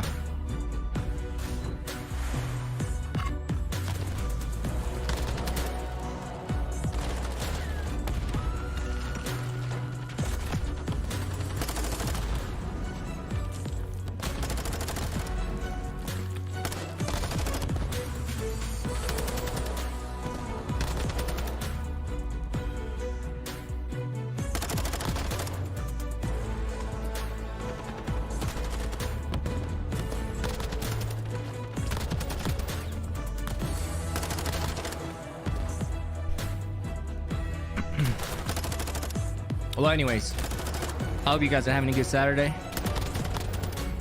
You already know where to go on tomorrow. Right back here. Right back here. I got you covered. Actually, not me in particular, but the channel got you covered. Got my wife. She's gonna run the stream while I'm at work, so she got you. She got you.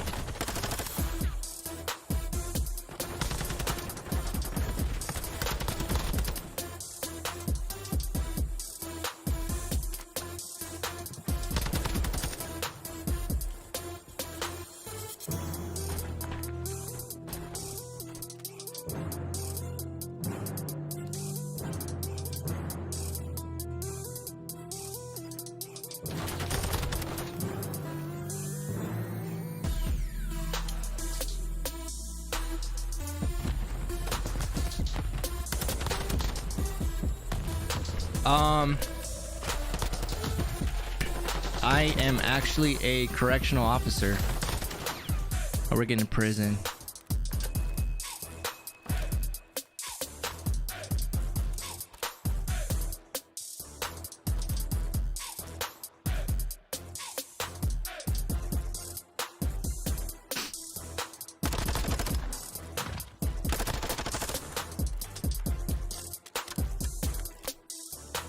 Hey Lee, they do stream it live, bro. They do. You gotta go to Twitch. Go to Twitch, search up Call of Duty League. They went from YouTube last year to Twitch this year. Hey Lee, but you don't even have to go to Twitch, bro. You can watch it right here, fam.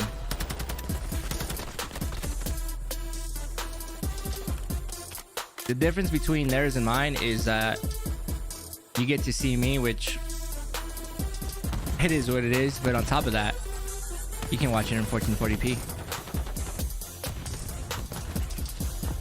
Nah, to me, quality or quantity? You know what I mean?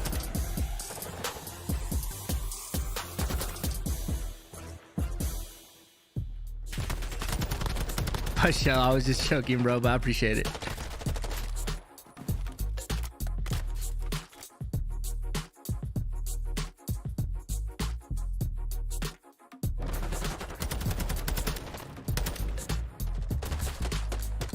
Bro, look at that boxer move, bro. He said uppercut his ass.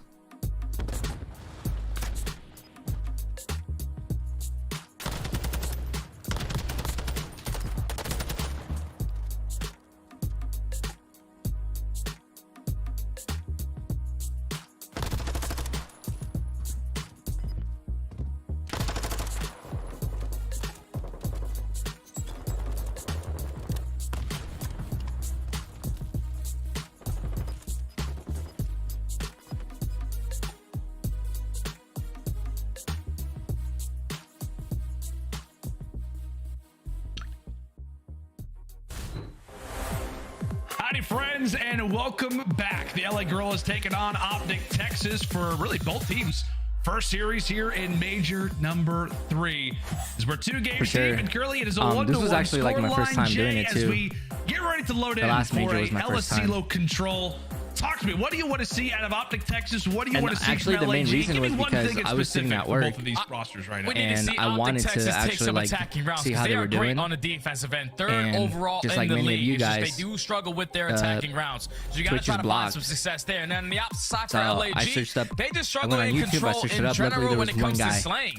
who was doing like a Between watch all party. 3 maps, every single map I they just have feel a like that team one KD guy of a 0.8. So isn't you're enough, not going to you know? win controls if you're not able to find the kills. We know it's 30 to So I was 30 like, lives. But you have to maybe be I able should to do that. slay to take somewhat map control and try to be I had just the started my aggressors, YouTube be the channel, kind of tone recent setters on the too, map. so I was just like, for LAG, it's all about the kills. you know, For Optic Texas, all it about might the work both attacking ways. rounds.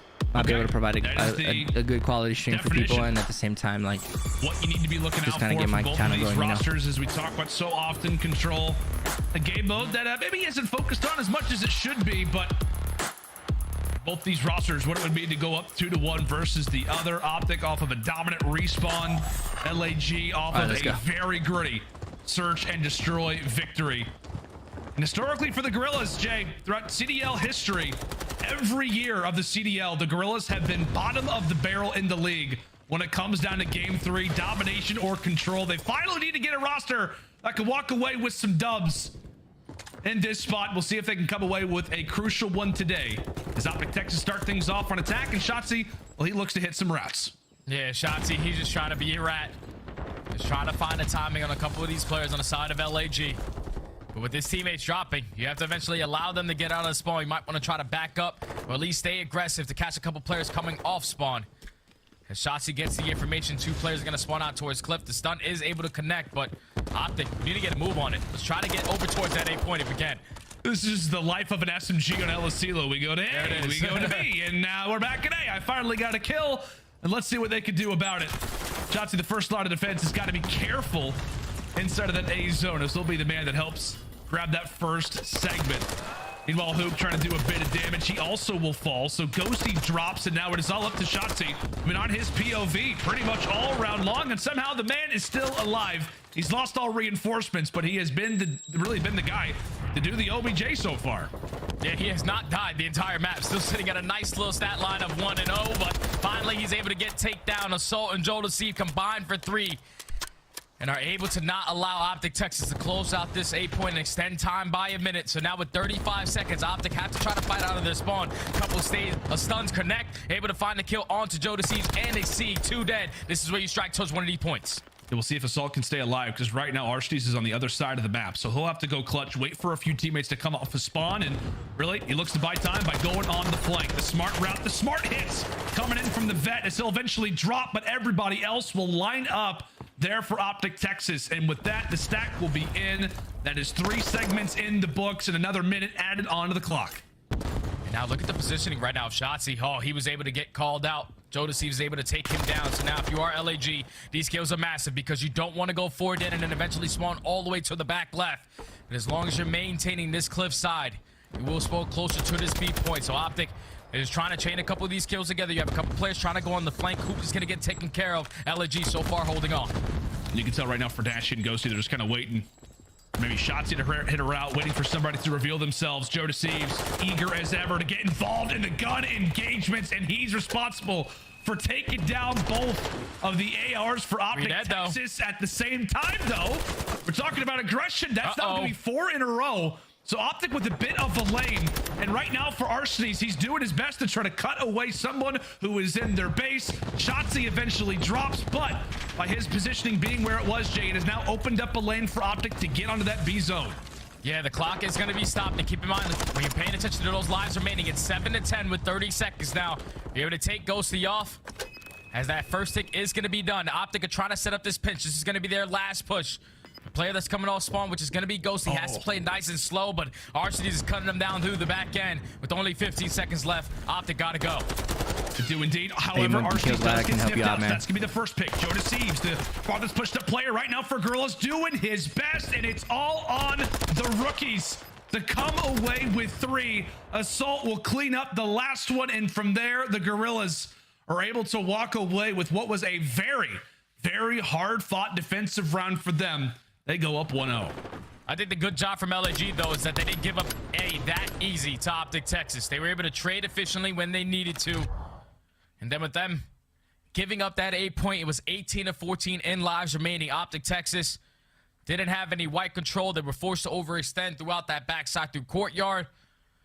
And they just played right into what LAG wanted them to do. The ARs were holding down the back end, finding the kills. The SMGs were pushed up. LAG holds strong on the first round. But you called it, my friend. We talked about Optic Texas in the slang. We talked about, rather, LAG in the slang. We talked about Optic Texas on their attack. So far, great sign for the Gorilla fans. But now this is really where the questions come in. How are they going to play in their opening attacking side? As we said, this new roster struggled mightily very early on with this team when it came down to control. We're not able to find W's on any map that they played. Slowly but surely, they've started to figure things out. And with the rookies coming into the team, oftentimes it could fall into them to see where the success will lie. As Joe Deceives does eventually get found out that his 30 seconds wiped off the clock. And so far for Gorillas, Jay, nothing to speak for. Yeah, nothing to speak for, but you at least do have the positioning from Arcities in towards bottom lockers. So now you can potentially stop this clock by hopping on towards the B point, but now it's going to set up Shotzi, who's working his way on that late flank. He's canceling those spawns. Now going to force the remaining players from LAG all spawn to attack towards A. You get that player off B, but it's looking like LAG are going to transition over, try to close out A early. See if they'll be successful in that venture. Meanwhile, Arcees is just having a phenomenal time right now in Elasilo. Can he find another? You bet he will. It's now 4 in a row for Alec. Wants to keep that streak intact. As he will quickly pivot, pirouette back toward that A zone, or rather just the warehouse. He realizes his team have done just fine on one side of the map while he has handled business on the other. Arcities doing his best to try to come away with a round number 2 victory. Spot Shotzi from afar, can't clean him up. Gonna communicate that over to the roster as he'll continue to take over and map positioning, finally sniffed out from Ghosty. Yeah, LAG are just trying to find where Optic are playing at, but all the players are scattered across the map, and they all win their one-on-one. So now with all the players from LAG coming all spawn, Hook reads the overextension, is able to find another kill. Currently on a 4 spree, picks up that tack to hold this down. But now it's a minute left. LAG have to slow this one down. You have to get these players out of your base. You don't have any white control. Hook is just flying. He's frying. That's another 3 dead in the feed. Optic showing why they are one of the best teams on the defensive end. I was getting ready to say, Jay, I mean, for LAG, you kind of like this style a bit where you're able to, I don't know, kind of allow for Optic Texas to not be in these high engagement situations, and they quickly find a few, but we'll see if Gorillas can have a spectacular end. 30 seconds to go. They're down dramatically when it comes to lives, so we're thinking early about those round 5s. They're going to sit quite comfortably as long as this round goes their way, and currently it looks to be that way. Exceed pretty much soloed out. He's got a nade at his feet. He's got Shotzi right in front of him. 18 seconds to go as Optic Texas continue to wipe away the Gorillas. There could be a flank though. There could be a position. This is where Ghosty has got to make the right play. He eventually does get found out, so now all the pressure begins to fall on Shotzi. He's got to stay alive. He's got to go first when he drops. A team kill is inbound, but you got 2 players on the point. Got 2 players on the point. Hook is at least able to take down 1. So now you just want to wait for your teammates to get into the play. Just going to go for the ego chow. At least Ghosty is able to find 2 in the feed. Last player on the point is going to be Assault. He gets taken care of. And Optic Texas holds strong on the defensive round. All tied up in segments at 4. LAG almost made that happen.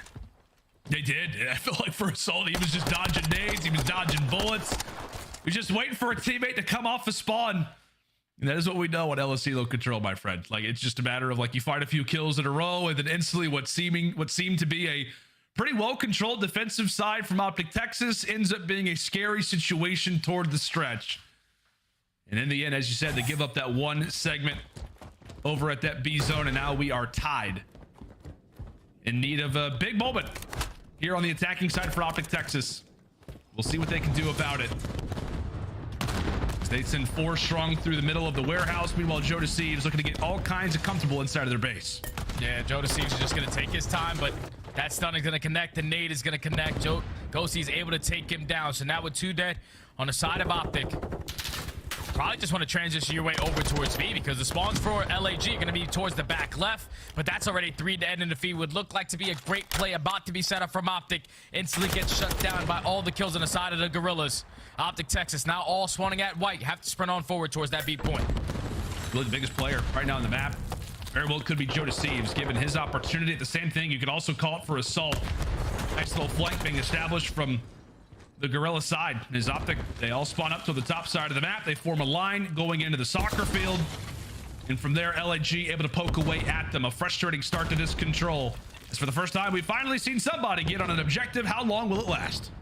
Optic Texas have a lot of bodies on this side of the map. It's just all about chaining it with a couple kills. As the first tick is already in, the second tick is in now. I've also just got word from the stats team that they weren't able to complete that segment over towards B, so currently LAG up by 1. Oh, okay. With Optic Texas, only 22 seconds left. You got to fight out of your base. You only have 2 segments. Still to be able to do it. And well for Gorillas. You've got Exceed trying to hit around so far, having a slow performance in this control, but he eventually does get found out. So right now for Ghosty, trying to be the sole man on the objective. He's got to go big, but he gets wiped away. It is a clean 3 down. Last man alive is going to be Hook. He's looking to hit the routes, but he will fall, and all Optic can do is shoot from afar. Another defensive round, and a solid one at that for LAG. So now if you are LAG, you're only down by 1 segment. We saw in their attacking round, they found a lot of success early on. Towards that A point, Jodeci just sprints right through the double door and gets on that time. But your main focus is you can potentially close it out on this attacking round. They almost did it. They just couldn't find that kill onto Hook. Just do the same exact thing that you have been doing so far. Make sure you complete at least 2 segments to guarantee yourself that defense going into this round 5. Yeah, like you said, for the Gorillas, it's pretty standard. You know the situation that you're in. You know the score. Just a matter of doing the basics. Make sure you're doing the little stuff to guarantee that round 5 preferred side. As Arsenes is able to wipe away with 2 off the rip. I'm sure Hook not happy to see a spree like that. He's eager to try to turn things around. And we know when it comes down to the nuke, he is all about aggression. Feels like he's got dead silence at all times. Jay, he goes for the Eagle Chow again. Not sure if we're all in favor of that gun engagement, but you can't really get away from the typicalness of him trying to go for a fight like that. And I think Shotzi, he's stuck in a wall right now. I don't know what's going on, Jay. Yeah, there's something going on, but it doesn't look like we're back. I think it's all good now. 45 seconds. LAG had to try to get pushed up as the timeout has been requested, but don't know if it's going to be needed as a team kill does come in for Hook. LAG now able to stop that clock by getting on over towards A. 35 seconds as the first segment is about to be complete. Yes, indeed, folks. We'll look to see what exactly is going on with the game. Meanwhile, we'll cast it as if it is all official. Currently, right now, to the side of Optic Texas, they're able to find a few there in a row. And right now for the Gorillas, they've got to get a move on. They've got to get something going. 20 seconds. Move has to be made, as we said. When it comes down to segments, they can guarantee things as long as they grab a few of those. However, a team nade ends up rolling on through, so that's not going to make things that much easier. Luke's been trying to make a play in the back for the longest of times, and now it's time for Dead Silence to be rocked again. And boy, do they need him in a spot like this. Oh, but if you are Optic, you don't want to give up this last segment because you have been able to outslay, but with LAG stacking towards his B point, they're able to secure themselves that defense going into round number 5. That's 3 dead in the feed. Last player up is going to be Assault, but job done if you are the Gorillas to at least secure yourself that defense going into round 5. I thought Optic had a lot of map control. Like Hook, he puts himself into white, but you want to try to set up that pinch. You want to get him off of that point because you were outslaying him in this game. You would have guaranteed yourself that defense going into round 5, but unfortunately, they don't find the kills in the right time. LG, they get that extra segment, and now Optic have to win an attack. And what do you want to see? I mean, Jay, so far, what do you want to see from them? Like, what has been going wrong on their attacking sides? What do you want to see them try to come out with in this round 5 that maybe they haven't done up to this point so far? I feel like Optic are trying to make the perfect play happen, trying to get a clean forward end before they execute towards one of these points. I would love to see them just commit their way over towards A, get that one out the way, extend time by a minute, so then you have 2 minutes to work with over towards that B point. All it takes is 1 to 2, 3 down, and then the round will be yours. Just try to close out one of these points nice and early so you have a lot of time to work with. All right, getting word that we are currently pausing the game for the moment. We're still trying to figure, I think, exactly out what is going on with the game. That's the only thing that I've been given. So with that, we will continue to discuss this round number 5. So the map has been paused. Everything has stopped at its track. So with that, we'll, like I said, do our best to give you guys as much information as we can. I know we saw a few moments where Shotzi's running into walls. So again, we'll see exactly what's going down with the game for right now. But as we said, Jay, for the moment, we have to act as if that result is currently what it is. Like you said, LAG, they do secure that defense moving into round 5, preferred position nonetheless. And it's a huge spot, right? This is a massive, massive spot for both of these teams in the swing round situation. And with it all being said, Guerrillas going up 2-1, what it could mean for their confidence. Optic Texas to come away with another respawn. That could also be huge. So we're being told that we're getting right back into this game, Jay. Okay. Just a brief little pause. Oh, baby, we love that. This is great. I love this. We love that feature. Right back 2-2. Stat lines are still the same. Great feature in the Call of Duty is now Optic Texas.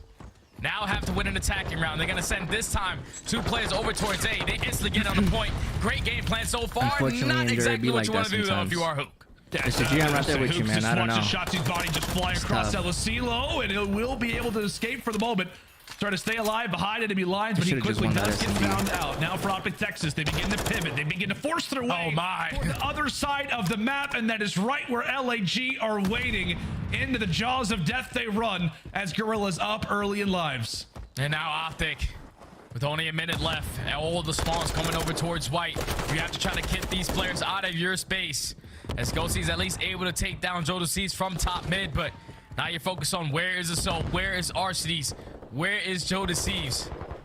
As they are just finding all the kills in the feed. Optic, they go on 1 by 1. You need to take your time. You need to play trades because it's just making it super easy for the Guerrillas. Yeah, right now, based off of spawns, that lets you know exactly where they're coming from. They just continue to pounce right into the line of fire. Exceed. Oh my. Our game is starting to heat up. Yeah, now they lost this 5 one. in a row, putting tags in. Optic Texas continue to run out into no man's land. like that, bro. Can anybody Come on, get man. onto the objective as they manage to find 2? unfortunate. It feels like this one is about to be over quite quick. Especially if Exceed is able to find a few more. That's now 6 in a row. Nearly makes it 7. Bro, they're getting Shotzi's still fried. up, but he's the only player that is pushed up. Hook is trying to stay up over toward this other side. Jumps on the point, and he gets found out too. It's over, man. The time is ticking away, and Optic Texas, they have one last good look. Can they stay up? It doesn't look like it. It doesn't look like it. This one is done. Wow, what a round right there from LAG to now put themselves up 2-1 in this series. I said LAG needed to bring the slaying. Pretty sure they outslayed by almost 20 kills in that final round.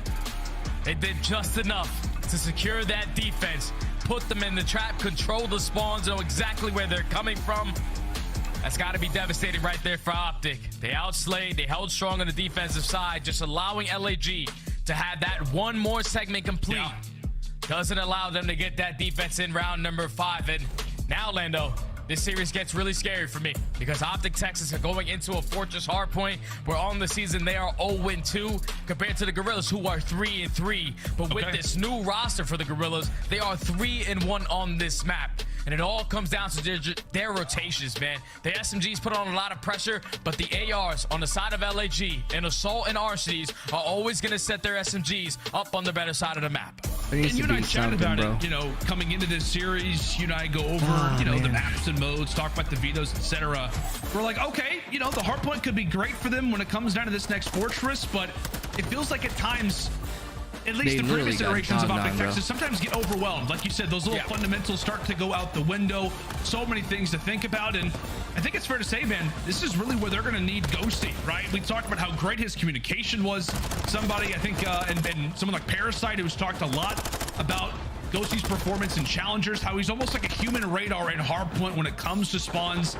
Can do a great job at giving really a good, bird's eye point of view on what's going on around the map. And it's easy to like them because of the players, when it comes down to but this Fortress hardpoint, will it be enough? We'll see. But if they do anything like they did that I opening guess. hardpoint when it comes to whatever. slaying, rotations or not, they could just break every hill, buddy. But That's exactly. what you think, but a map like I've said this Fortress before, is bro. not really that kind of map. Optic Texas, you know, for that P3, even for the P2s, we know that if you don't have that favorable spawn, you're probably not going to get time. It's like the Raiders, bro. One of the biggest fan bases. If you don't find success, then you have to rotate early on. They are and the dead team last in is rotations, and they are dead last in breaking. So you just don't know what you're has to gonna come get. in. He has to change that all around versus a team in LAG who love this map. So tall task ahead for Optic Texas. Obviously, they come out swinging in that map number 1, but it's been all the gorillas in the last 2. Well, I guess I'm not buying an Optic jersey. Nail biters of those maps, but now if you are Optic Texas, you just got to fix those fundamentals. One thing that really tends to irk me, though, is that I know Hook is out there getting all these fancy kills and stuff. Can we stop ego challenge so damn much? I'm telling you, like, he puts himself in these great positions. On that last one, they're literally Let's just play your life team instead of trying to bro. go for the 3rd kill. That's literally what we need they to were play doing. more fundamentally sound versus a team like LAG who will capitalize on that. Yeah, that's a good point. I mean, we're in the hard point. You know, it's totally different when you're up by like 100 points, 150 points at a hard point in comparison to a 3v2 in Search Destroy, for example, or in a big spot in a control. I completely agree. I know at times we've talked about, you know, how he is that explosive player, and at times, you know, your greatest strength can also become your greatest weakness. Great opportunity now, though, for the Gorillas to potentially close out this series in just 4 games after just getting absolutely pulverized at that opening hard point. To say that LAG would come through and just, you know, potentially walk away with an X3, momentum-wise, we think you'd be crazy, but they answer back in the Search Destroy. They have some great moments in that. As you said, they guarantee that defense here on LSC low control. It's not been perfect, but they've grinded it out to this point. A young team, 3 members from the Challenger side just entering into their first qualifier together in Major 2. Really just trying to get back to a solid statement. We held them in such high regard, and then it feels like right now we don't really know where to put these guys. A W today versus this Optic Texas team would surely put them on the right foot for sure. Oh, yeah, without question, man. If you are LAG, not the best performance all throughout Major 2. You want to bounce back, and you want to bounce back immediately versus a team in Optic Texas who everyone had a lot of high hopes in ever since the addition of Ghosty. But now Optic Texas, this is where we find out what they're truly made of. This young rookie, down now 2-1 in the series. Communication has to be on point. The fundamentals have to be there because that's where LAG do not make mistakes. We know that they have the ability to slay, but you have to make sure you're getting to these hard points early. Yeah, that's exactly right. As we talk about a Fortress hardpoint, it can be crazy, it can be chaotic at times. You can get overwhelmed by the amount of things that are going on your screen. So far, how about this performance from Exceed? I mean, as we said, just in that opening hardpoint, had a phenomenal performance despite getting absolutely destroyed. And that's the Search Destroy, goes 12 and 7 to the control. Not an amazing performance, but he goes on like a 5 or 6 spree to close out things in that round number 5. But what could be the final map of the series or the ticket to getting us to a game 5? We'll have to find out as we fly in toward Fortress. P1 is in, and it succeeds, starting things off with the first kill. Yeah, Exceed starting it off, but that's going to be Shotzi and Ghosty combining for all 4, and already the spawns are now going to flip for Optic Texas.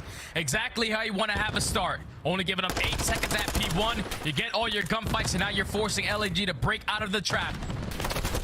As now with 25 seconds left, it's all about staying alive. You do not want to drop as now Exceed finds that kill. He's able to push his way on through P2. You got to pay attention to where Shotzi's now going to spawn.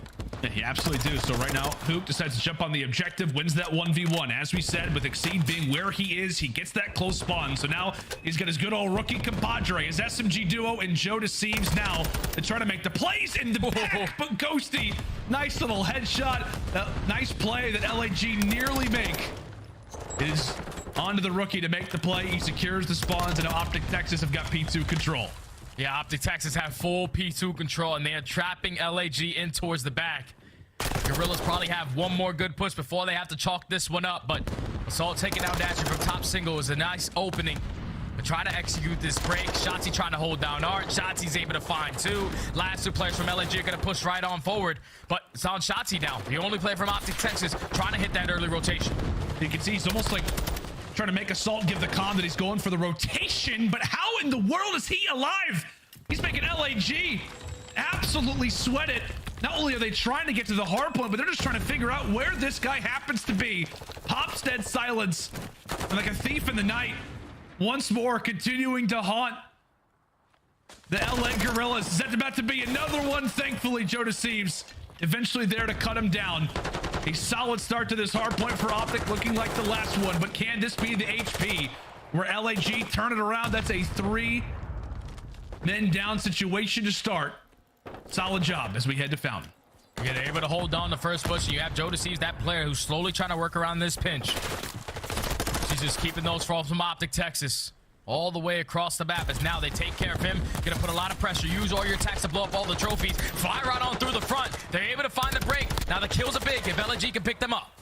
And they absolutely do. Exceed just runs through with 3 again. That's 5 in a row. Once more for him.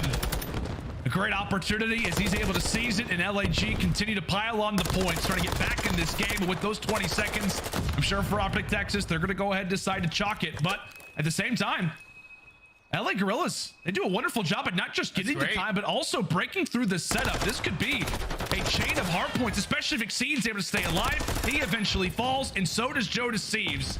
A great opportunity for Gorillas, but this time it's squandered. Yeah, now it's all on to Assault, though. The last player up sitting towards top rails, he gets taken care of, so Optic do a great job of just fighting back to get control of those spawns. Now growing this lead a little bit more. Peekaboo, I see you. You're gonna have to drop on down from that window. This is Arcides. As Optic Texas with the full setup, gonna force LAG to try to break out through stage, sending multiple players towards this side of the map. Arcides with the SMG finds himself on a 3 spree. They're trying to set up the pinch from all angles. And they also get the close spawns, so solid work there from Arcides, not just to put the Vaznev to good use, but also help get those spawns nice and close. Again, Exceed, every time we're on He's his field, frying, man. it feels like he is going for 4, 5, 6 kills in a row. There's the 5th again, 14 and 5 right now from Exceed. Just feels like nobody can touch him right now. Jumps inside the hard point as if he owns it. And right now, LAG find themselves down by 30. This young man is taking over the game for LAG. Already double positive in all the respawns that he has played. Now we find ourselves off the rotation over towards P5. It's going to be Optic with the early setup. They have trophies down. Exceed is going to invest that cruise missile. This way you tell your teammates, throw your attacks so we can get these players off of the site. And that's exactly what's going to happen. He's able to find 3 down. Optic Texas now pushed out towards the back. That is perfect work. It is perfect work from the Gorillas. They toss out the utility to make sure those trophies cannot be utilized. And then just from the top, it is the cruise missile who comes in and collapses the setup. After being down what was like 100 points, Gorillas have come alive once more in the hard point and are even threatening to maybe take that lead. We've got a 2v1 over at Blacksmith, and they're able to find that one as well. So currently, no question about it, Jay, who has really been able to bring this lead back. As we head into the second set of rotations, it is Exceed now sitting on 19 and 7. 19 and 7 from the young man. Let's step aside and listen to the comms with the Gorillas and see if they can close it out now. P5 and top elk, guys. P5 weak. Damn, he played. Okay, I'll get open. One second round. Open. I spawn maps. I got secret close on you. On the truck behind you. From maps. Gate one shot. Gate from maps, I think. Truck one shot. Truck from maps as well. Coming from maps. Nice. Good job. I didn't hear anything. Top up. Kill me, guys. Chill. Yeah. Don't play straight. I help turn. I got through. Double single. Double on P4. Bottom P. One is P4 too. Okay. Third tax. P4 one bottom. I'm ready. P4 one bottom. I'm through right now. Should third tax play, Joe. You shouldn't. Yeah, we should try to play through all. He's close. One shot. Close shot. Nading and stunning it. Nading and stunning. I think he's our side. Go C street too. I'm a bullet. I can't cross. I'm crossing. I got naded. I died. Somebody's gonna have to cross. I'll get time. Nice job. I'm jumping top, bro. Yeah. Heard you. Work it together, guys. Hop up. I can't. Top track. Hold on. Give me a second, Joe. You good? I got double stun. Go. Top single. Chat, I legit got a headache off that last match. I had to go get some ibuprofen, not even lying. I'm working left. I'm working left. Singles around. Single. Got one. Single. I'm working the back. Yo, you went double. Double dash. There's 2. One P1. Let's track it out. Let's get it back. There's one P. P5 pinch. Deep track. One shot. Hang. I'm so weak. Nice. Let's go. Frame. He's there. I spawned P4. I'm looking at you. I got you. One is open. My goodness, this Gorilla's aggression, it's understandably so. While they're playing at this kind of pace with comms like that, the boys are fiery. They're feeling good, but they got to be careful.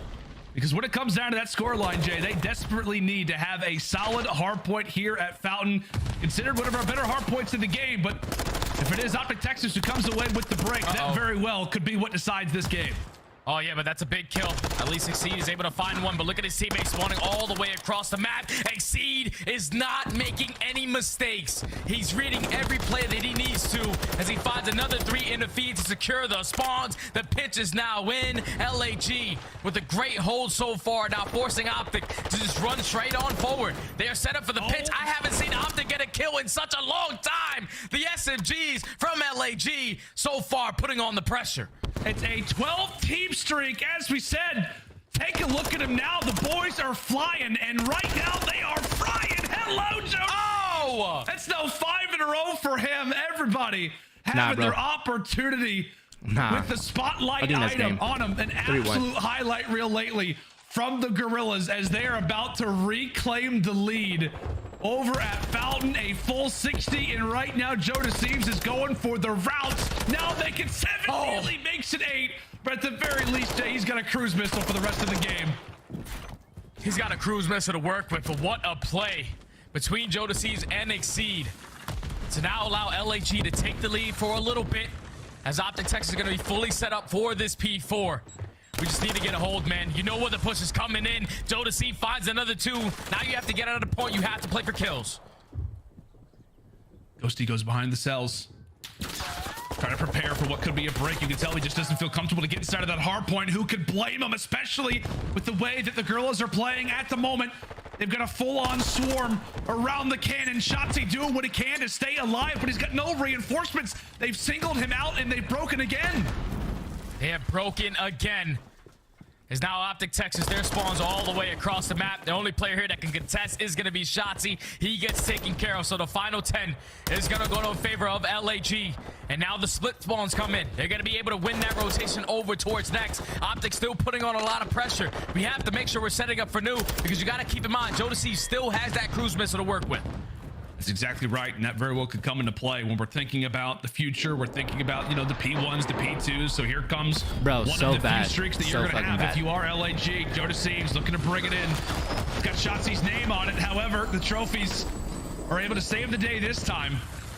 Last time around, it was a good old 3-piece that opened things up for the Gorillas. This time, the trophies are able to remain stable. Back and forth we go. Now it's Optic who has grabbed the advantage. 200 points. And right now for LAG, they've got to contest this. They cannot allow for this P5 to go the opposite way. Yeah, they have to get out of this trap, man. You have to win a couple gunfights. Joe DeSeves and Exceed once again, man. These guys are just all over the kill feed. And now with them getting those kills, Archides is now going to get that split spawn towards stage. He is going to get red, but at least if you are LAG, you get Optic off. 200 to 204. The game has the potential to be closed out at P1, and it's going to be Optic Texas there early. However, at the same time, Exceed is trying to make a play for P2. As we talked about, you got to be aware of the current time, but with how close it is, it's going to be all about those spawns. And right now, it is up to Dashy, the man to try to do the job. Again, P1, that's fine. How do you handle business when it comes down to the spawns? They've got the close ones now moving forward. However, Ghosty puts through a big gunfight victory. And right now for LAG, they've invested a lot in trying to go for the spawns. Meanwhile, it has been uncontested time over at P1. They finally get involved in the fray. 225 to 201. It eventually works out for the Gorillas. A long-term play that finally manages to go their direction. Oh, but now LAG, they're thinking that they have them in the trap. 2 players from Optic Texas are going to spawn out towards stage. So now you have to watch your back. You have to watch your front. You have to watch all the angles as Optic Texas are able to get 3 dead in the feed. They cannot win it at P1. It's all about this rotation over towards next. And it's going to be Exceed here nice and early alongside Assault. It's about to be a trade. It's about to be a trade. Dashy, can he stay alive? It's gotta be. He does. Bruce able to stay up. However, eventually does get found out. And take a look at those spawns. It has been such a battle between both of these teams to have this position. And we'll see now that the Gorillas hold it, what they can do with it. Oh no, that's 3 dead. All 4 dead now in the feed. LAG can win it here. It's about to be game time, Lando. 220 to 238. All you need to do is hold down 2 more pushes. Can it be a break or will it be the hold? potentially the final hard point of this series. Here comes Hook, eager to dive on forward. He's the only guy. One, Exceed also will drop. It's 3 down to the feed, and it's only 5 more points that is needed for us to go to a final map. Shotzzy able to put away About another, fucking time they do something, bro. Be God able damn. to do it. A crazy and wild hard point that had all of our heads spinning when it came down to who was going to hold the spawns for Gallows. Gorillas eventually awarded it, but Optic Texas find the late break. And with that, Jay, we've got ourselves a game 5. Another one, Lando. Another one for us, man. I feel like every time we cast, we're always going to a game 5, brother. And I wouldn't want this series to end any other way. What a performance from both teams. LAG had great holds at that P3. That was where they always were able to respond. But Optic Texas dominated that P2 hard point. The turning point of the game, though, was at the very end of that P1, where LAG, they got all 4 dead. They're thinking that they had them in the trap towards the back of statue. But with 2 players spawning out towards stage, things get a little freaky. Optic Texas are able to clutch up in the very end. Wasn't the best stat line from all the players, but you see the guy who stands out, man. Shotzzy was all over the map, just dancing left and right, making his kills look easy. As Optic Texas finally get their very first win of Fortress Hardpoint on the board. And what a way to do it, right? It just feels like for the old Optic Texas team, you know, back in Major 2, it was about them holding, and right now it feels like it is all about the breaks. As they finally are able to do so at Gallows, they get the W. It's back-to-back hardpoint dubs. But so far, it has been everything else for LAG. It is either going to be a great respawn victory in the books for Optic Texas, where they clutch it out, or it's going to be a 2-3-5 for the likes of LAG. It has been a crazy, crazy series up to this point, but somebody's got to close it out. Somewhere to starting off with a good old 1-0 record. Will it be Optic Texas or will it be LA Gorillas? We will find out right after this break.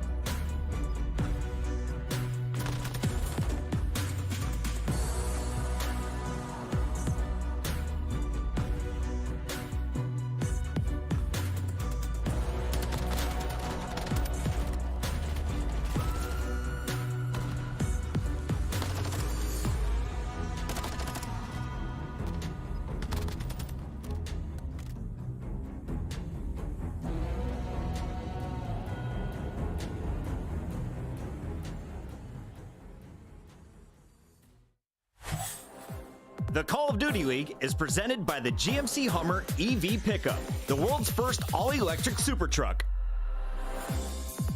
Upgrade your game with the Scuff, the official controller of the Call of Duty League. Oh boy, howdy friends, and welcome back. We've got ourselves a good old Game 5 that's getting ready to be on the cards between the LA Guerrillas and Optic, Texas. Optic sporting their new lineup and their opening match with Dan Ghosty. On the other side for the Guerrillas, Jay, they are looking for some retribution. Had some great moments throughout the Major 2 qualifiers, but did not deliver when it came to what matters land. is you're here, man. A big spot for both of these rosters and their opening match here of Major number 3. Surge is actually as we fly in ain't too for bad. Elasilo, Search to Destroy. How do you feel like this one's gonna go? Because I'll be honest, man, I have absolutely no idea how this is gonna wind out. Well, Optic only played this map once, and they were able to win it versus LA Thieves at Major 2 in a 6-4 fashion by just dominating the defensive rounds alongside the 13 bomb that Dashi was able to drop. But you just have to be prepared for what LAG likes to do when they're attacking rounds. The second best team in the game at just getting that bomb down quick and then forcing them to retake as the first blood already comes in for assault.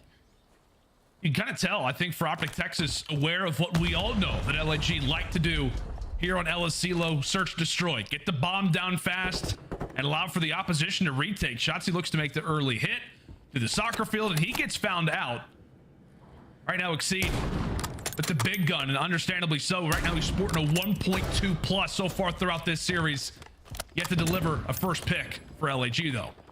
So now in the 4v3, if you are LAG, you get that information. Unfortunately, the hit marker not able to take down Dashi. But it's 35 seconds. Look how much ground RCDs was able to cover. He's slowly trying to work his way up towards A. He's able to spot Dashi. Now this opens up that B plant for free. It absolutely does. Oh my goodness. It was a great little challenge potentially there for RCDs. Just say Exceed was actually looking for the second pick there for the Guerrillas. Now it's going to be a 3 versus 2. That sniper continues to raid on out. He's found his pick on the Ghosty, and now it is all up to Hook. Going for the challenge. Able to find one onto Assault, but he's got a lot of ground still to cover, Jay. Yeah, a lot of ground he has to make up. 30 seconds. He has a chance to make this opportunity happen. Keep in mind, Joe Deceives, he's watching this angle. He's able to get that information, throw a shoulder. Now the double challenge is about to come in. Hook has to find both kills. He headbutts the door. He's focused. He's ready. Hook says there's an opportunity to challenge. I'm absolutely doing it. The problem being is that the Guerrillas are not giving him anything to work with. As the time ticks away, LAG holds strong. They hold true. And they end up walking away with our first round. That's good stuff right there from LAG. Just completely throw the stats out the window. We know that they're one of the fastest plant teams that we have in the game. This time they slow it down. They know that Optic have a couple players who are going to try to get aggressive. As Assault is able to take that first blood. Then RCD's edging his way up all the way towards that B-bomb to find the second. Freeze up that site. LAG just take their time, fill out the very first round, and take it. Now up 1-0. A very well collective round from LAG. Everybody getting a kill. Love to see that. And how about this opening strategy here from the rookies, the SMGs of the Guerrillas. Both players making a quick flank, and Exceed knows exactly where Ghosty's going to be hiding. Great work from the Guerrillas to instantly cause a bit of problems toward the back lines. Meanwhile, Optic Texas trying to get that objective down. They're able to do so. 3v4 LAG with numbers. 3v4, 40 seconds on the retake for the Guerrillas. Optic Texas need to try to even up the numbers. Want to play it patient. You plan it for that stretch so you can see it from multiple different angles. It's all about these kills after. Hook is able to find the first. The nade comes in. He's able to snap onto the second, and Dashi finds the third. What looked to be a 4v3 is now a 1v3. All left up to Assault. And best of luck. As he runs right into a nade. He just doesn't know where anybody is. He's looking for some help. He's looking for some support. Rounds the corner, spots a nade, and then from there, he eventually drops. I was going to say, Jay, that looked like a very promising start for the Guerrillas given the plays, but it is Hook who ends up having words for both Exceed and Joe Deceives, finding that 2, forcing them in to that bomb site. And great work despite being a man down 1-1. 1-1 now. So now if you are Optic Texas, let's just fill them out. Let's spread map. We also want to put someone in towards that A site to not give up that bomb plant for free, but no one should really try to be over aggressive here because LAG, they're prepared for it. as you're gonna have Shotzi trying to go on that flank. He finds the timing onto Archides, should be able to find the first. Shotzi Oh, always but look at his won. dead silence. His dead Always silence wanted about to run out. Make a play on the flank, but as you said, that I was gonna say for a moment that dead silence runs out, but Archides there for the quick peek. He eventually falls, and it's 2 early ones here for Optic Texas, 1 for Shotzi and 1 for Hook. And currently for LAG, you're inside of the warehouse and you are completely surrounded. 2v4. Joe Deceives is just going to try to get this bomb down, make the play come to him, as Assault has not been able to earn his dead silence yet. But they're able to get the sound cues. Dashy jumps down from top mid. He's able to take him down, and Hook finds the final. Shotzi and Hook start the round off, and it's Hook to close this one out. Talking about less ego, Chalice, but 7-1 stat line on a fire spree. You can do whatever the hell you want. Hook the nuke. Optic Texas now up 2-1. Hook's having a great time, man. He's just enjoying a bit of LSC. Like, you don't get a chance to do that very often. You know, when you're in the middle of a series, it's a game 5. You know what? Let's do some parkour moves. Why not? Props to that man. He's doing it all right now, whether he's hitting some cool little 180s or if he's hitting the 180s in the actual game. Great start so far for Hook, as he has obviously led the way for Optic Texas throughout our first 3 rounds, giving the boys that 2-1 advantage. But you still see it. The smiles are out for the Gorillas. They're still feeling good, Jay. Yeah, you should definitely still be feeling good, because the score line is only 2-1. So now for LAG, have to respond with another defensive round, as Optic Texas gonna play it nice and slow this time around. Use your attacks to get some information in towards the site. Do we see the Celium wallbang? Yes, we do. So that player is gonna be a little bit hurt behind that couch, but the nade doesn't connect. Optic Texas have to slow this one down. However, 2 players making their way up through that ammo alley. Just behind the door is going to be Archides. He puts in a few bullets through the door. Dashy tries to go for the flank, but it's Shotzi who's able to handle business regardless. Continuing to fly. Dashy and Hook come away with 2. It's the cruise missile confirmed. It is earned, and Optic with the aggression end up finding all 4. That is 3 rounds in a row now for them. I thought that was going to get scary when they got double stunned in towards the alley, but Archides has not opened the door. Doesn't commit to the challenge, and then eventually gets taken down. But Hook is taking over in this game 5. 9-1 stat line, already a cruise missile earned. So you're basically going to be able to shut down that push if LAG try to push over towards B. This is where you potentially change your setup, double stack your SMGs in towards that A bomb. Goodness sake, I mean, just look at the score line. Like, you have 5 kills to the other 3 players combined. Incredible work for Hoop. This time he'll be able to watch his good old buddy Shotzi find that opening first blood. So as we talk about for LAG, a team that is very tricky on their attacks on Elasilo. This time it's Optic Texas who at least start things off quite nicely. But at the same time, Archides looking for information and hunting for what could be a huge pick. A massive round right now for them. The potential of going down 4-1. And right now they're relying on him to come away with the plays. Yeah, Joe Deceives though. With 45 seconds, Optic, they're not budging.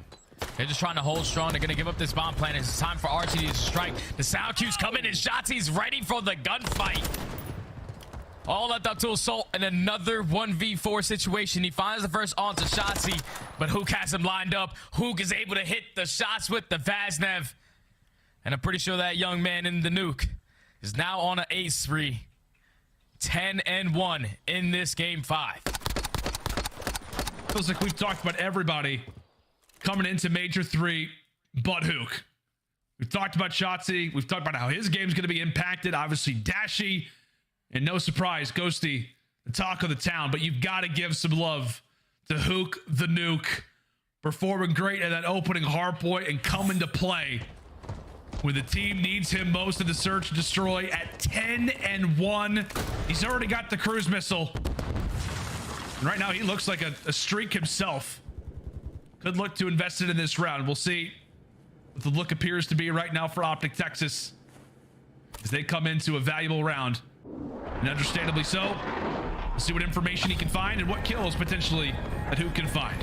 And keep in mind that Ghosty is that bomb carrier, so now he knows that all the players are playing over towards that middle map. Ghosty, you should have a free reign over towards this B site, but Exceed, he's able to at least take him down. So now that's bomb down. Shots, he's able to find 2 over towards Courtyard. 3v2 left up to the SMGs on LAG. See if the rookies can come away with the big one. Jonas Eves able to find 1. Now it brings it to a 2v2. Problem being is that Hook is still alive. Thankfully, Dashi lightens the load that much more.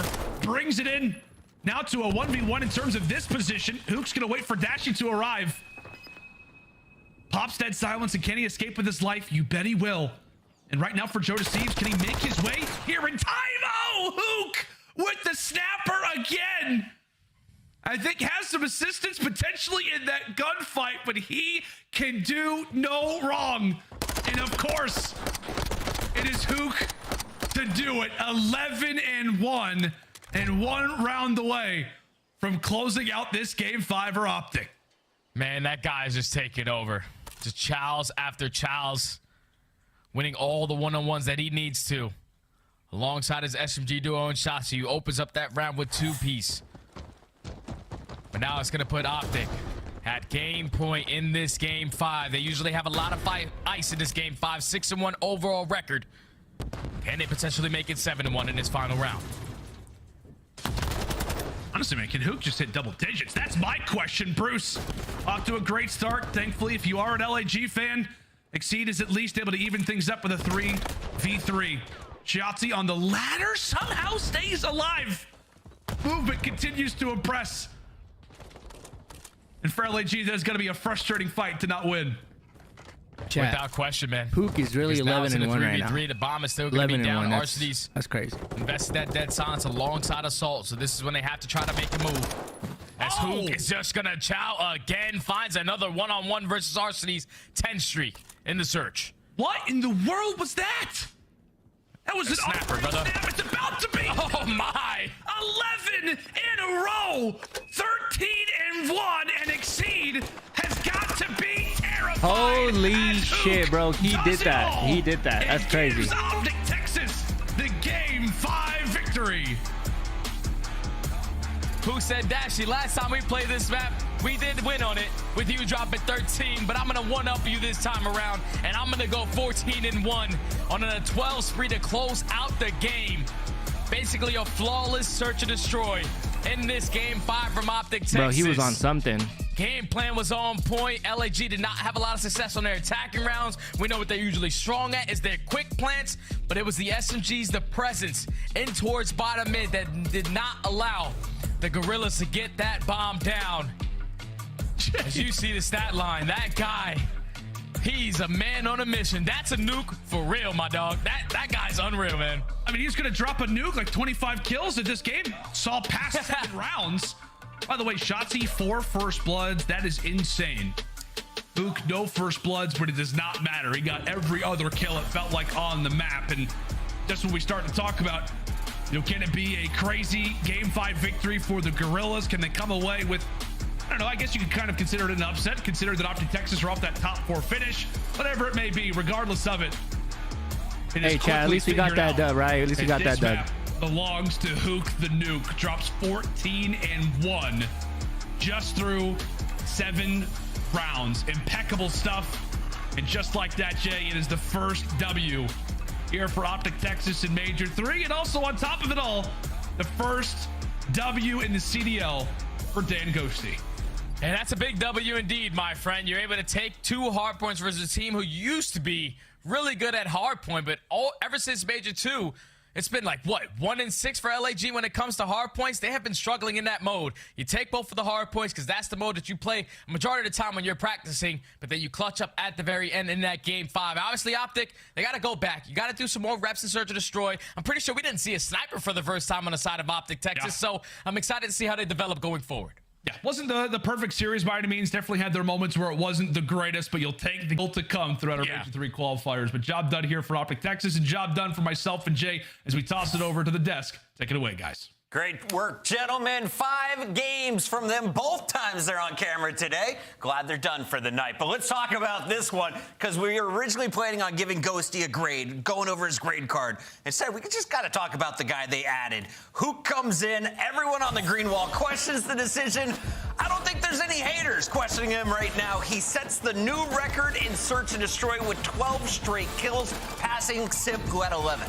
Yeah, you know, when I talk about this team and sort of like their shortcomings at the major, it always came with one of the SMGs. It was either Shotzi or Hook making a frantic play or doing something wrong on the map. Throughout this series, we did not see any of that. That's why the hardpoint looks so much cleaner. We saw Hook opening up on the map one on rotation P2, a fantastic three-piece that led to a phenomenal performance out of him the entire time. Like, when you get these two guys going, they are so much to deal with. The pace that they set, it just always come down to those small decisions that are being made on the map. And Hook, this series, absolutely on point. The guy deserves a lot of praise, man, for what he was doing, especially in that Search and Destroy. I just think the tone and overall pace that both the SMGs set in the series was just absurd. I mean, from that first hard point moving on, I know things kind of slowed down in that Mercado and that LSC low, but I mean, Optic Texas, I just overall moved so fast as a unit, setting the pace of this game, and I feel like LAG just didn't really have an answer for that.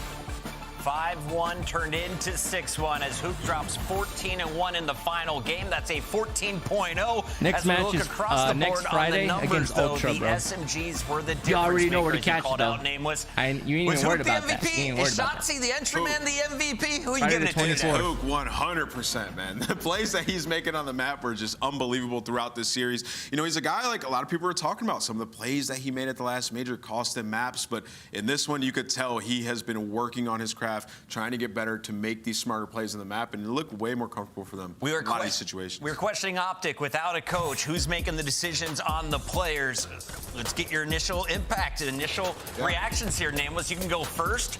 How did Optic do it? Dan Ghosty now in the lineup instead of Illy. Yeah, I mean, well, the one moment we got to listen to their comms on this map one, like they were just rolling. This is that three-piece I was talking about. Like, it felt like Dan was providing a lot of help and like calmness to the comms in a team that sometimes can get chaotic at times. But I see you got a hand about it. I was just kind of like, to your point, like I think the comms that he was like telling everybody, you could hear him saying this area is open, there's nobody here, looking towards this side, this is what I'm hitting out. I think it was just a very clear, calm, cool, collected, like you said, but also just great comms overall of communicating what he sees, what he knows. We call him a genius. He's still in school, and he proved it, I think, when we went into that listen-in, and I think he did overall solid. I think maps 2 and 5, I think Texas just need more reps with him on their squad and reworking their S&D and restructuring it, because at the beginning it was very much well-rounded around Illy and that sniper. So I think that's kind of what we saw in this series, Optic Texas just not having those reps yet in Search and Destroy. I agree. I'm gonna keep it a buck though. Dan Ghosty was feet kicked up. Like the subs were going crazy in this series. I mean, Optic are the last roster of his championship squad, but from seeing what Dan Ghosty did, like I like what the kid brings to the team. Like he's playing his role, he did solid. I was looking at his interactions. He only got in 5 gunfights in that last map. It was all Hook running the show, and he earns our scuff play of the game. Let's relive it one more time. 14 bomb dropped in just 7 rounds. Ridiculous numbers from a man who just didn't run out of confidence. I mean, Christ. I mean, like, Hook just, I mean, every single gunfight, it was going his way. His movement was insane. There were times when we were sitting there, we were like, we know Hook wants to peek this corner. Like, we know he wants to hit the gas, but he definitely slowed himself down a little bit in moments that he needed to. I mean, just an incredible performance at map 5 overall. That is your scuff play of the game, and of course, we have to update our standings now. Optic, they were threatening the top 6. They got the #1 seed going into our last event. They're off to a great start here. You're 1-0, and you add 10 more points to your leaderboard. If you're the LA Gorillas, you got into the top 8 last time. Are you worried, though, that maybe you won't make champs? Is this a team that you're concerned about, or is this just a tough matchup? I mean, given where you are in the points, you got to be a little bit worried about that, right, Chris? But I think you're, like, okay with that performance throughout that series. I feel like, you know, early on, Joe Deceivers was struggling a little bit, and he's started to get some big kills in that game, too. Really got going. Just got to find more consistency on an individual level. But either way, what I saw from Exceed, like, you got to show him. Exceed was doing That's literally what I was just about to say. Is I was going to say, if LEG takes anything away from this series, is the hope for some consistency out of Exceed from this performance today. Exceed, I'll be looking for your highlights on Twitter. Gorillas, please put them out there for us. And also, we want you all to get your gear right now. What kind of gear? Your new cards, Upper Deck. Start your digital collection today with the 2021 Call of Duty League trading cards by Upper Deck, the official trading card partner of the CDL. You can collect your favorite teams and players on upperdeckepack.com or scan the QR code on your screen right now. Shout out to Upper Deck for being a part of the party, and a big shout out to a new rookie starting lineup member of Optic Texas joining us live. Hair's looking on point. Ghosty, congratulations on your first win in the league. It was in my face. What was this like, man? Tell me about your first matchup here. It was really good, man. It was really fun. I'm not happy that it went to a map 5, obviously, but it's good to get a gritty series in for the first one. I kind of got slammed maps 2 and 5, but Kyler's literally the greatest, so.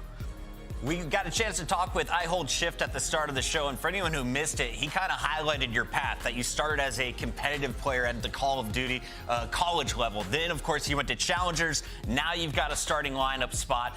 How tough has this grind been for you, and what are you going to look back on with positive thoughts in the future?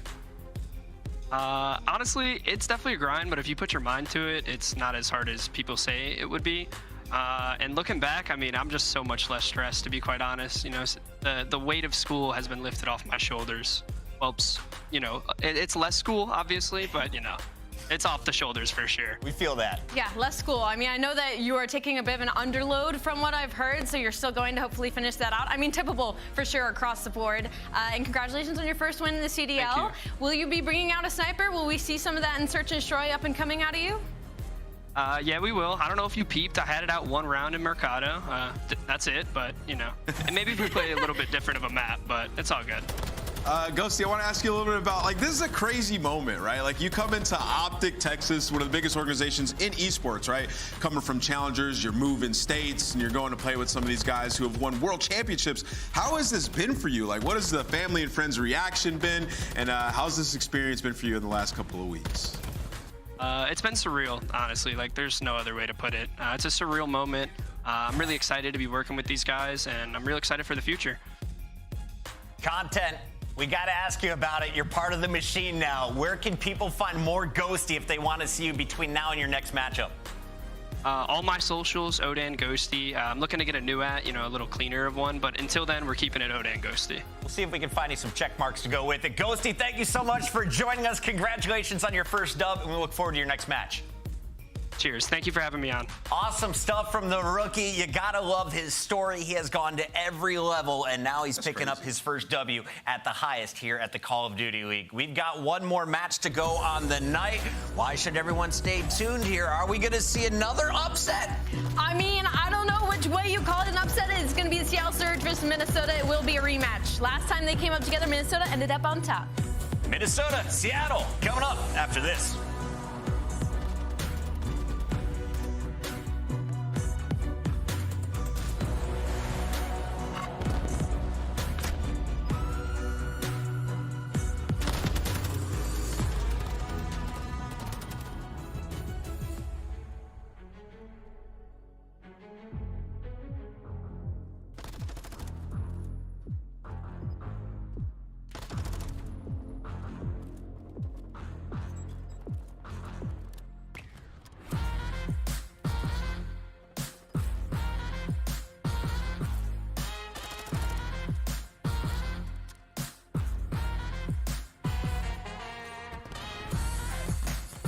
Yo, chat, who's hopping on that rank after these matches, after this last set?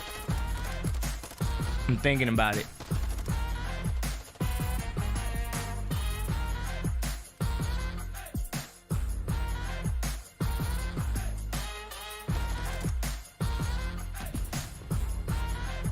Also, real quick, chat, is there anyone here that can respond that is pausing the stream here and there? That way I can let it be going on a little longer once I end it.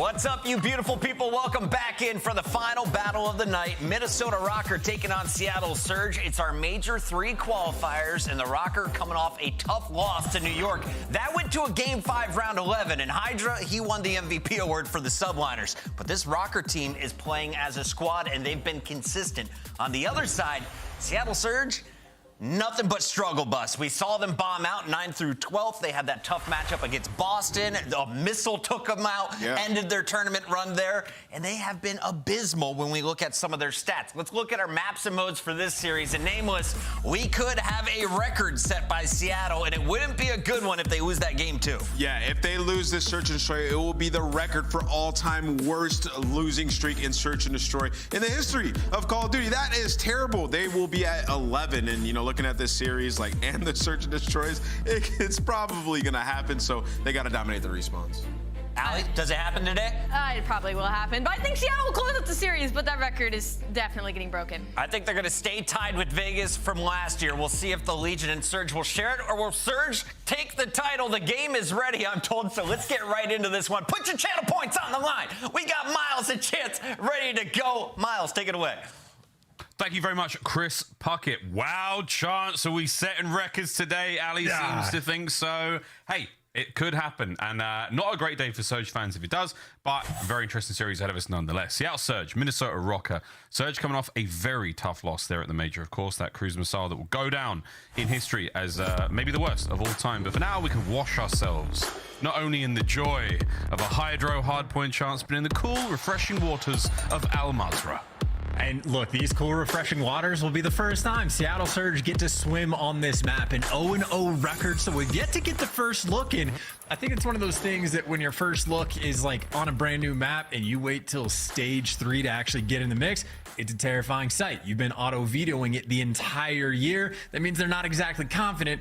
Maybe a little bit of good news for them, though. Minnesota on this map, 0-3. So if you're gonna try it out and try to build it up, might as well do it against a team that's struggling. And Minnesota Rocker, at least on this map, haven't been quite on point.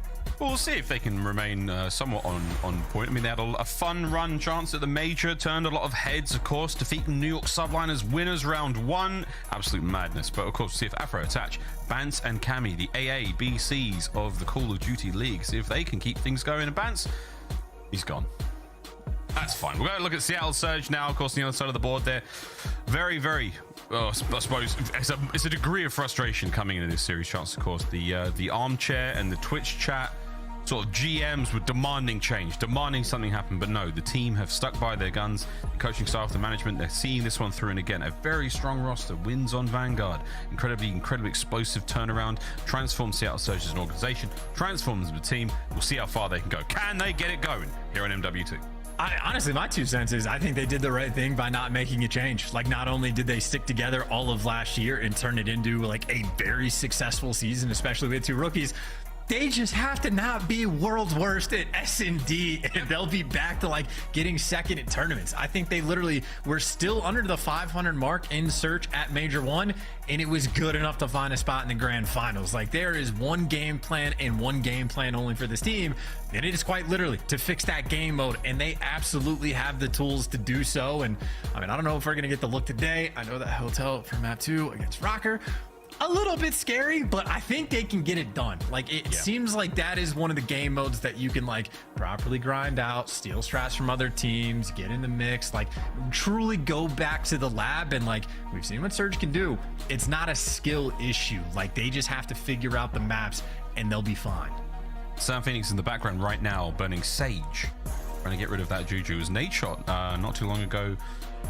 Sage in around, I can't remember, something to do with hotel control. It was not a good look, but all of a sudden their season turned around entirely. Second place, of course, at the Major, if they can't find any more success this year. But for Seattle now, and Pred, man, what an unbelievable start he has had to his professional Call of Duty career.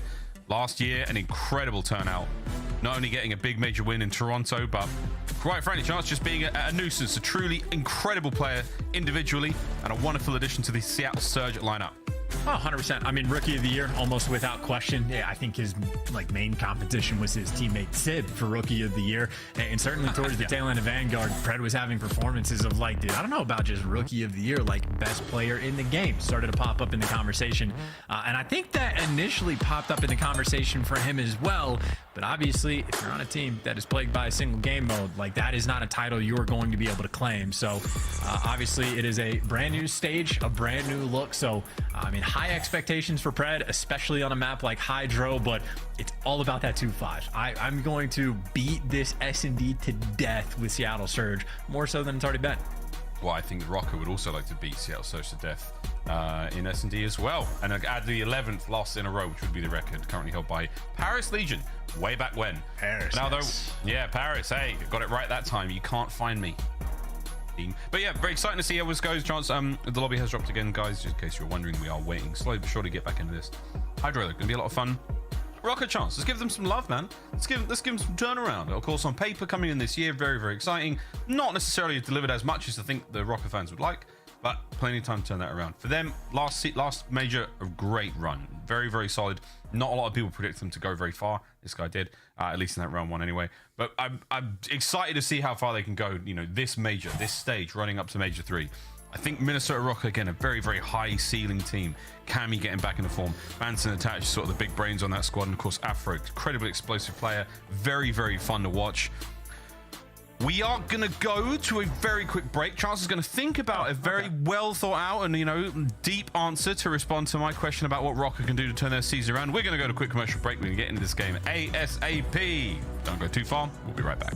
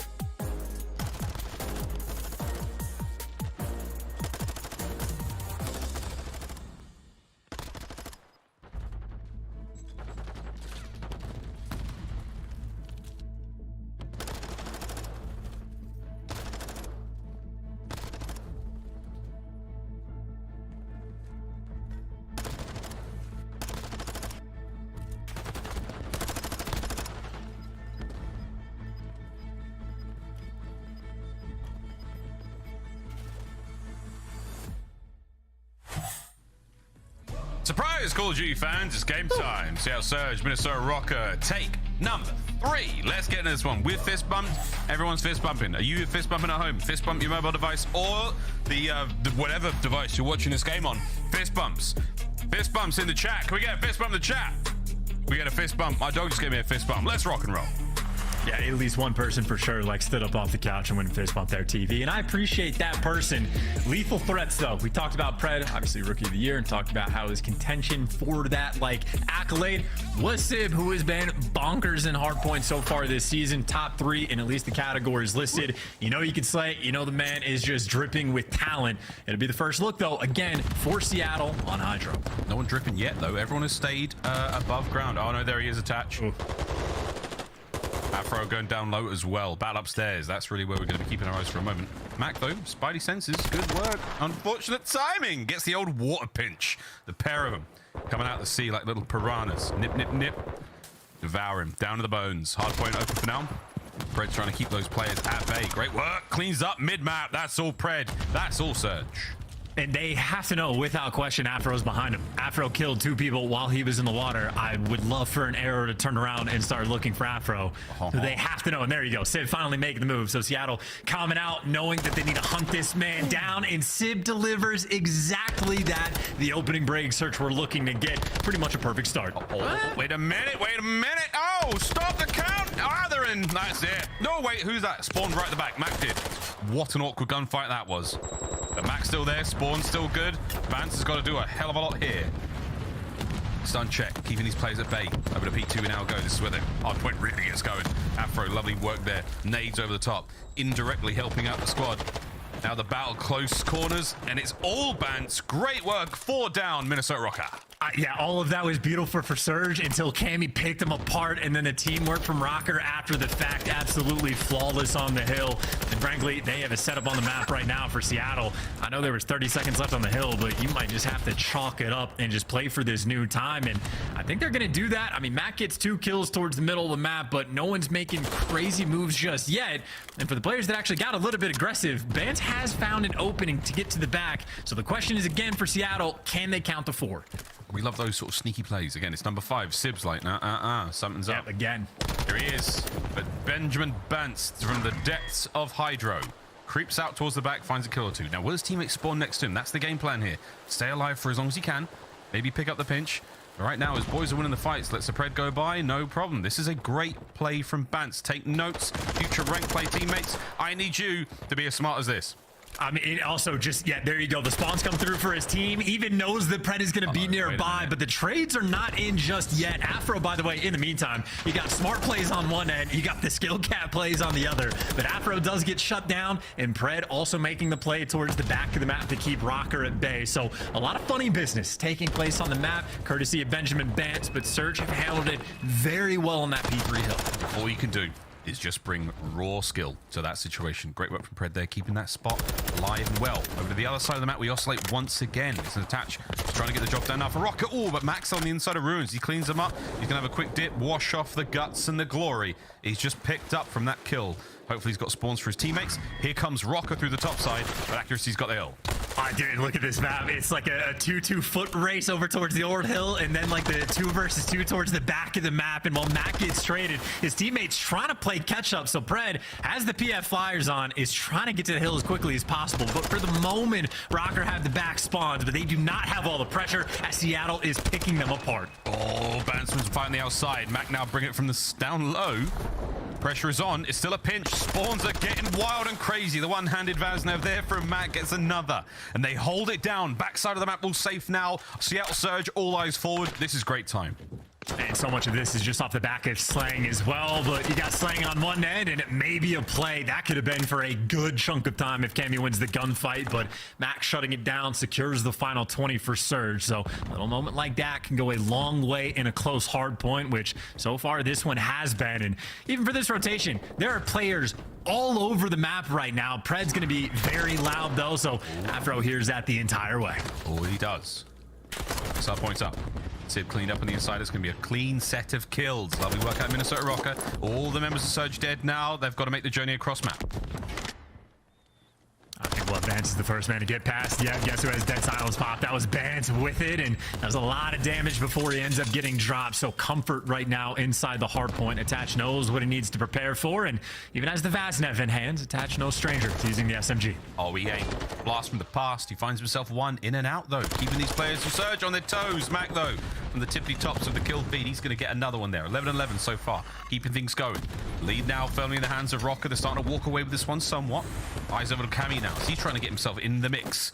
Already, though, Surge have cut the entire map in half. No one's getting across that halfway line unless maybe they take a swim. And this is sort of a reset, basically, from the start of the game. Obviously, Rocker, though, with a 20-point lead going into new, but last time it was Afro in the water spot. This time it's Bance, and I mean, hey, he trusted himself for the gunfight, but similar to last time, it is going to be Surge in control of the hill, and the question is, how well can Surge try to keep maintaining these spawns? And it's the exact same thing. It's Afro versus Sib in the back. You love a little bit of deja vu. First hard points up. Second set now upon us. Seattle Surge looking to get the lead back. Attach, waiting for this one. Slowly but surely, out he comes. Oh, skipping a dead. Accuracy, holding it down. Hard points all his. Pred's got the inside covered. Anyone now from Rocket, whatever direction they take, you can hear it. Whether it's top, whether it's bottom, wherever they're going, whatever their preference, they're going to find these kills. As Pred, once again, just being a pain. Truly, the teammates keeping the hard point in hand as well. Eyes on the minimap, and Sib, number 5, he has stayed out the fight, but he's doing a great job keeping that spawn set. Doesn't have to move. Heads up play still. Well, honestly, even for that first hill, that's the first time where it felt like things were like very stable for Seattle, where they actually had control of the map, where there's no messiness coming through, no water routes being taken. And speak of the devil, and he shall appear from the water. Afro on one side, Bance from the other, and he wins the gunfight as well. So tough to watch, and for a team playing it their first time, Rocker are not making it easy for him. Bance now from the back. Spots out Mac. Nades are going to do a bit of damage. That's going to help a lot. Can he keep his teammate alive? He can. Great work there for Surge. Afro's up next. Steps up to the plate, and it's none. It's just chaos. Throws a smoke. Nades going off. Couldn't see a bloody thing. He's down as well. Seattle Surge, keep this lead in hand. Keep going forward. I mean, they've just been like dealing with chaos nonstop, whether it's Afro or Vance taking the water routes, getting behind enemy lines, trying to like make the spawns mixy. And now this is perfect right now for Surge. I mean, if Civ can win an extra gunfight or two, it would have been nice, but at least you set yourselves up for free on this rotation. Everybody on Rocker is spawning up, and I think Seattle even making sure they're nice and careful. You have people taking deep routes right now to make sure they lock down those spawns. So this is as good as it gets for Seattle. Again, it's been difficult to stabilize this game, but they are in a good spot. Yeah, great work. Back and forth here on this Hydro hardpoint we have gone. Sib's up next. Can he get two? Oh no, Afro, great shots there. Back over the hardpoint, we now have it. Minnesota Rocker are in. They haven't quite got a foothold. His fingernails right now. That's what's keeping them together. Holding on. Here comes the wind up hit. Oh no, it's Cammy there in the feed. Cammy cuts down two. Pred though adds another to the kill pile at 14 and 9. Madness back and forth on the point. Seattle Surge with the closest spawns. They've got the numbers. Can they find the kills? They got them all too. I was going to say, if Attach can make a play, you could actually pin Seattle in the back, but as soon as Seattle get the wipe, that is perfect. And now Seattle can leave the back spawns open. You already see players like Attach now getting forced towards the back. So this is a beautiful moment of opportunity for Seattle to run the score up. Doing what they can. Seattle running the score. We're going to look now across the map. Oh, big wins from Mac. I was gearing it up. Exciting stuff, though. Minnesota Rocker, they're in control. Let's go for a listen in. I spawned a new. He's on the God Rock. God Rock Dylan, he has a trophy. One's P5 on me. He's still me at the back. On time and God Rock. One's close. P5 dead. Backside close. Hold on. Let's double shot. I'm pitching front. I'm hard. Don't show that. Don't show that. One's going globe, Cammy. Stay left back. Cammy's gonna go P1 or something. One shot. He was back globe. One shot globe cut. One's front ruins on me. Front bridge heady. Front ruins on the heady. Clears time. On the heady, nice. He's close side time. I don't think there's God Rock. He's ran out close probably. Nice. One's gonna be on the God Rock. Yeah, Cammy was what? Need stunning. I'm gonna look at it. Yeah, somebody else stay back. Yeah, I will. Nice. One shot dead. Nice. That's Nice. back I don't know where he's on top. Out. Dylan, laying down. And open. Got me going to time. 2 on time. Yeah, 2 there. Okay. Make sure you get to the back. Yeah, I'm playing low right. I spawned out, guys. Spawned out, Mac. Okay. I'll run back. I'll get the back. There's nothing low right. They're going through ruins and shit. What's the front time? A trophy just coming. One's ruins, man. In the back. Back deep push pop. One's in you, George. Bitch. Top bush rock as well, bro. I'll spawn back here. Hold on. He's bush rock gonna spawn to yes. Bush rock dead. Vince. I'm going on top. He's back. He's close back on time. I'm coming top with you. Weak behind the gym Vance. Behind the gym. No more front door. Front door, Dante, and P1. Rocker over the 200-point mark now. Chance, and they're once again full hard point control. Dude, it's just the comms from Seattle or the stress of a team that have just been dealing with chaos the entire time. Rocker are so annoying to play against. Always flipping spawns. Someone's always able to get through and get in the back and make things annoying. And Seattle constantly have tried to deal with this and actually just get control of the time. And again, a very tight game right now where both teams just clinging on for dear life. But a nice little 3 in the feed right there for Surge. They get the 4th. They're spawning him in the back, and this could be the moment of the game. Could be. Sib, eyes up. Tags in. Cammy somehow alive. Stays a foot. Sib doing what he can to hold this position. Ball over to P1, but the nade lands just in time. Another kill from Attach. Rocker have got the kills. Rocker are through. Can accuracy? Can he make his way up from the depths? Dive into the timing here. He's got a Baznem in hand. This could be a big moment. Catch these players out. There's number 1. Here comes the second. Oh my word, he does get them both. The kills are still going, and it's an open hard point for his second. Surge throwing the bodies. And now Minnesota, though, they're going to be desperate for these kills because that rotation is not looking very sweet for them. So you want to try to get this P1 time. Not able to get it. You expect the trades to come through, or maybe Vance a little bit too quick with it. Drags 2 to the grave before he falls. And as mixy as this game is going to bend, we are guaranteed at least another hill. Although admittedly, this P1 time still very important. You see Surge putting on the pressure. At least for Surge, no one's got behind enemy lines. Oh my God. It's all about this P2 hill. Oh, this is crazy. P2's coming up soon. Seattle Surge set up for it well and truly. However, the final few seconds going to go the way of Rocker. Makes their charge towards the end that bit easier. Here we go. Steady. Slowly. But at the end, it's going to be an absolute photo finish. 240 to 222 and climbing. Here we go. Afro, first man up. Can he get these players off the point? It's accuracy from behind. Split spawns. A slow route from Bance on the outside. Here we go. Another point. Oh, well, you just spawn yourself in the back, though, so Surge can actually try to keep him trapped. And you see the pressure is on, taking the gunfights to him. And this is going to be it for one more break. Rocker got the splits. Bance trying to wait for his teammates. One break's all it's going to take, though. Through the front, it's not going to happen. Slowly but surely can bend Bance to 200 IQ play. Is it going to work out? Does he have the gunny to help? His teammates are there. Trades, no! Mac, no! Nades! Pandemonium! It's done! Seattle Surge somehow pull it out. Rocker, they took their time, but not their chances. And in the end, a wild finish. Seattle Surge take the lead.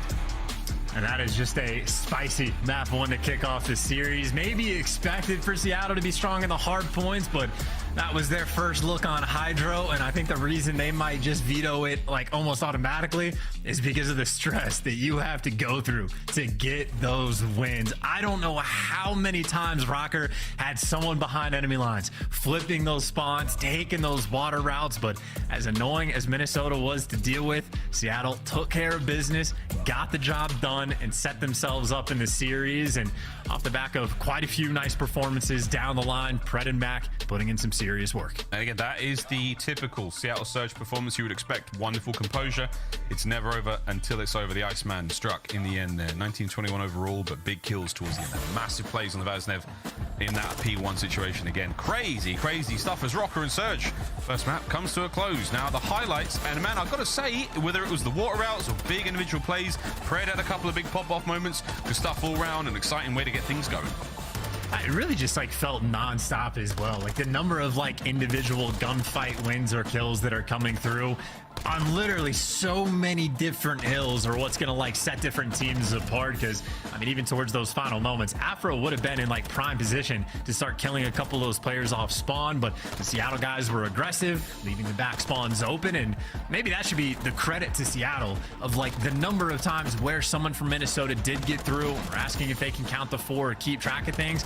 It seemed like every single time they were on point with it. Admittedly, sometimes Bance was making plays hopping out of the water, so it's never perfect, but heads up Call of Duty gameplay, it seemed like for Seattle. These are the final few seconds here, and this was it. Mac had to get at least one. Great job from him. Sadly, the nades start flying on through, but there you have it. Crazy close out there. Hydro never disappoints. Seattle Surge managed to nail that one, a 10-point difference in the end. GG's to them.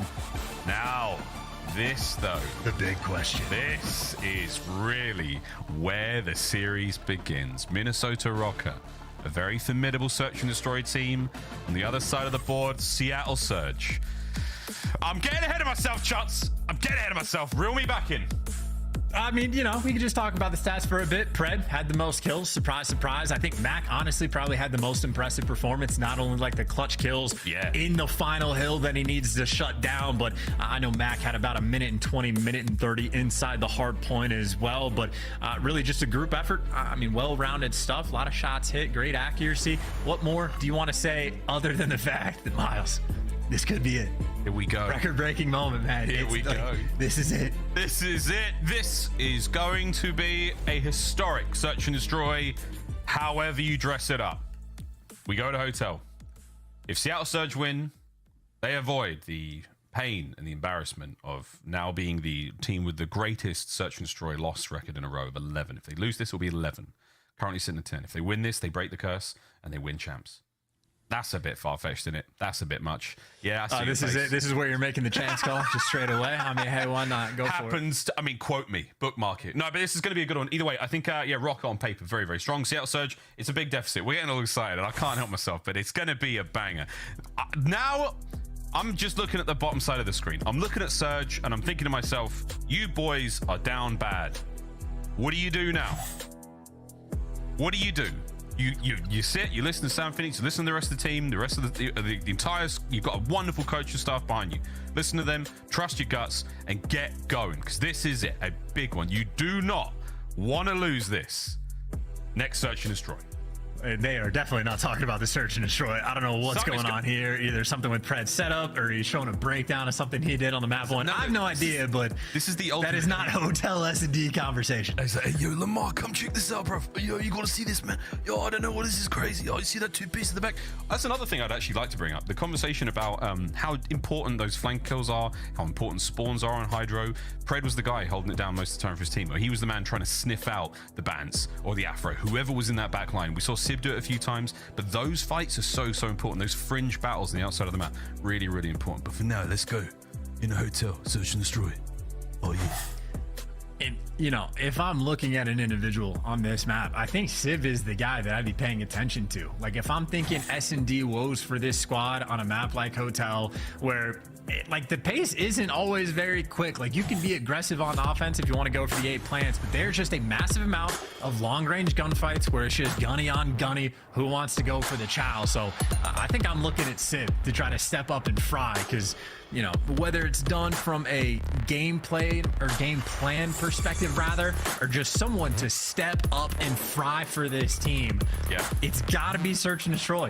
It has been months now. I mean, quite literally, 2 months on the dot. There you go, since their last win. And the crazy thing was, the map they beat Atlanta on was El Asilo, which is one of Atlanta's best. So nothing about Seattle makes sense. I'm nervous. I am nervous. Here we go. 2-2 split for Surge. 2 towards B, 2 towards A. That's going to be the bomb in hands for Mac.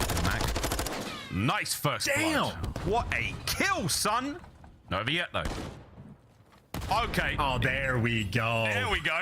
Now it might be done. Get that bomb down, son. Here we go. Bants and Cammy do what they can now to pull this one back. I mean, good luck on this clutch, right? No dead silence is going to be active. Sib can obviously see him down low, and whether or not he hits the shot, I mean, Vance, there's just nowhere to go. Another gunfight. Cammy just gets taken down by Pred over towards Hotel. So that's how you write it down, Mac. Just gun attached with the Vaznev, like from the top window when you're on the desk. I don't know how he does it, but Mac delivers for 2. All right, here we go. Good job from Mac there. Nice snipe there from Sib. Everyone pulling their weight, everyone getting the job done. 1 round down. 5 to go. Big wins there for Mac. I mean, hey, that's an ego chow if I've ever seen it. Not just for the second one, but mainly for the first. So, again, trying to figure something out and go for those pop-off plays, and whether it's done with an AR or with a snipe, Civ, again, I still think is going to be a very key player on this map. And for Minnesota, of course, on the flip side, the series is important for them as well. I know we're gassing up the S&D quite a bit, but you are down 0-1 in the series, and this is not a team you can afford to lose the S&D to. I don't care about context anymore. I just need to know who was the search and destroy. I couldn't give a rat's, mate. I just need to know. Heavy stun checks. That's going to sting. Oh, is Mac going to win it again? He does. Afro, though. Oh, baby. Wow. Flies in, gets 2. Picked apart from behind, though. No problem now, 2v2. I love the aggression, though, right? You're on defense. Just go out and punch him in the mouth. 2 SMGs flying through, and now it's about how many nades do you have. Sib's going to connect with 1. Cammy sticks it, though. Doesn't cross. Gets the bomb down. Accuracy, though. Send in for the kill. Doesn't check it. Attach for the clutch. Oh, my. And there you go. He's got the first. He's the man to get it done. And he's popping. He's locking. He's moving. And now the Deddy. And I love this from Sib. Sib just crept all the way. Oh. He crouch walked the whole way, baby. The quads were burning. Burning. That bomb's getting a fuse. Seattle up by 2. I mean, that's just a misstep from Attach in the clutch right there. I know everybody's thinking reposition, play S&D like a smart person. No, man, you can just snake that forever. Like, that is the only play you ever have to make. Never look back. That is COD right now in 2023, and Attach literally the moment he gives up the snake, he dives by and sit there to take him down. I mean, why'd it have to be snakes? Here we go. Round 3. I had a joke geared up and ready to go about how Attach played for FaZe too, but it just didn't come to fruition. Hold it, brother, hold it. It's a long season. We're nowhere near done. Round 3. Afro manages to get that first blood. Backs up immediately. Here comes this checks. Now this little brick archway is about to get lit. But we are going to take control of that B-bomb site for Seattle Surge. And there's the plant.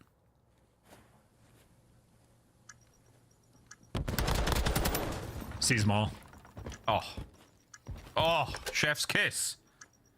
And look at what this does to Rocker now, by the way. They actually have to spend so much time looking for Sub, who's going to be able to work the flank, that they're just going to be like caught in the crossfire. It is all about the timing right now on these gunfights. Attach is aware. Oh, more than aware, gets the kill. 3v2, clock's ticking. Accuracy has got to go grande, and we're talking muy grande. 20 seconds now on the bomb. He can hear him, but too late yet. Mac, can he get another one? Clock's still ticking. Last man up. You got to send Cammy out there, or will they stick the defuse? Mac, he's going all the way around. Mac, oh baby, gets them both. And oh my goodness, what a play! Mackenzie melts the pair of them in kitchen. What a deady run. That fries him up 400 degrees Fahrenheit, had it preheated on there for the wraparound. And honestly, the player, him in accuracy, the most criticized by a mile on this team. Mac delivers game number 1. Man on the objective. Minute and a half in the hill, kept up with Pred in slang, and now is frying in the S&D. Gets the first bloods when he needs them, and well, now clutches the 1v2 as well. Mac right now having himself a very strong series. Technically a 1v3. You think about it, the two fellas on the defuse as well. Great stuff from Seattle so far. But when will the bubble burst? Afro, are you able to get another first blood for the lads? Oh, this is going to get real awkward. Mac is just atop the plant pot, or whatever that is. He's on a desk. Look at him, one leg. He's holding that angle for his dear life. Bomb down now for Rocker, and they're a man down as well. Oh, and Afro, yeah, just gets caught as well. I was going to say that is the man to sort of seek out and identify. And now attaching Cammy, at least they have ARs for the clutch, but Cammy is in a very tough spot. He gets sniffed out immediately. And right now, Seattle Surge. Oh, no. This is domination. Who's this Seattle Surge? Where have you been for the last 10 games of Search and Bloody Destroy? Tell you what. I don't think a Seattle fan could ever be more nervous. They don't trust this lead at all. Just saying, it's not over yet. It's 4-0. You're feeling great. The players are feeling good. However, it's not over yet. Definitely not, but I mean, hey, they're getting the first bloods when they need them. When they're not getting the first bloods and Afro's there to pick them apart, they're there for the clutch. I think they get the 2v3 as well. They're clutching the 1v1s against Detach, which, make no mistake, that is not an easy feat to accomplish. Seattle Surge have everything working for them in this moment. Unbelievable. 4-0. 7-1 for Mac. All the haters certainly feeling a bit funny right now. Cammy and Bance, pair of them on a bit of a donut situation. We'll see if that changes. Here comes Bance. There we go. Donut to breadstick, just like that. Yeah, Pred way too aggressive in that moment, so it does get traded out, but still, clutch opportunity here. Mac doing his job. Already has 2 plants, is looking for the third, and barely has the angle to not get killed by Attach. Great help right there for his teammates. Holding it down together. Here comes Mac with a deady play. Looking for kill number 5 in a row. It's Bance, though. Oh, baby! Cuts him in half. A Grim Reaper. Mackenzie melts, catches another. Whoa, he stays alive as well. Good God. 25 on the clock. Oh, he knows he's getting chased as well. Those are loud footsteps in top bedroom. By the way, another gunfight going down on the flank, and Sib is able to catch him. Seattle Surge right now looking for the 3v4, or maybe not. Accuracy. Last man standing, 12 seconds on the clock. Classic Iceman moment. Will he win the fight? Oh, no! It's Iceman on Clutch King. And God save the king after that one. Attach wins a crucial gunfight. And Minnesota Rocker have finally stopped the bleeding. And Attach has had a few of those. Even yesterday, just flying forward, caught in sprint, but just brings the gunny. 3 bullets hit, 3 for the kill. Attach getting the job done, and make no mistake, he loses that. Obviously, that round is gone. So Minnesota found themselves down 4-0, but at least for the moment, they have stopped the bleeding. That's an insane gunfight to win as well. Tough one, flying at that speed. You know ADS is fast in this game, for those wondering about it. Jump aiming, not so keen there from the assault rifle players. Now the question, can Cammy turn his donut into a go-nuts and get a couple of kills? Here we go. Oh, wow. If I'm Attached, I'm screaming at my teammates to go push B. I think he just got eyes on 3 different players. And you can already see how much like map control Bance has gotten on one side of the map. And finally, your bomb carriers headed that direction. But by the time they make this call, Seattle Surge, as aggressive as ever, are swarming on Bance. And Bance is about to have a lot of pressure on him in kitchen. Yes, chef. What will he find? Accuracy's about to pop the back door wide open. He might do it. He does. Bangs the door. As soon as he hears that dead silence get activated, which is an oxymoron when you say it out loud. Sib down on the flank. Big tags into number one. Can he get the second? Rocker have been caught out. They have been sniffed and dealt with. Tatch has made the run. He might be able to stay alive, but that bomb is down in a bad spot and you're running out of time. Dude, I just love seeing Seattle Surge actually playing with confidence and playing as a team in this game mode, right? Making those aggressive calls on offense, on defense, everywhere, and shut them down. Read them like a book, and for all the intel Rocker got off the rip by Attach, way too slow on trying to make the wrap, and Seattle Surge way too fast. I mean, how many times have we seen Sib behind enemy lines, being annoying on the flank, on top of the fact that where Sib has like 7 kills, Mac has 9 and has been cooking them up. Crazy. It is not over yet. What a turnaround from Seattle Surge. What an unbelievable performance from Mac. Map point for Seattle to take the lead in the series to save face. Cammy still on the donut. He will be the 3rd of the season so far if Seattle win this round without him getting a kill. Dude, it's just the team, man. It's everybody here for Seattle. They don't even need the trades if nobody dies unless Cammy can deliver. But everybody was grouped, so everybody gets the trades and Attach right now for the 1v2 in accuracy. Barely gets away. This is it to keep the dream alive for Minnesota. Attach has to clutch this. He has to clutch this. It's a 1v2. The bomb has been planted in kitchen by the B-bomb site. This is it for Seattle Surge. Save face. Make history. Minnesota, I mean, he's going to wait for Deddy too, but he's just going to walk straight into a site where people are laying down in corners. So it's just, it's not easy. No, never before has a situation been so seemingly won. Can Attach do the unthinkable? He's loud. He's here. It is not looking good. Accuracy, guns up. He does it!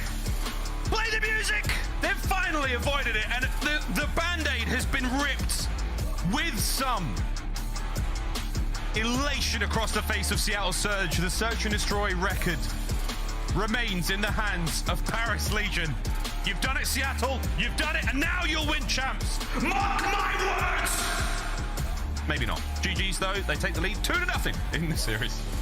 Yep, let it be known that no one, and I mean no one, beat Seattle Surge 11 times in a row, I suppose, in Search and Destroy. So, hey, they get one on the board, had some dominant performances. Mac completely took over. Sib, I mean, honestly, had a pop-off game as well. Had the clutch that he needed against Attach for the 1v1 and whatnot. But, I mean, you have your bomb planner that is taking over games and getting the first bloods. Right now, Mac is Mr. Do-It-All, and I mean, hey, if they could play Search and Destroy like this is a terrifying team that will be in contention. But obviously, only 2 maps in the series, still have a lot of Call of Duty left to be played.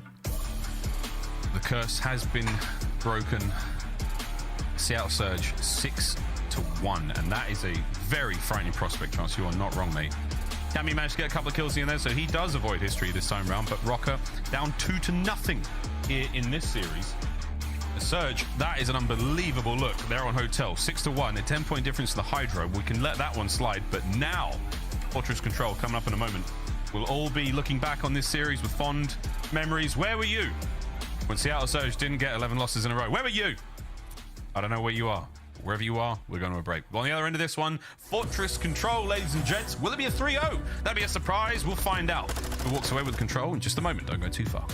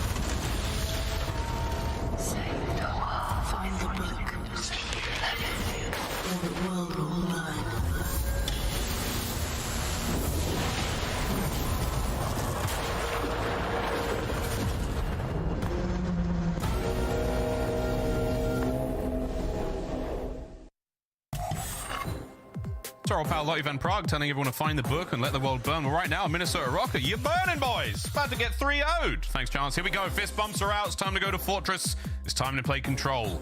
It's time to watch 3 defensive round wins for one of these teams. I was about to say, you're going to see 5. I don't know if you're 5, 3, but yes. One team will indeed likely take away 3 of these. Honestly, though, if there were 2 teams that actually have a significant threat of pulling together an offensive win, these would be 2 teams on that list. Yeah. I mean, there you go. 50% right there for the side of Seattle. Obviously, only 2-1 record, but those 2 wins is when they're pulling together an offense. And obviously, normally I'd say be on the lookout for Pred because that seems like a given, but Mac has been frying. So I feel like almost by default, definitely the player to keep in the back of your mind. Here we go. Guns up. Afro. 1, nearly 2. Will we get any more of this one? Yeah, good looks from Rocker. That's 3 dead. Well, all right. And that's what you'd expect here on Fortress. Kills come through. Vance is going to be upstairs. Do what you can to stay alive in the situation. For me now, the key for Seattle Surge, it's pace. It's keep those players out of these power positions and do what you can to find those kills. Not an easy thing to do. Vance is now posted. He's having a good time, but that's it. Aggression. Forward. Drive the spear. Sweep the legs.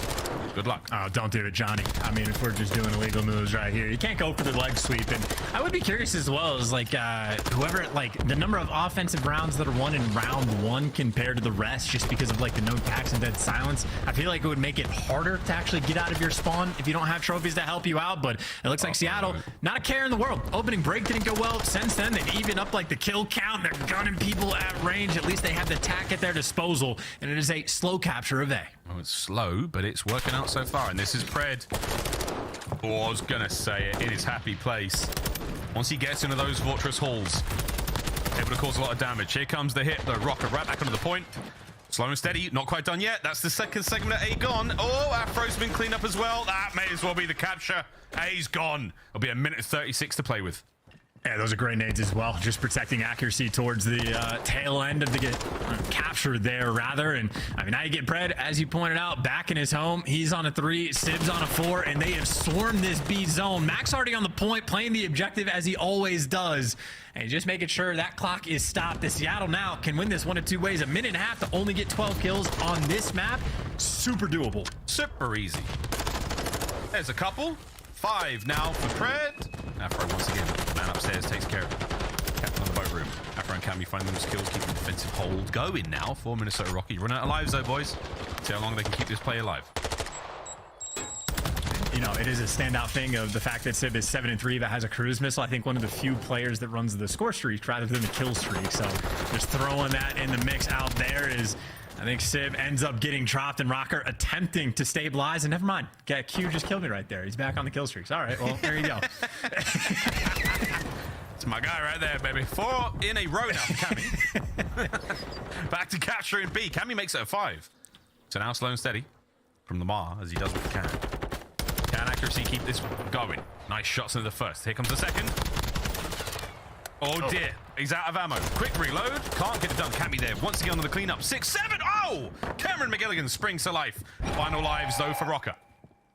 Yeah, good luck with this one. Again, Seattle, you just have to trade out your kills. That is it. Group up together. Jesus, and well, that's not the start. That is a beam from attach. Still, though, just 4 lives to go. Look at Mac. He's so sneaky. The jump check there. Vance is a dead man if he creeps around this corner. Lovely work with the trophy, though. Keeps the play going. Stay alive. 30 seconds. He loves this spot. Rocker have stabilized. This is almost how they play S&D. Whoa.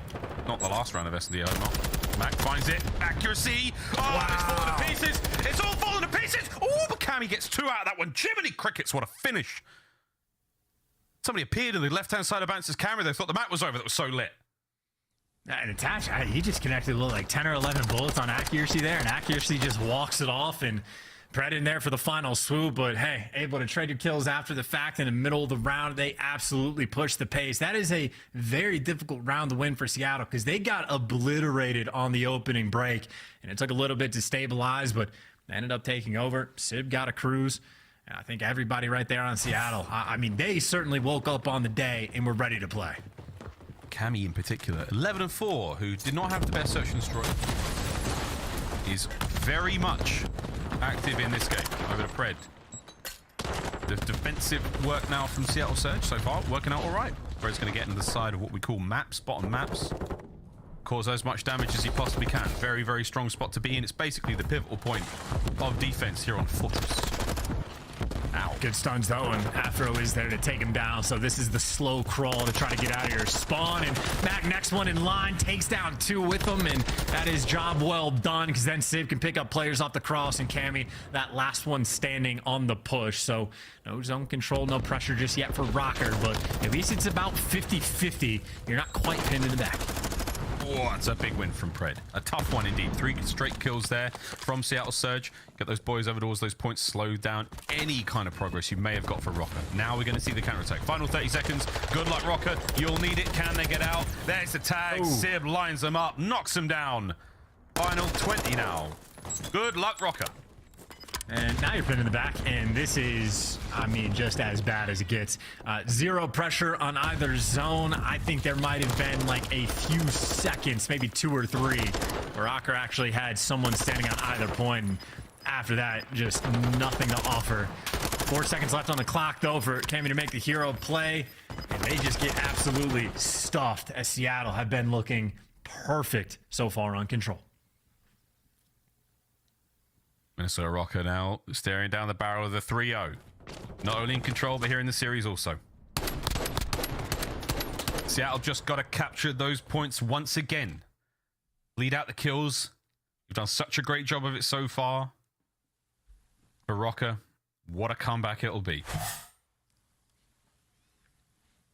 I'd say for Seattle, though, they obviously only have to win 1 more defense, and they have the game, and now they're in a situation where their record on offense is officially better than 50-50, so I think they might have the best offensive record in the league at this point on this map, at least for teams that have played it more than once.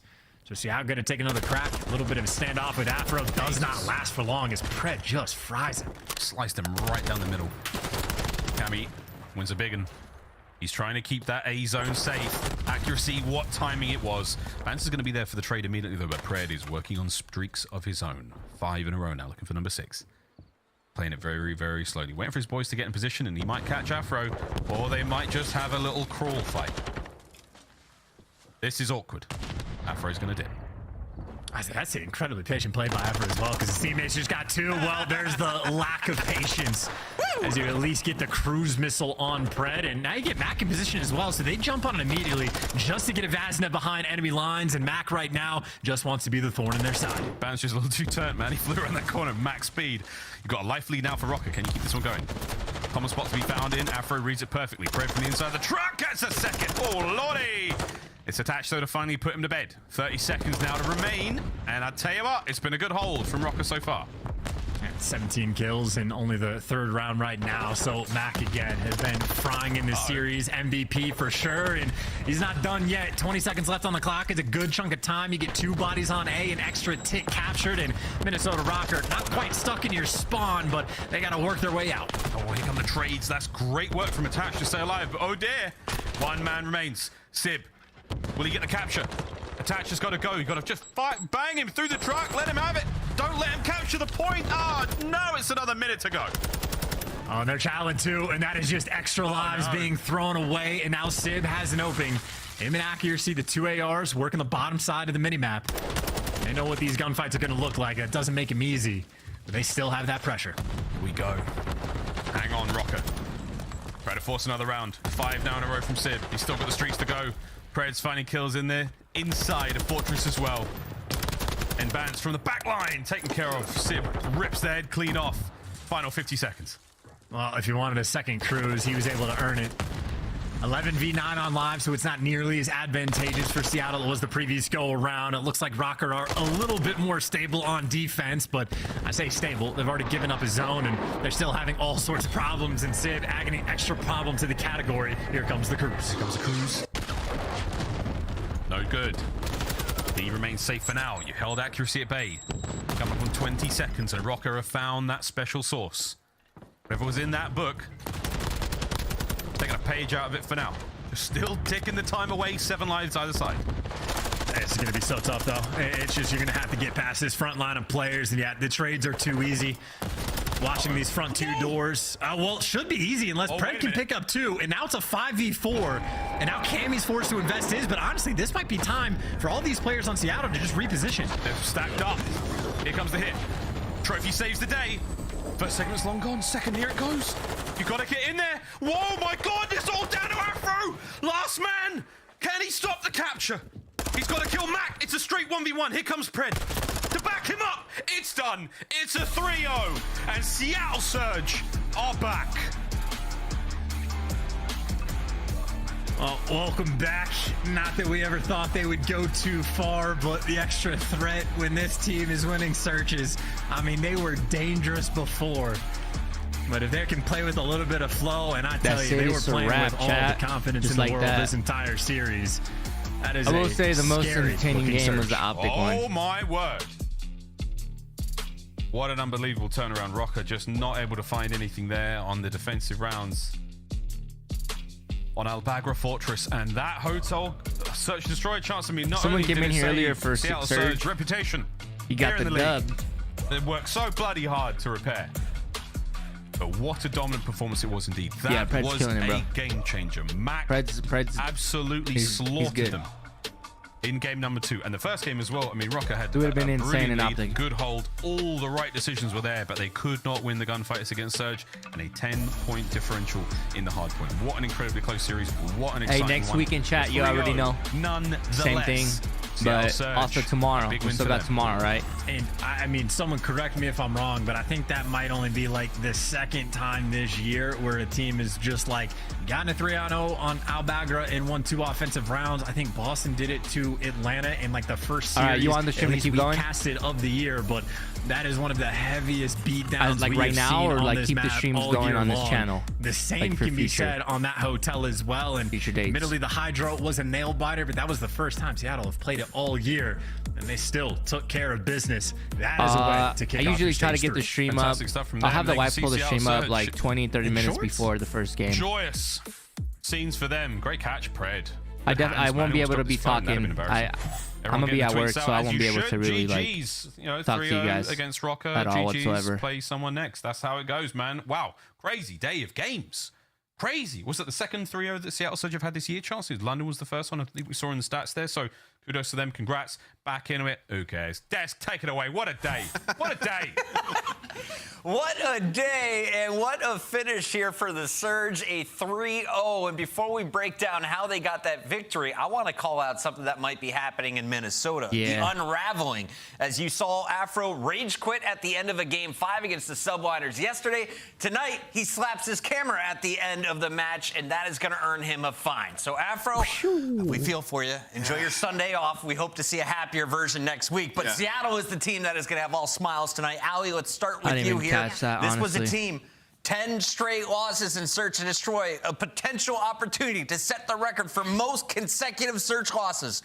They look good. Yeah, not the record that you wanted to break and or set. You just tie it for now, got the thank UFC goodness. match But going on right I mean, now, Seattle was a great showing overall. This is a team that at any point, you know, when they are all on the same page, you know, sticking to the GP on GD is kind of their saying heading forward. And we finally saw that here at the start of stage 3. So a big turnaround, a big bounce back as well. It's against a team, the Minnesota Rocker, that played fairly well at our Major 2 LAN event and have been playing fairly well since the beginning of the season. So to take this in the fashion that they did after that close map 1 by 10. Hold up real quick, guys. Hold up.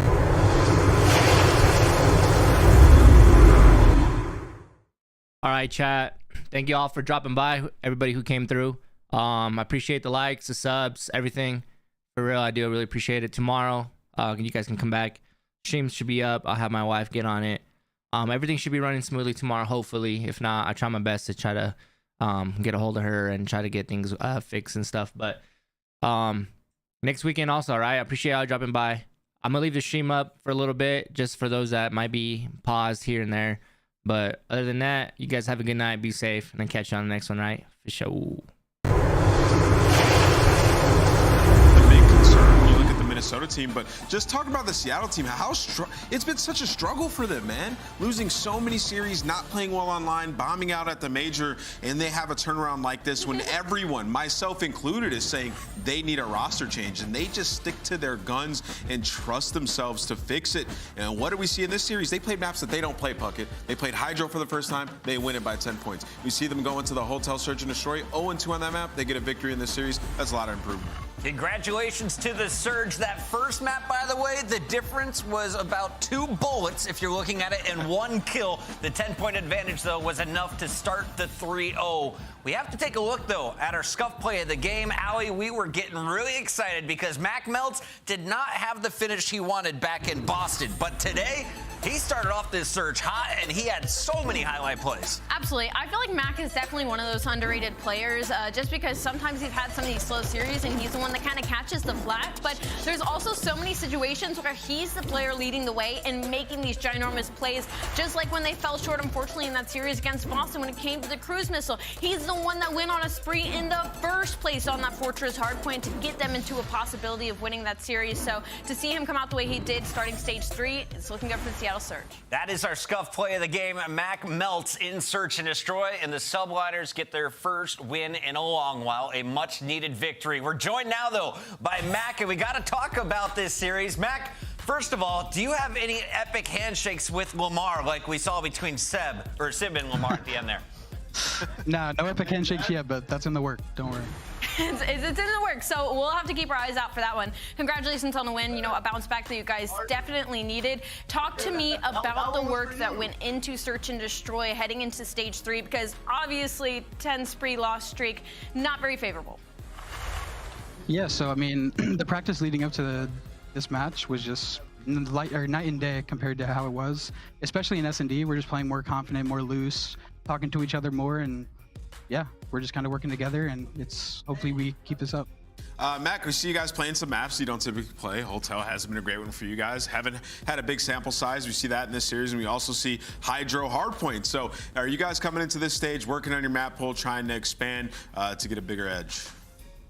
Yeah, we're trying to expand on the map pool, but really just practice leading up to this match. We've gotten better at Hydro and stuff like that, and yeah, I mean, really the main thing for us has just been the intensity in practice. We've really stepped it up, and yeah, it's showing. So Mac, I wanted to ask you specifically, because I watched the video that Seattle released after your guys majored your performance, and you had something to say that you guys weren't taking Search and Destroy practice seriously. What did you mean by that, and what specifically was the change where it became more serious? I don't think there's anything specific. We just kind of, we just woke up. We just weren't really going as hard as we should be. And yeah, we just kind of got tired of it. We knew that we weren't playing like ourselves. So every time we walked into that practice room, we just gave our 110%, and yeah. Okay. Looking back, you guys had a tough time in the Major 1 qualifier. I know Lamar had some family issues going on, that he was in the hospital in and out after practice.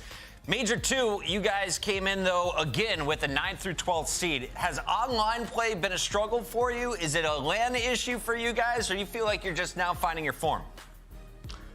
I think we're just finding our form, honestly. Our practice has been fantastic, and yeah, hopefully we use this as momentum and keep the rest of the split good. I had to ask him. Mac, we're going to let you celebrate tonight. Congratulations on getting a dub with the team. All right, thank you, guys. Have a good one. That is Mac Melts from Seattle Surge. They walk away with the final victory on the night, but we had 4 matches today. Let's break them all down, starting with the beginning when Boston matched up against London. Now, remember, London was coming in with the 12th seed. They didn't make any roster swaps. Meanwhile, you had Boston coming up with 3-1 with Beans having a rough series against Toronto yesterday. The man turned it around today. And to that point, though, I will say the London Royal Ravens didn't necessarily look bad in this series, but you could also turn that on the side of its head and be like, Boston maybe didn't play the cleanest map for Mercado that we've seen from them, and maybe not the cleanest Hotel S&D, but can I just say that Alasilo 3-0 was just prime, and I feel like we really got to look into what Beans is looking to add to this roster. Again, our first look into him was a little bit underwhelming, but in this series, I feel like there were so many clutch moments that went on top of his gameplay and his shoulders, and I'm excited to see what they do moving forward. Nameless, I felt like London dropped the ball, though. That first map, 248, your opponent needs about 35 points. They let them back, and it seemed that this series could have been theirs, the 3-1. It could have been, man. It just comes down to like the small plays, right? Like it's very tough. They let Vivid make a big play and break on in to Diner. But either way, like London, they looked a little bit better today. It's just tough. You keep getting lost. You need points, Chris. Our second match of the day featured your champions from Boston. Atlanta FaZe came in and slapped the Mutineers around. We saw Fellow in the mix, Brack on the lineup, and none of it mattered because Atlanta FaZe had Simp fronting once again. The man took over that game 2-3. This was a terrifying match. If you're the rest of the league, like, we're all sitting here talking about it. The whole community's like, all right, Florida, we really like this change. Yeah. Right? You look at the Betos and you're like, oh, Florida's got a CeeLo Search and Destroy. It's their best map, 5-0. But what happens? FaZe comes in this series and absolutely cooks them.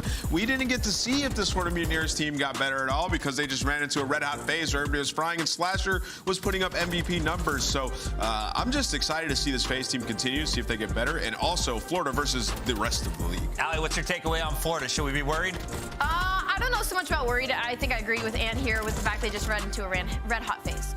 Red hot FaZe. That's Atlanta FaZe. They hold down the #1 spot. Optic on the left side of your scoreboard when we look at the standings today, going up against the Gorillas. And, well, this one, little too close for comfort until that final game 5. Hook shutting it down with a 14-1 run.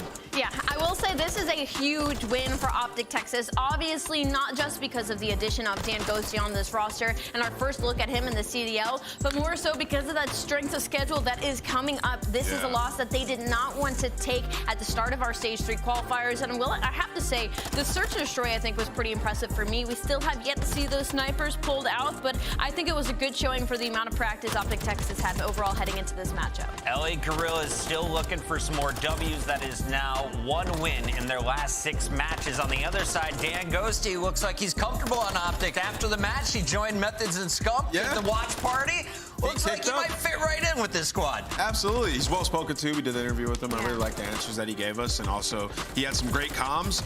Did what he needed to do. Fit right into the system. But feet were kicked up today. I'm waiting to see some highlight plays from my guy going forward. There you go. Here is a look at our numbers. You got Atlanta FaZe in the #1 spot with Subliners right behind them. You've got Ultra, Thieves, Rocker, and Optic in your top 6. And remember, it's a battle for top 8 at the end of the year. Only our top 8 teams are going to be playing in the Call of Duty League World Championship. The Surge currently in that spot after tonight's win. They go up to 80 points, still ahead of Legion, Alley. Yeah, and there's a little bit of some fraud alert here. You know, if you're the Minnesota Rocker, that loss is not something that you wanted to be handed by the Seattle Surge, especially after their Major 2 showing and forcing their way now into the top 8. And, I mean, once again, London Royal Ravens, 30 points separates you all the way from the top 8.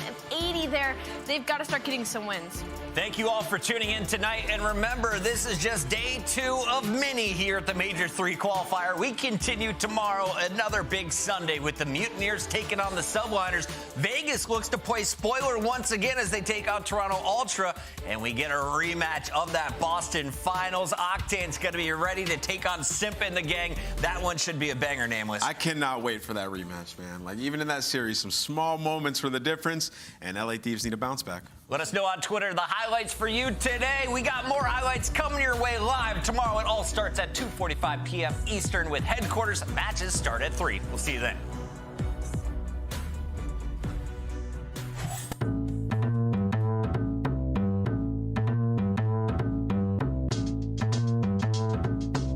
Let's go. Yeah. This an action-packed Rambo rap, no Sambo, I'm strapped, hard like Geronimo Pratt. Go black, I just move on them, advance on them, groove on them, then dance on them, put a trance on them, with this tool on them. Tell all my young MCs, put some move on them. Mass tragedies when I grand groove on them. Put in long hours over strong flowers, the money's all ours. This is all power. We getting it, we getting it in. I said we getting it, we getting it in.